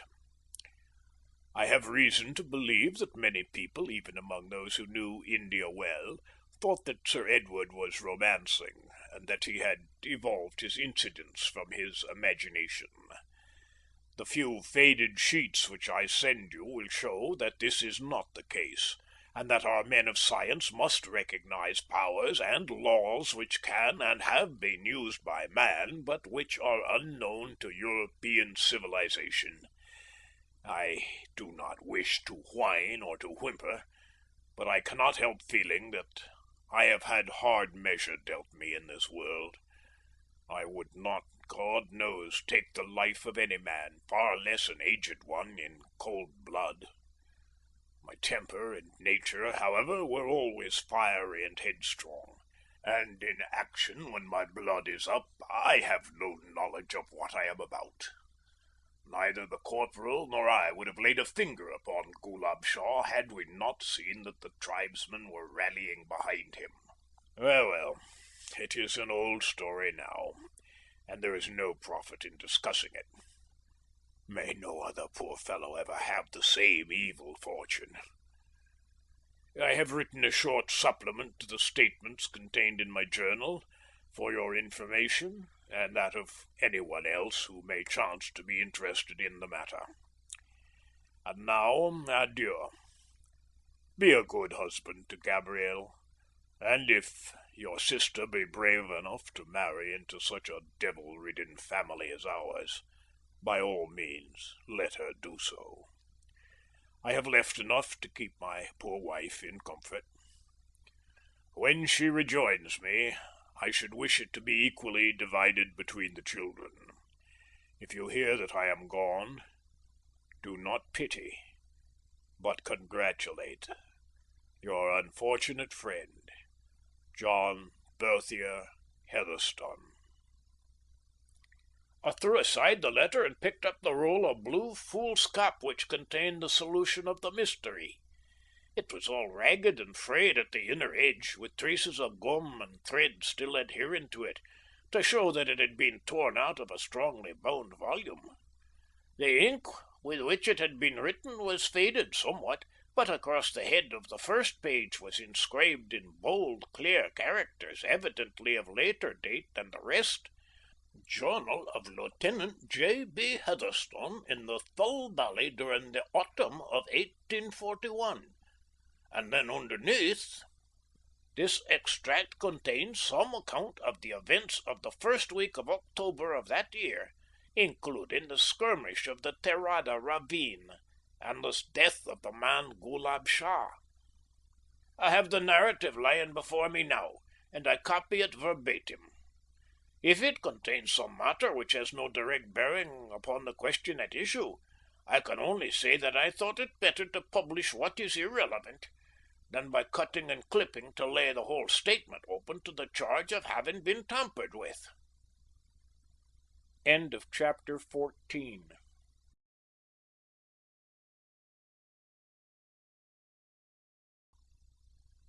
The Mystery of Cloomber by Sir Arthur Conan Doyle. Chapter 15. The Day Book of John Berthier Heatherstone. Thull Valley, October 1st, 1841. The 5th Bengal and 33rd Queens passed through this morning on their way to the front. Had tiffin with the Bengalese. Latest news from home that 2 attempts have been made on the Queen's life by semi-maniacs named Francis and Bean. It promises to be a hard winter.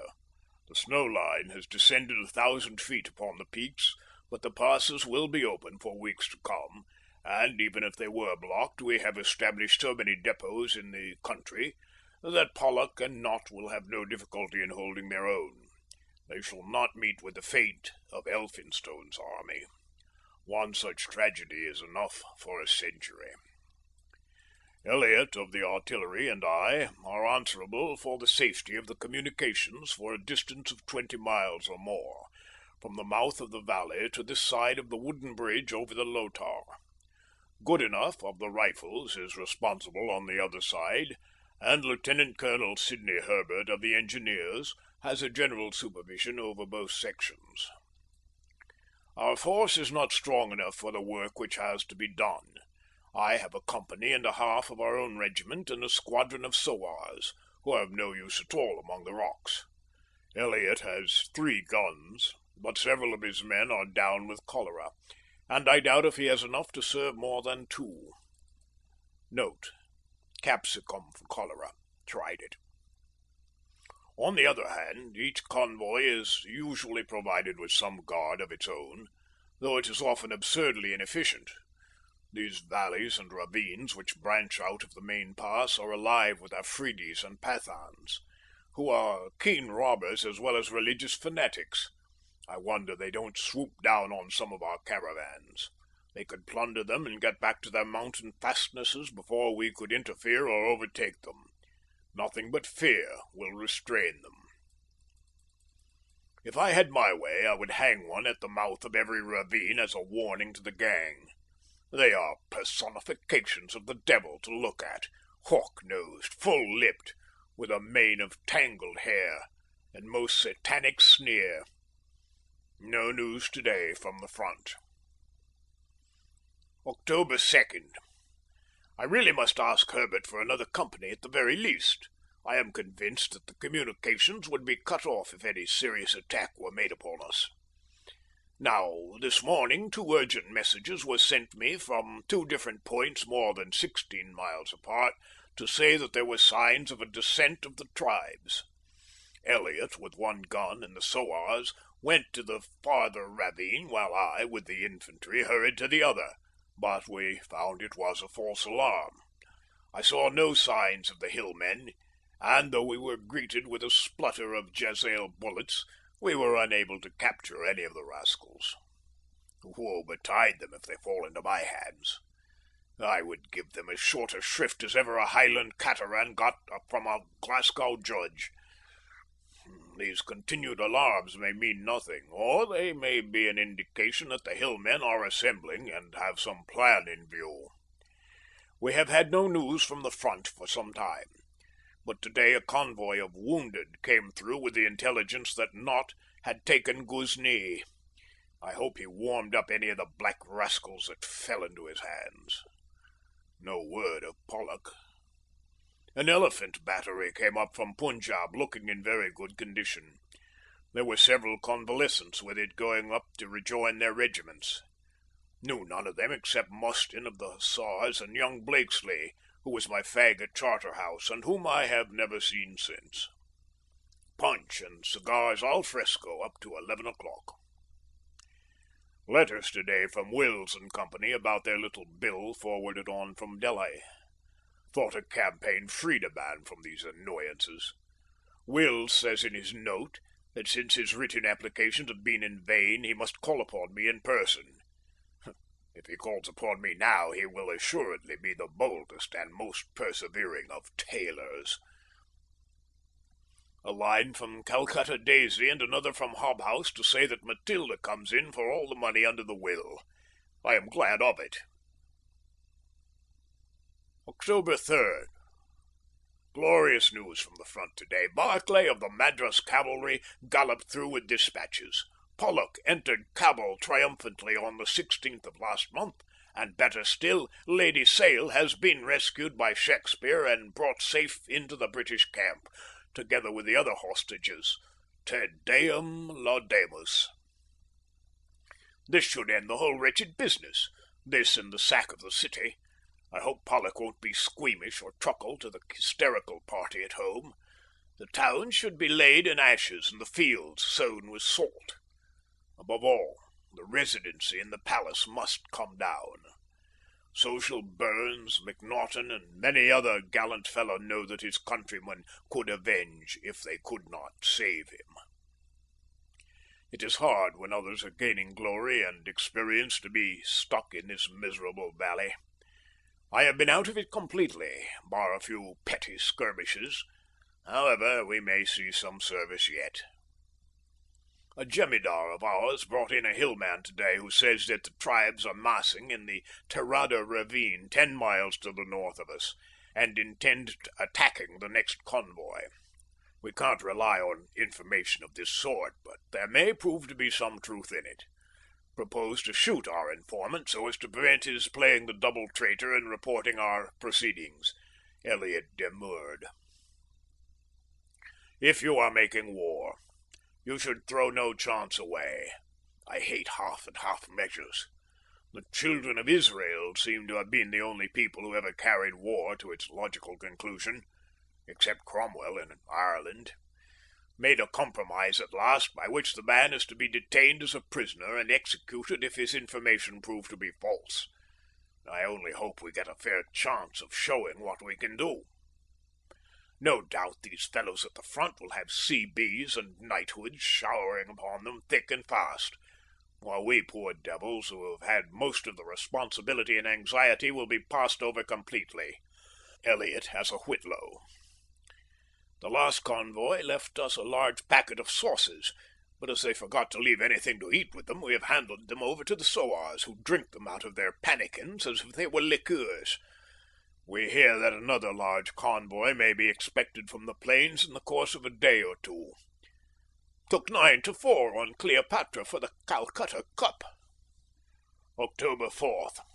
The hillmen really mean business this time, I think. We have had 2 of our spies come in this morning with the same account about the gathering in the Terrada quarter. That old rascal Zamon is at the head of it, and I had recommended the government to present him with a telescope in return for his neutrality. There will be no Zamon to present it to if I can but lay hands upon him. We expect the convoy tomorrow morning and need anticipate no attack until it comes up, for these fellows fight for plunder, not for glory, though, to do them justice, they have plenty of pluck when they get started. I have devised an excellent plan, and it has Elliot's hearty support. By Jove, if we can only manage it, it will be as pretty a ruse as ever I heard of. Our intention is to give out that we are going down the valley to meet the convoy and to block the mouth of a pass from which we profess to expect an attack. Very good. We shall make a night march tonight and reach their camp. Once there I shall conceal my 200 men in the wagons and travel up with the convoy again. Our friends the enemy, having heard that we intended to go south and seeing the caravan going north without us, will naturally swoop down upon it under the impression that we are 20 miles away. We shall teach them such a lesson that they would as soon think of stopping a thunderbolt as of interfering again with one of Her Britannic Majesty's provision trains. I am all on thorns to be off. Elliot has rigged up 2 of his guns so ingeniously that they look more like costermongers' barrows than anything else. To see artillery ready for action in the convoy might arouse suspicion. The artillerymen will be in the wagons next to guns, all ready to unlimber and open fire. Infantry in front and rear. Have told our confidential and discreet sepoy servants the plan which we do not intend to adopt. Nota bene. If you wish a thing to be noised over a whole province, always whisper it under a vow of secrecy to your confidential native servant. 8:45 p.m. Just starting for the convoy. May luck go with us. October 5th. 7 o'clock in the evening. Io triumphe! Crown us with laurels, Elliot and myself. Who can compare with us as vermin killers? I have only just got back, tired and weary, stained with blood and dust, but I have sat down before either washing or changing to have the satisfaction of seeing our deeds set forth in black and white, if only in my private log, for no eye but my own. I shall describe it all fully, as a preparation for an official account, which must be drawn up when Elliot gets back. Billy Dawson used to say that there were 3 degrees of comparison: a prevarication, a lie, and an official account. We at least cannot exaggerate our success, for it would be impossible to add anything to it. We set out then, as per programme, and came upon the camp near the head of the valley. They had 2 weak companies of the 54th with them, who might no doubt have held their own with warning, but an unexpected rush of wild hillmen is a very difficult thing to stand against. With our reinforcements, however, and on our guard, we might defy the rascals. Chamberlain was in command, a fine young fellow. We soon made him understand the situation, and were all ready for a start by daybreak, though his wagons were so full that we were compelled to leave several tons of fodder behind in order to make room for my sepoys and for the artillery. About 5 o'clock we inspanned, to use an Africanism, and by 6 we were well on our way, with our escort as straggling and unconcerned as possible.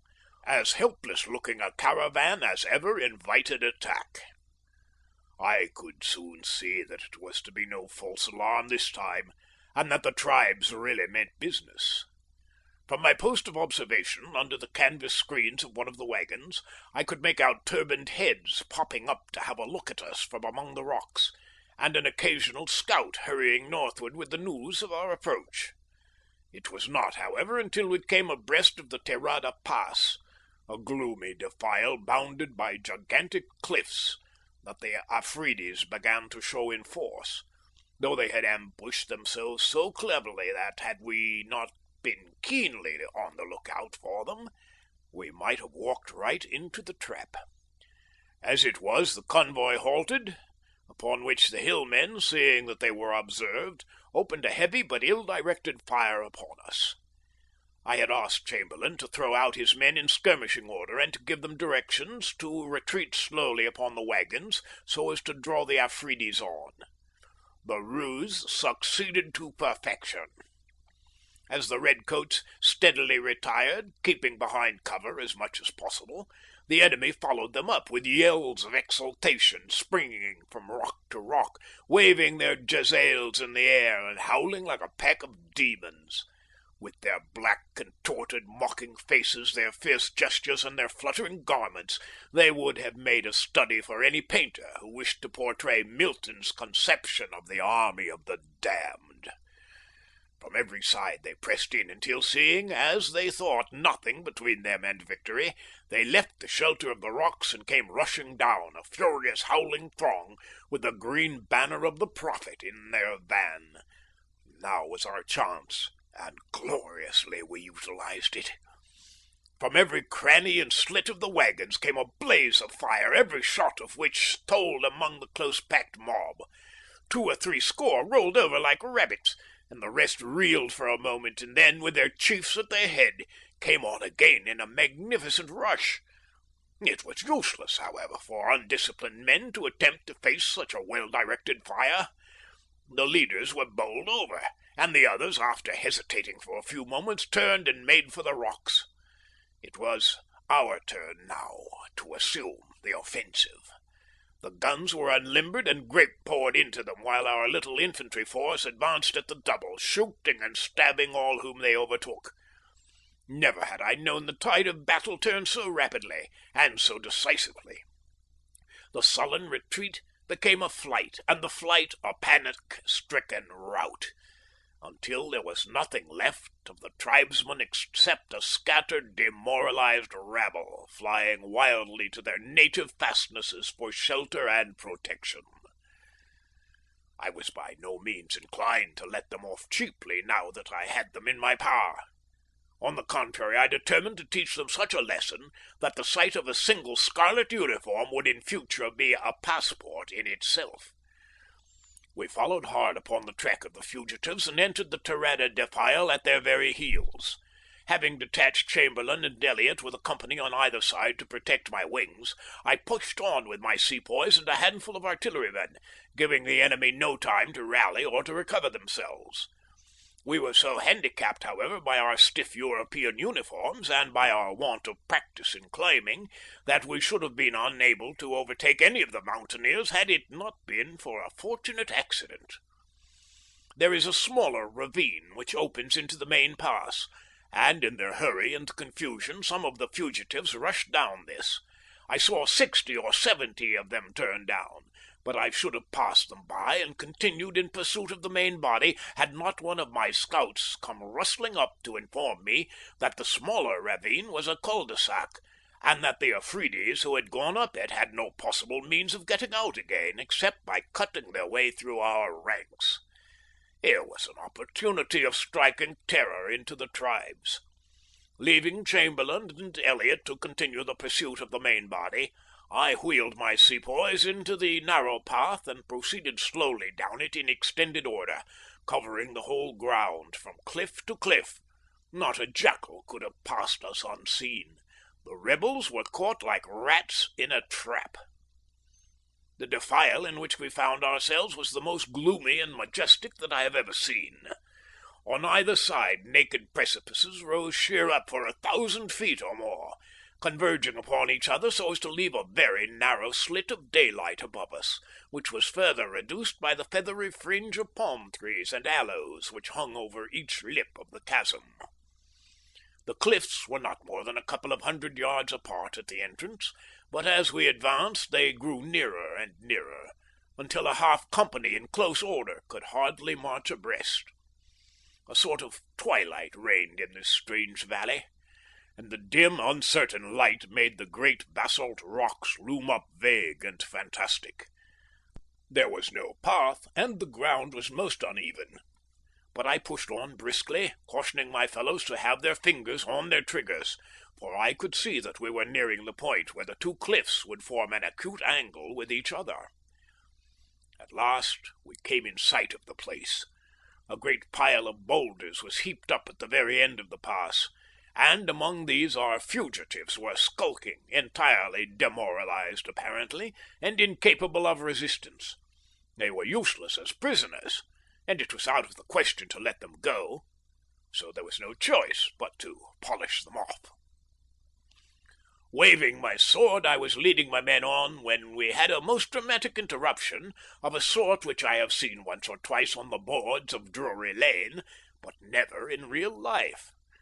In the side of the cliff, close to the pile of stones where the hillmen were making their last stand, there was a cave which looked more like the lair of some wild beast than a human habitation. Out of this dark archway there suddenly emerged an old man.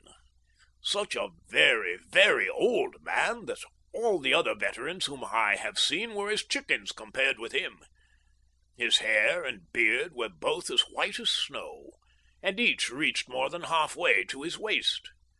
His face was wrinkled and brown and ebony, a cross between a monkey and a mummy, and so thin and emaciated were his shriveled limbs that you would hardly have given him credit for having any vitality left, were it not for his eyes, which glittered and sparkled with excitement, like two diamonds in a setting of mahogany. This apparition came rushing out of the cave, and throwing himself between the fugitives and our fellows, motioned us back with as imperious a sweep of the hand as ever an emperor used to his slaves. "Men of blood," he cried in a voice of thunder, speaking excellent English too, "this is a place for prayer and meditation, not for murder. Desist, lest the wrath of the gods fall upon you." "Stand aside, old man," I shouted. "You will meet with a hurt if you don't get out of the way." I could see that the hillmen were taking heart, and that some of my sepoys were flinching, as if they did not relish this new enemy. Clearly I must act promptly if I wished to complete our success. I dashed forward at the head of the white artilleryman who had stuck to me. The old fellow rushed at us with his arms out as if to stop us, but it was not time to stick at trifles, so I passed my sword through his body at the same moment that one of the gunners brought his carbine down on his head. He dropped instantly, and the hillmen, at the sight of his fall, set up the most unearthly howl of horror and consternation. The sepoys, who had been inclined to hang back, came on again the moment he was disposed of, and it did not take us long to consummate our victory. Hardly a man of the enemy got out of the defile alive. What could Hannibal or Caesar have done more? Our own loss in the whole affair has been insignificant. 3 killed and about 15 wounded. Got their banner, a green wisp of a thing, with a sentence of the Koran engraved upon it. I looked after the action for the old chap, but his body had disappeared, though how or whither I have no conception. His blood be on his own head. He would be alive now if he had not interfered, as the constables say at home, with an officer in the execution of his duty. The scouts tell me that his name was Gulab Shah, and that he was one of the highest and holiest of the Buddhists. He had great fame in the district as a prophet and worker of miracles, hence the hubbub when he was cut down. They tell me that he was living in this very cave when Tamerlane passed this way in 1399, with a lot more bosh of that sort. I went into the cave, and how any man could live in it a week is a mystery to me, for it was little more than 4 feet high, and as damp and dismal a grotto as ever was seen. A wooden settle and a rough table were the sole furniture, with a lot of parchment scrolls with hieroglyphics. Well, he has gone where he will learn that the gospel of peace and goodwill is superior to all his pagan lore. Peace go with him. Elliot and Chamberlain never caught the main body. I knew they wouldn't. So the honours of the day rest with me. I ought to get a step for it anyhow, and perhaps, who knows, some mention in the Gazette. What a lucky chance! I think Zaman deserves his telescope after all for giving it to me. You shall have something to eat now, for I'm half starved. Glory is an excellent thing, but you cannot live upon it. October 6th, 11 a.m. Let me try to set down as calmly and as accurately as I can all that occurred last night. I have never been a dreamer or a visionary, so I can only rely upon my own senses, though I am bound to say that if any other fellow had told me the same thing, I should have doubted him. I might even have suspected that I was deceived at the time, had I not heard the bells since. However, I must narrate what happened. Elliot was in my tent with me, having a quiet cheroot until about 10 o'clock. I then walked the rounds with my jemidar, and having seen that all was right, I turned in a little before 11. I was just dropping off to sleep, for I was dog-tired after the day's work, when I was aroused by some slight noise, and looking round, I saw a man dressed in Asiatic costume standing at the entrance of my tent. He was motionless when I saw him, and he had his eyes fixed upon me with a solemn and stern expression. My first thought was that the fellow was some Ghazi or Afghan fanatic who had stolen in with the intention of stabbing me, and with this idea in my mind I had all the will to spring from my couch and defend myself. But the power was unaccountably lacking. An overpowering languor and want of energy possessed me. Had I seen the dagger descending upon my breast, I could not have made an effort to avert it. I suppose a bird, when it is under the influence of a snake, feels very much as I did in the presence of this gloomy-faced stranger. My mind was clear enough, but my body was as torpid as though I were still asleep. I shut my eyes once or twice and tried to persuade myself that the whole thing was a delusion, but every time I opened them, there was the man, still regarding me with the same stony, menacing stare. The silence became unendurable. I felt that I must overcome my languor so far as to address him. I am not a nervous man, and I never knew before what Virgil meant when he wrote ad hoesit focibus ora. At last I managed to stammer out a few words, asking the intruder who he was and what he wanted. Lieutenant Heatherstone, he answered, speaking slowly and gravely. You have committed this day the foulest sacrilege and the greatest crime which it is possible for man to do. You have slain one of the thrice blessed and reverend ones, an arch-adept of the first degree, an elder brother who has trod the higher path for more years than you have numbered months. You have cut him off at a time when his labours promised to reach a climax, and when he was about to attain a height of occult knowledge which would have brought man one step nearer to his Creator. All this you have done without excuse, without provocation, at a time when he was pleading the cause of the helpless and distressed. Listen now to me, John Heatherstone. When first the occult sciences were pursued many thousands of years ago, it was found by the learned that the short tenure of human existence was too limited to allow a man to attain the loftiest heights of inner life. The inquirers of those days directed their energies in the first place, therefore, to the lengthening of their own days in order that they might have more scope for improvement. By their knowledge of the secret laws of nature, they were enabled to fortify their bodies against disease and old age. It only remained to protect themselves against the assaults of wicked and violent men, who are ever ready to destroy what is wiser and nobler than themselves.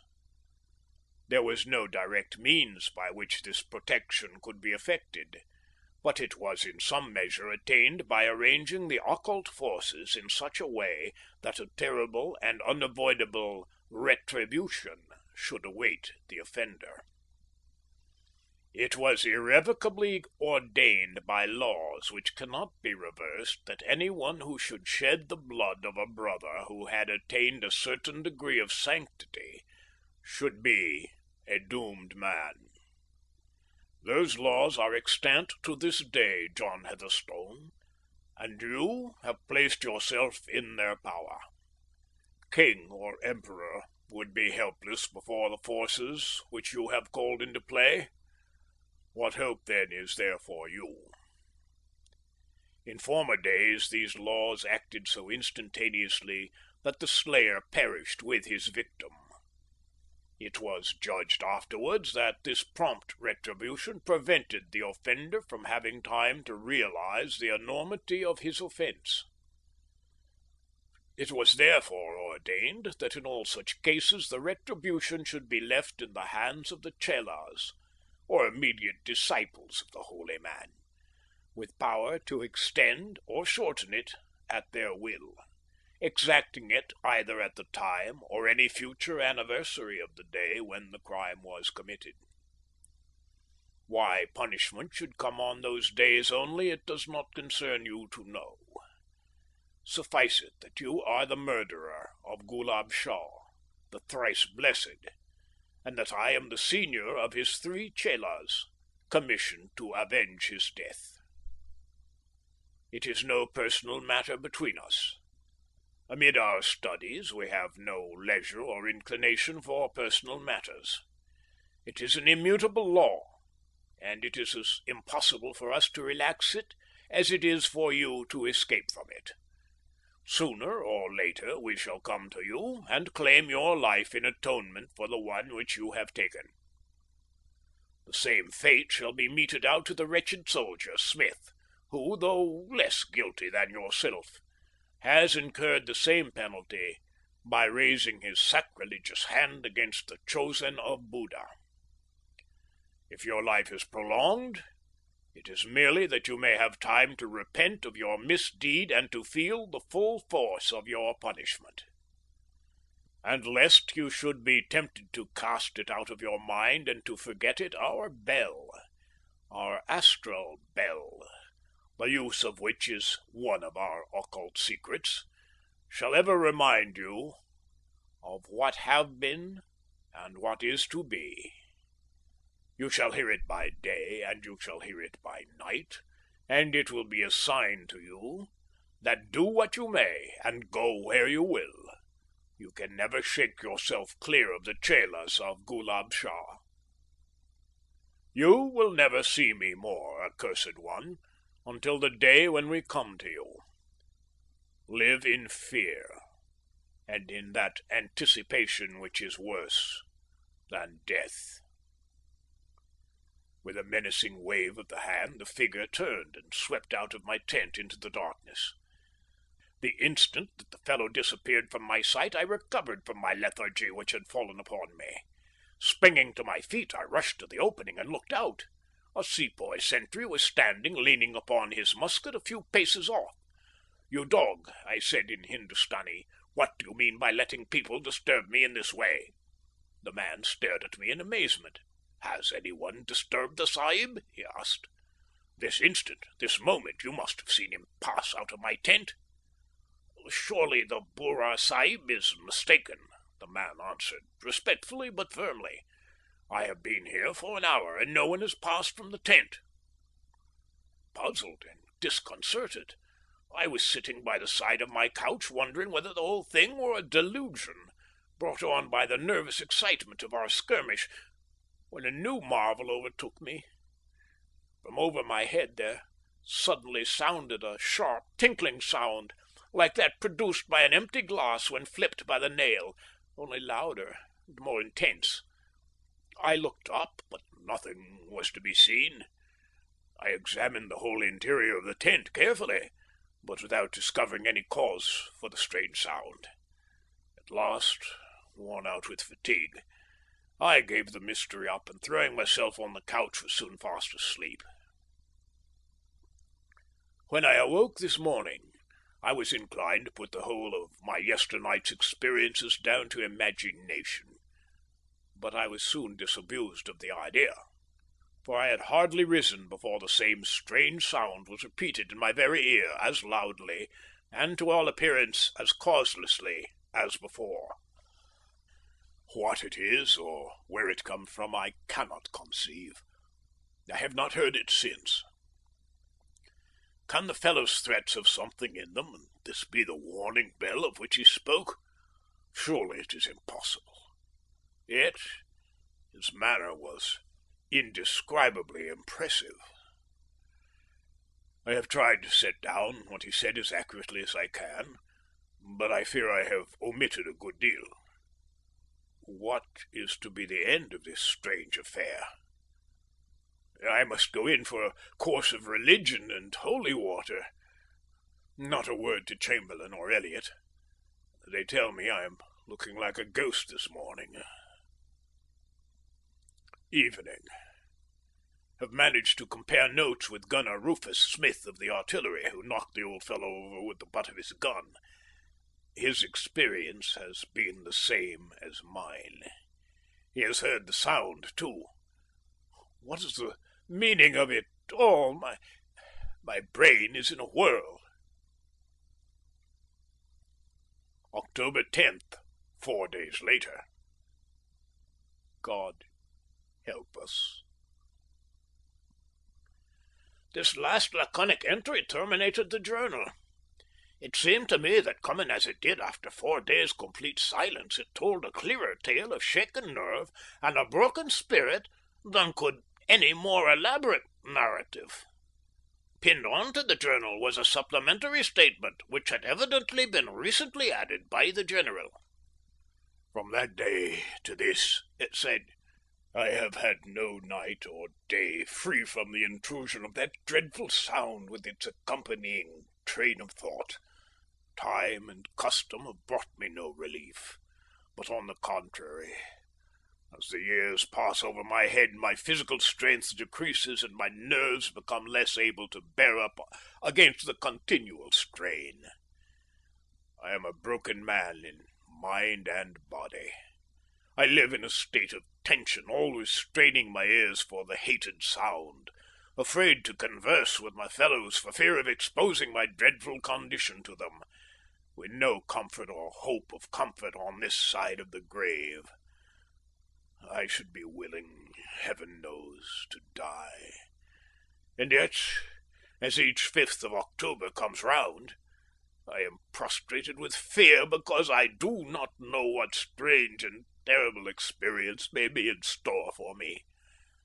40 years have passed since I slew Gulab Shah, and 40 times I have gone through all the horrors of death without attaining the blessed peace which lies beyond. I have no means of knowing in what shape my fate will come upon me. I have immured myself in this lonely country and surrounded myself with barriers, because in my weaker moments my instincts urge me to take some steps for self-protection. But I know well in my heart how futile it all is. They must come quickly now, for I grow old, and nature will forestall them unless they make haste. I take credit to myself that I have kept my hands off the prussic acid or opium bottle.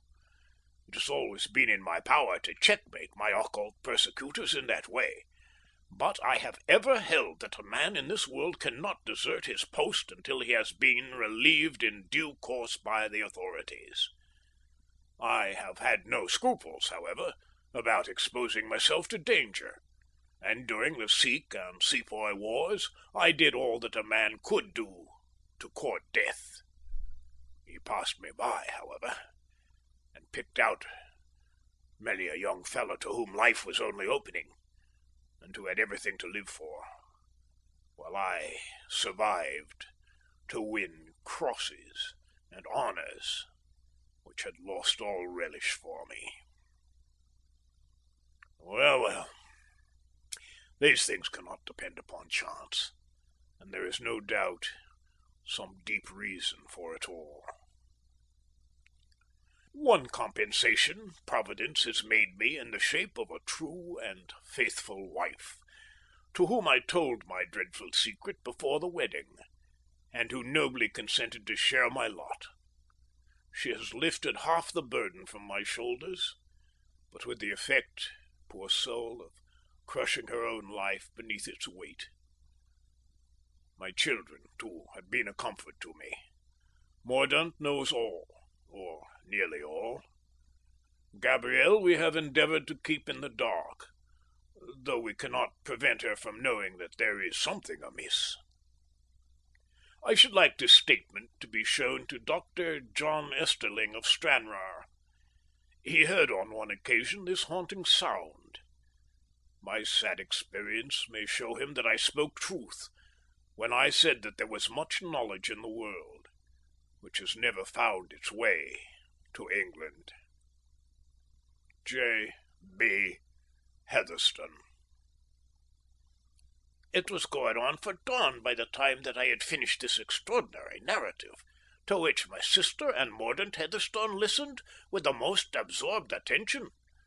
Already we could see through the window that the stars had begun to fade, and a grey light to appear in the east. The crofter who owned the lurcher dog lived a couple of miles off, so it was time for us to be on foot. Leaving Esther to tell my father the story in such fashion as she might, we thrust some food in our pockets and set off upon our solemn and eventful errand. End of chapter 15.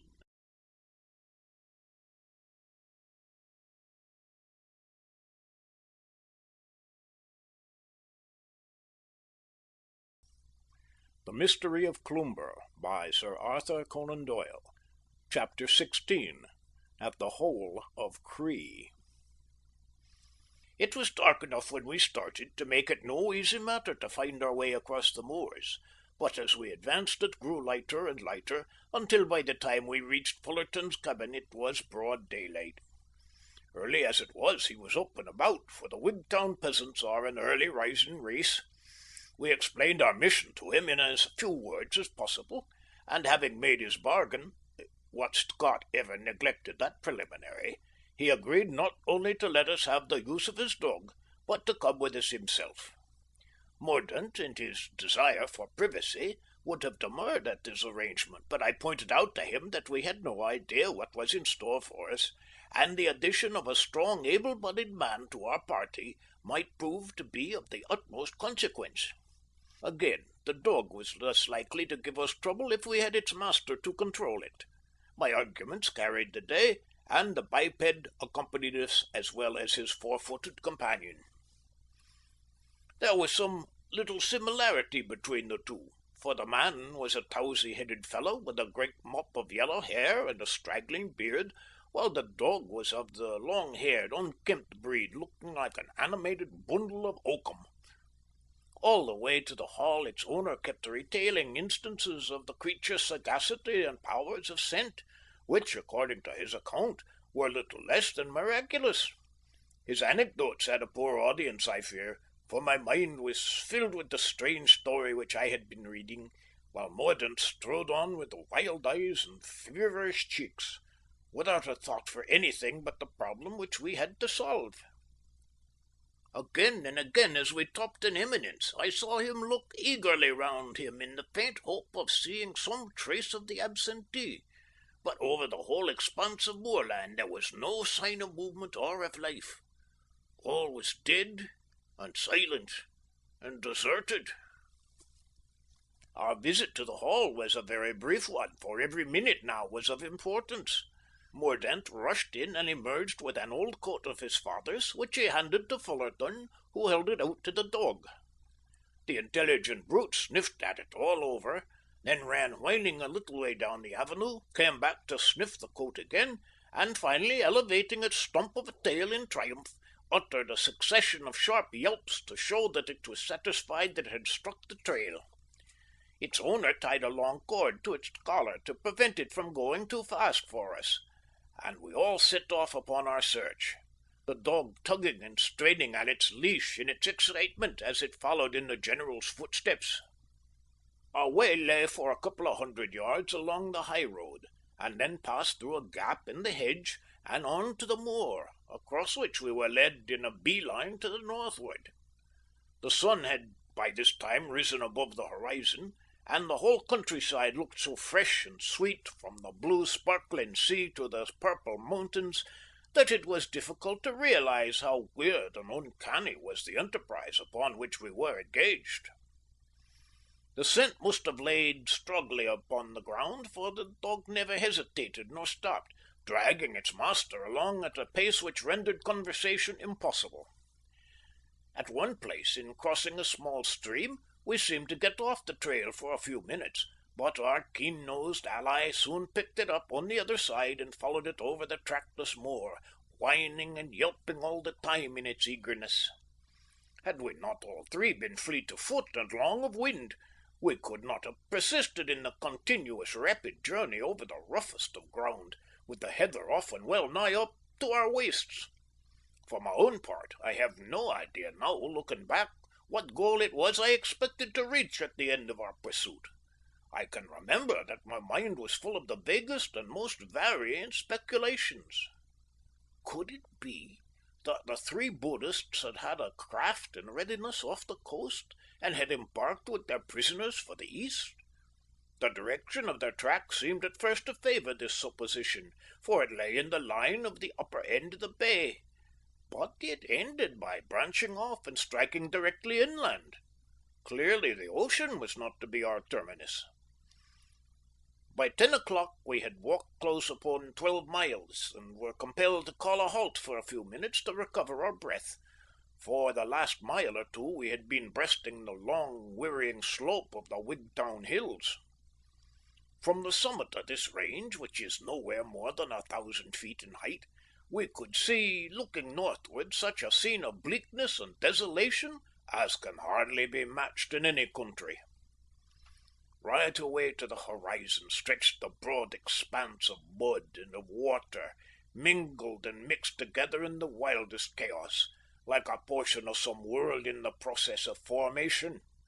Here and there on the dun-coloured surface of this great marsh there had burst out patches of sickly yellow reeds and of livid greenish scum, which only served to heighten and intensify the gloomy effect of the dull, melancholy expanse. On the side nearest to us, some abandoned peat cuttings showed that ubiquitous man had been at work there, but beyond these few petty scars there was no sign anywhere of human life. Not even a crow nor a seagull flapped its way over that hideous desert. This is the great bog of Cree. It is a salt-water marsh formed by an inroad of the sea, and so intersected is it with dangerous swamps and treacherous pitfalls of liquid mud that no man would venture through it unless he had the guidance of one of the few peasants who retain the secret of its paths. As we approached the fringe of rushes which marked its border, a foul, dank smell rose up from the stagnant wilderness, as from impure water and decaying vegetation, an earthy, noisome smell which poisoned the fresh upland air. So forbidding and gloomy was the aspect of the place that our stout crofter hesitated, and it was all that we could do to persuade him to proceed. Our lurcher, however, not being subject to the delicate impressions of our higher organisation, still ran yelping along with its nose on the ground and every fibre of its body quivering with excitement and eagerness. There was no difficulty about picking our way through the morass, for wherever the five could go, we three could follow. If we could have had any doubts as to our dog's guidance, they would all have been removed now, for in the soft, black, oozing soil we could distinctly trace the tracks of the whole party. From these we could see that they had walked abreast, and furthermore that each was about equidistant from the other. Clearly, then, no physical force had been used in taking the general and his companion along. The compulsion had been psychical and not material. Once within the swamp, we had to be careful not to deviate from the narrow track, which offered a firm foothold. On each side lay shallow sheets of stagnant water, overlying a treacherous bottom of semi-fluid mud, which rose above the surface here and there in moist, sweltering banks, mottled over with occasional patches of unhealthy vegetation.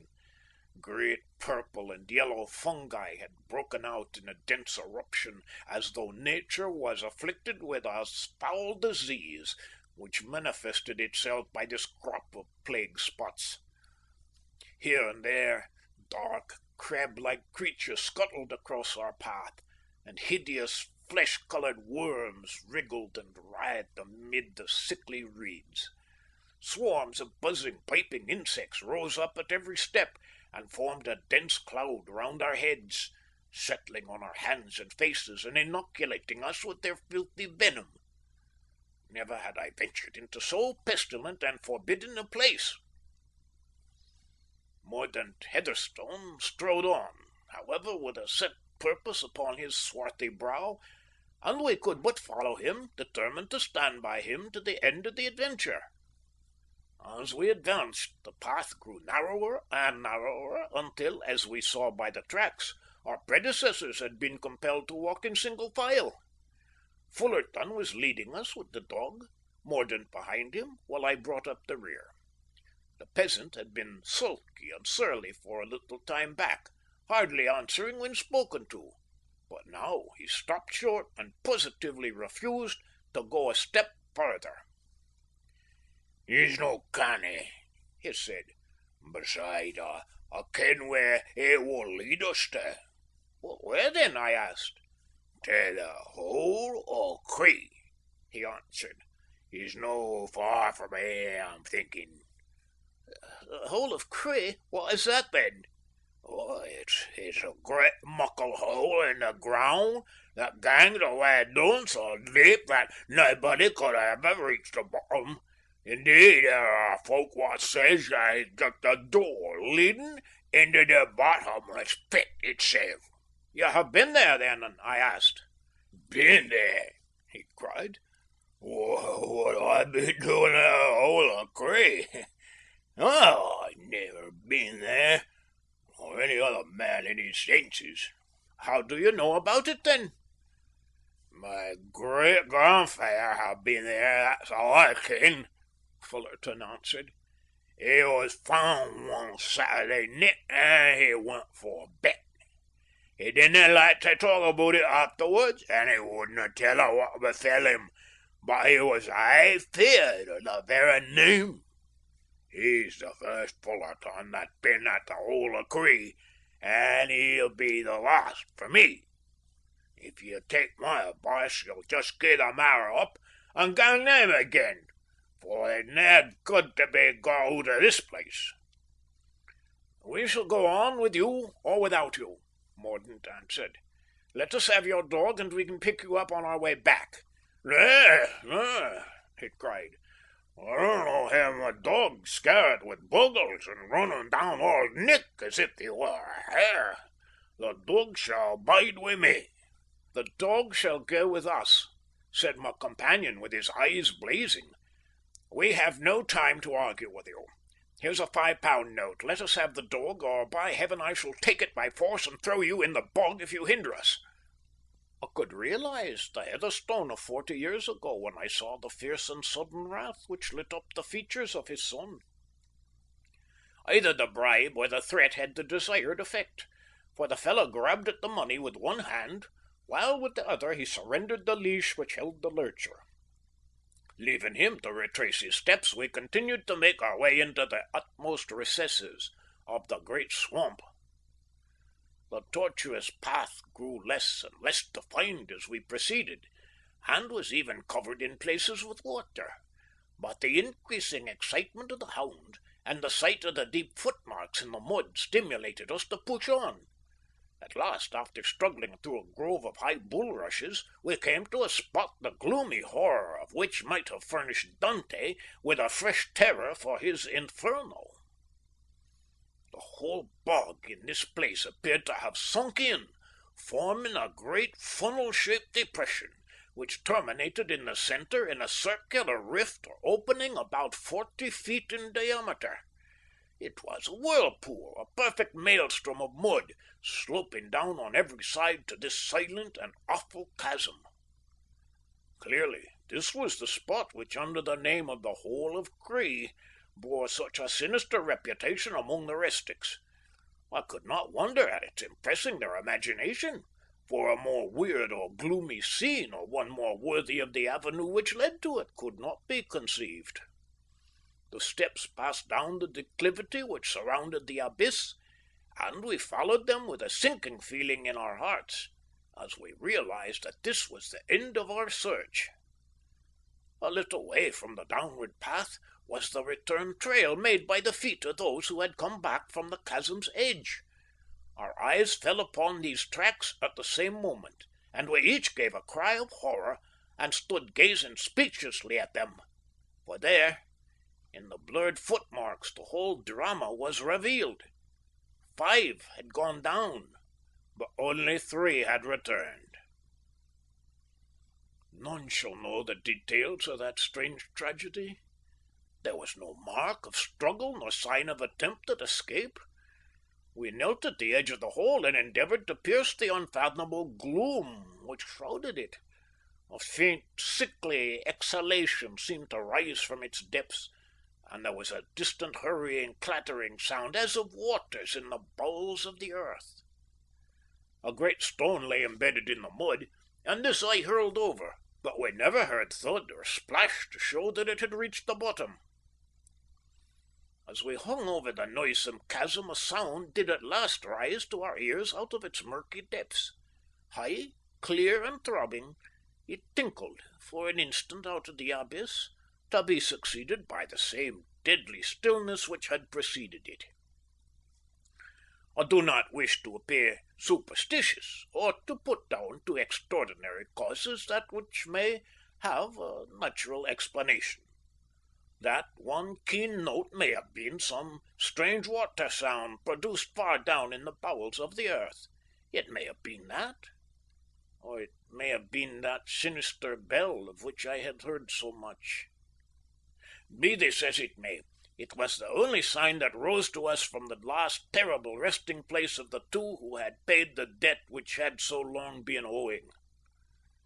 We joined our voices in a call with the unreasoning obstinacy with which men will cling to hope, but no answer came back to us save a hollow moaning from the depths beneath. Footsore and heart-sick, we retraced our steps and climbed the slimy slope once more. "What shall we do, Mordaunt?" I asked in a subdued voice. "We can but pray that their souls may rest in peace." Young Heatherstone looked at me with flashing eyes. "This may be all according to occult laws," he cried, "but we shall see what the laws of England have to say upon it. I suppose a chela may be hanged as well as any other man. It may not be too late yet to run them down. Here, good dog, here!" He pulled the hound over and set it on the track of the 3 men. The creature sniffed at it once or twice, and then, falling down upon its stomach with bristling hair and protruding tongue, it lay shivering and trembling, a very embodiment of canine terror. "You see," I said, "it is no use contending against those who have powers at their command to which we cannot even give a name. There is nothing for it but to accept the inevitable, and to hope that these poor men may meet with some compensation in another world for all that they have suffered in this." "And be free from all devilish religions and their murderous worshippers," Mordaunt cried furiously. Justice compelled me to acknowledge in my own heart that the murderous spirit had been set on foot by the Christian before it was taken up by the Buddhists, but I forbore to remark upon it for fear of irritating my companion. For a long time I could not draw him away from the scene of his father's death, but at last, by repeated arguments and reasonings, I succeeded in making him realize how useless and unprofitable any further efforts on our part must necessarily prove, and in inducing him to return with me to Cloomber. Oh, the wearisome, tedious journey! It had seemed long enough when we had some slight flicker of hope, or at least of expectation, before us, but now that our worst fears were fulfilled, it appeared interminable. We picked up our peasant guide at the outskirts of the marsh, and having restored his dog, we left him find his own way home, without telling him anything of the results of our expedition. We ourselves plodded all day over the moors with heavy feet and heavier hearts until we saw the ill-omened Tower of Cloomber, and at last, as the sun was setting, found ourselves once more beneath its roof. There is no need for me to enter into further details, nor to describe the grief which our tidings conveyed to mother and to daughter. Their long expectation of some calamity was not sufficient to prepare them for the terrible reality. For weeks my poor Gabrielle hovered between life and death, and though she came round at last, thanks to the nursing of my sister and the professional skill of Dr. John Easterling, she has never to this day entirely recovered her former vigour. Mordaunt, too, suffered much for some time, and it was only after our removal to Edinburgh that he rallied from the shock which he had undergone. As to poor Mrs. Heatherstone, neither medical attention nor change of air can ever have a permanent effect upon her. Slowly and surely, but very placidly, she has declined in health and strength, until it is evident that in a very few weeks at the most she will have rejoined her husband, and restored to him the one thing which he must have grudged to leave behind. The Laird of Branksome came home from Italy, restored in health, with the result that we were compelled to return once more to Edinburgh. The change was agreeable to us, for recent events had cast a cloud over our country life and had surrounded us with unpleasant associations. Besides, a highly honourable and remunerative appointment in connection with the University Library had become vacant, and had, through the kindness of the late Sir Alexander Grant, been offered to my father, who, as may be imagined, lost no time in accepting so congenial a post. In this way we came back to Edinburgh very much more important people than we left it, and with no further reason to be uneasy about the details of housekeeping. But in truth, the whole household had been dissolved, for I have been married for some months to my dear Gabrielle, and Esther is to become Mrs. Heatherstone upon the 23rd of the month. If she makes him as good a wife as his sister has made me, we may both set ourselves down as fortunate men. These mere domestic episodes are, as I have already explained, introduced only because I cannot avoid alluding to them. My object in drawing up this statement and publishing the evidence which corroborates it was certainly not to parade my private affairs before the public, but to leave on record an authentic narrative of a most remarkable series of events. This I have endeavoured to do in as methodical a manner as possible, exaggerating nothing and suppressing nothing.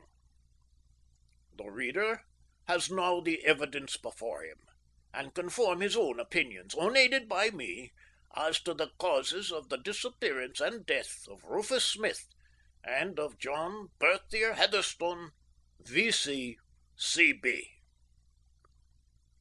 There is only one point which is still dark to me. Why the Chelas of Gulab Shah should have removed their victims to the desolate Hole of Cree instead of taking their lives at Cloomber is, I confess, a mystery to me. In dealing with occult laws, however, we must allow for our own complete ignorance of the subject. Did we know more, we might see that there was some analogy between the foul bog and the sacrilege which had been committed, and that their ritual and customs demanded that just such a death was the one appropriate to the crime. On this point I should be sorry to be dogmatic, but at least we must allow that the Buddhist priests must have had some very good cause for the course of action which they so deliberately carried out. Months afterwards I saw a short paragraph in the Star of India, announcing that 3 eminent Buddhists, Lal Humi, Baudar Khan, and Ram Singh, had just returned in the steamship Deccan from a short trip to Europe. The next item was devoted to an account of the life and services of Major General Heatherstone, quote, who has lately disappeared from his country house in Wigtownshire, and who, there is much reason to fear, has been drowned. End quote. I wonder if by chance there was any other human eye but mine which traced the connection between these paragraphs. I never showed them to my wife or to Mordaunt, and they will only know of their existence when they read these pages. I don't know that there is any other point which needs clearing up. The intelligent reader will have already seen the reasons for the general's fear of dark faces of wandering men, not knowing how his pursuers might come after him, and of visitors, from the same cause, and because his hateful bell was liable to sound at all times. His broken sleep led him to wander about the house at night, and the lamps which he burnt at every room were no doubt to prevent his imagination from peopling the darkness with terrors. Lastly, his elaborate precautions were, as he has himself explained, rather the result of a feverish desire to do something than in the expectation that he could really ward off his fate. Science will tell you that there are no such powers as those claimed by the Eastern mystics. I, John Fothergill West, can confidently answer that science is wrong. For what is science? Science is the consensus of opinion of scientific men, and history has shown that it is slow to accept the truth. Science sneered at Newton for 20 years. Science proved mathematically that an iron ship could not swim, and science declared that a steamship could not cross the Atlantic. Like Goethe's Mephistopheles, our wise professor's fort is stets verneinen. Thomas Didymus is, to use his own jargon, his prototype. Let him learn that if he will but cease to believe in the infallibility of his own methods, and will look to the East, from which all great movements come, he will find there a school of philosophers and of savants who, working on different lines from his own, are many thousand years ahead of him in all the essentials of knowledge.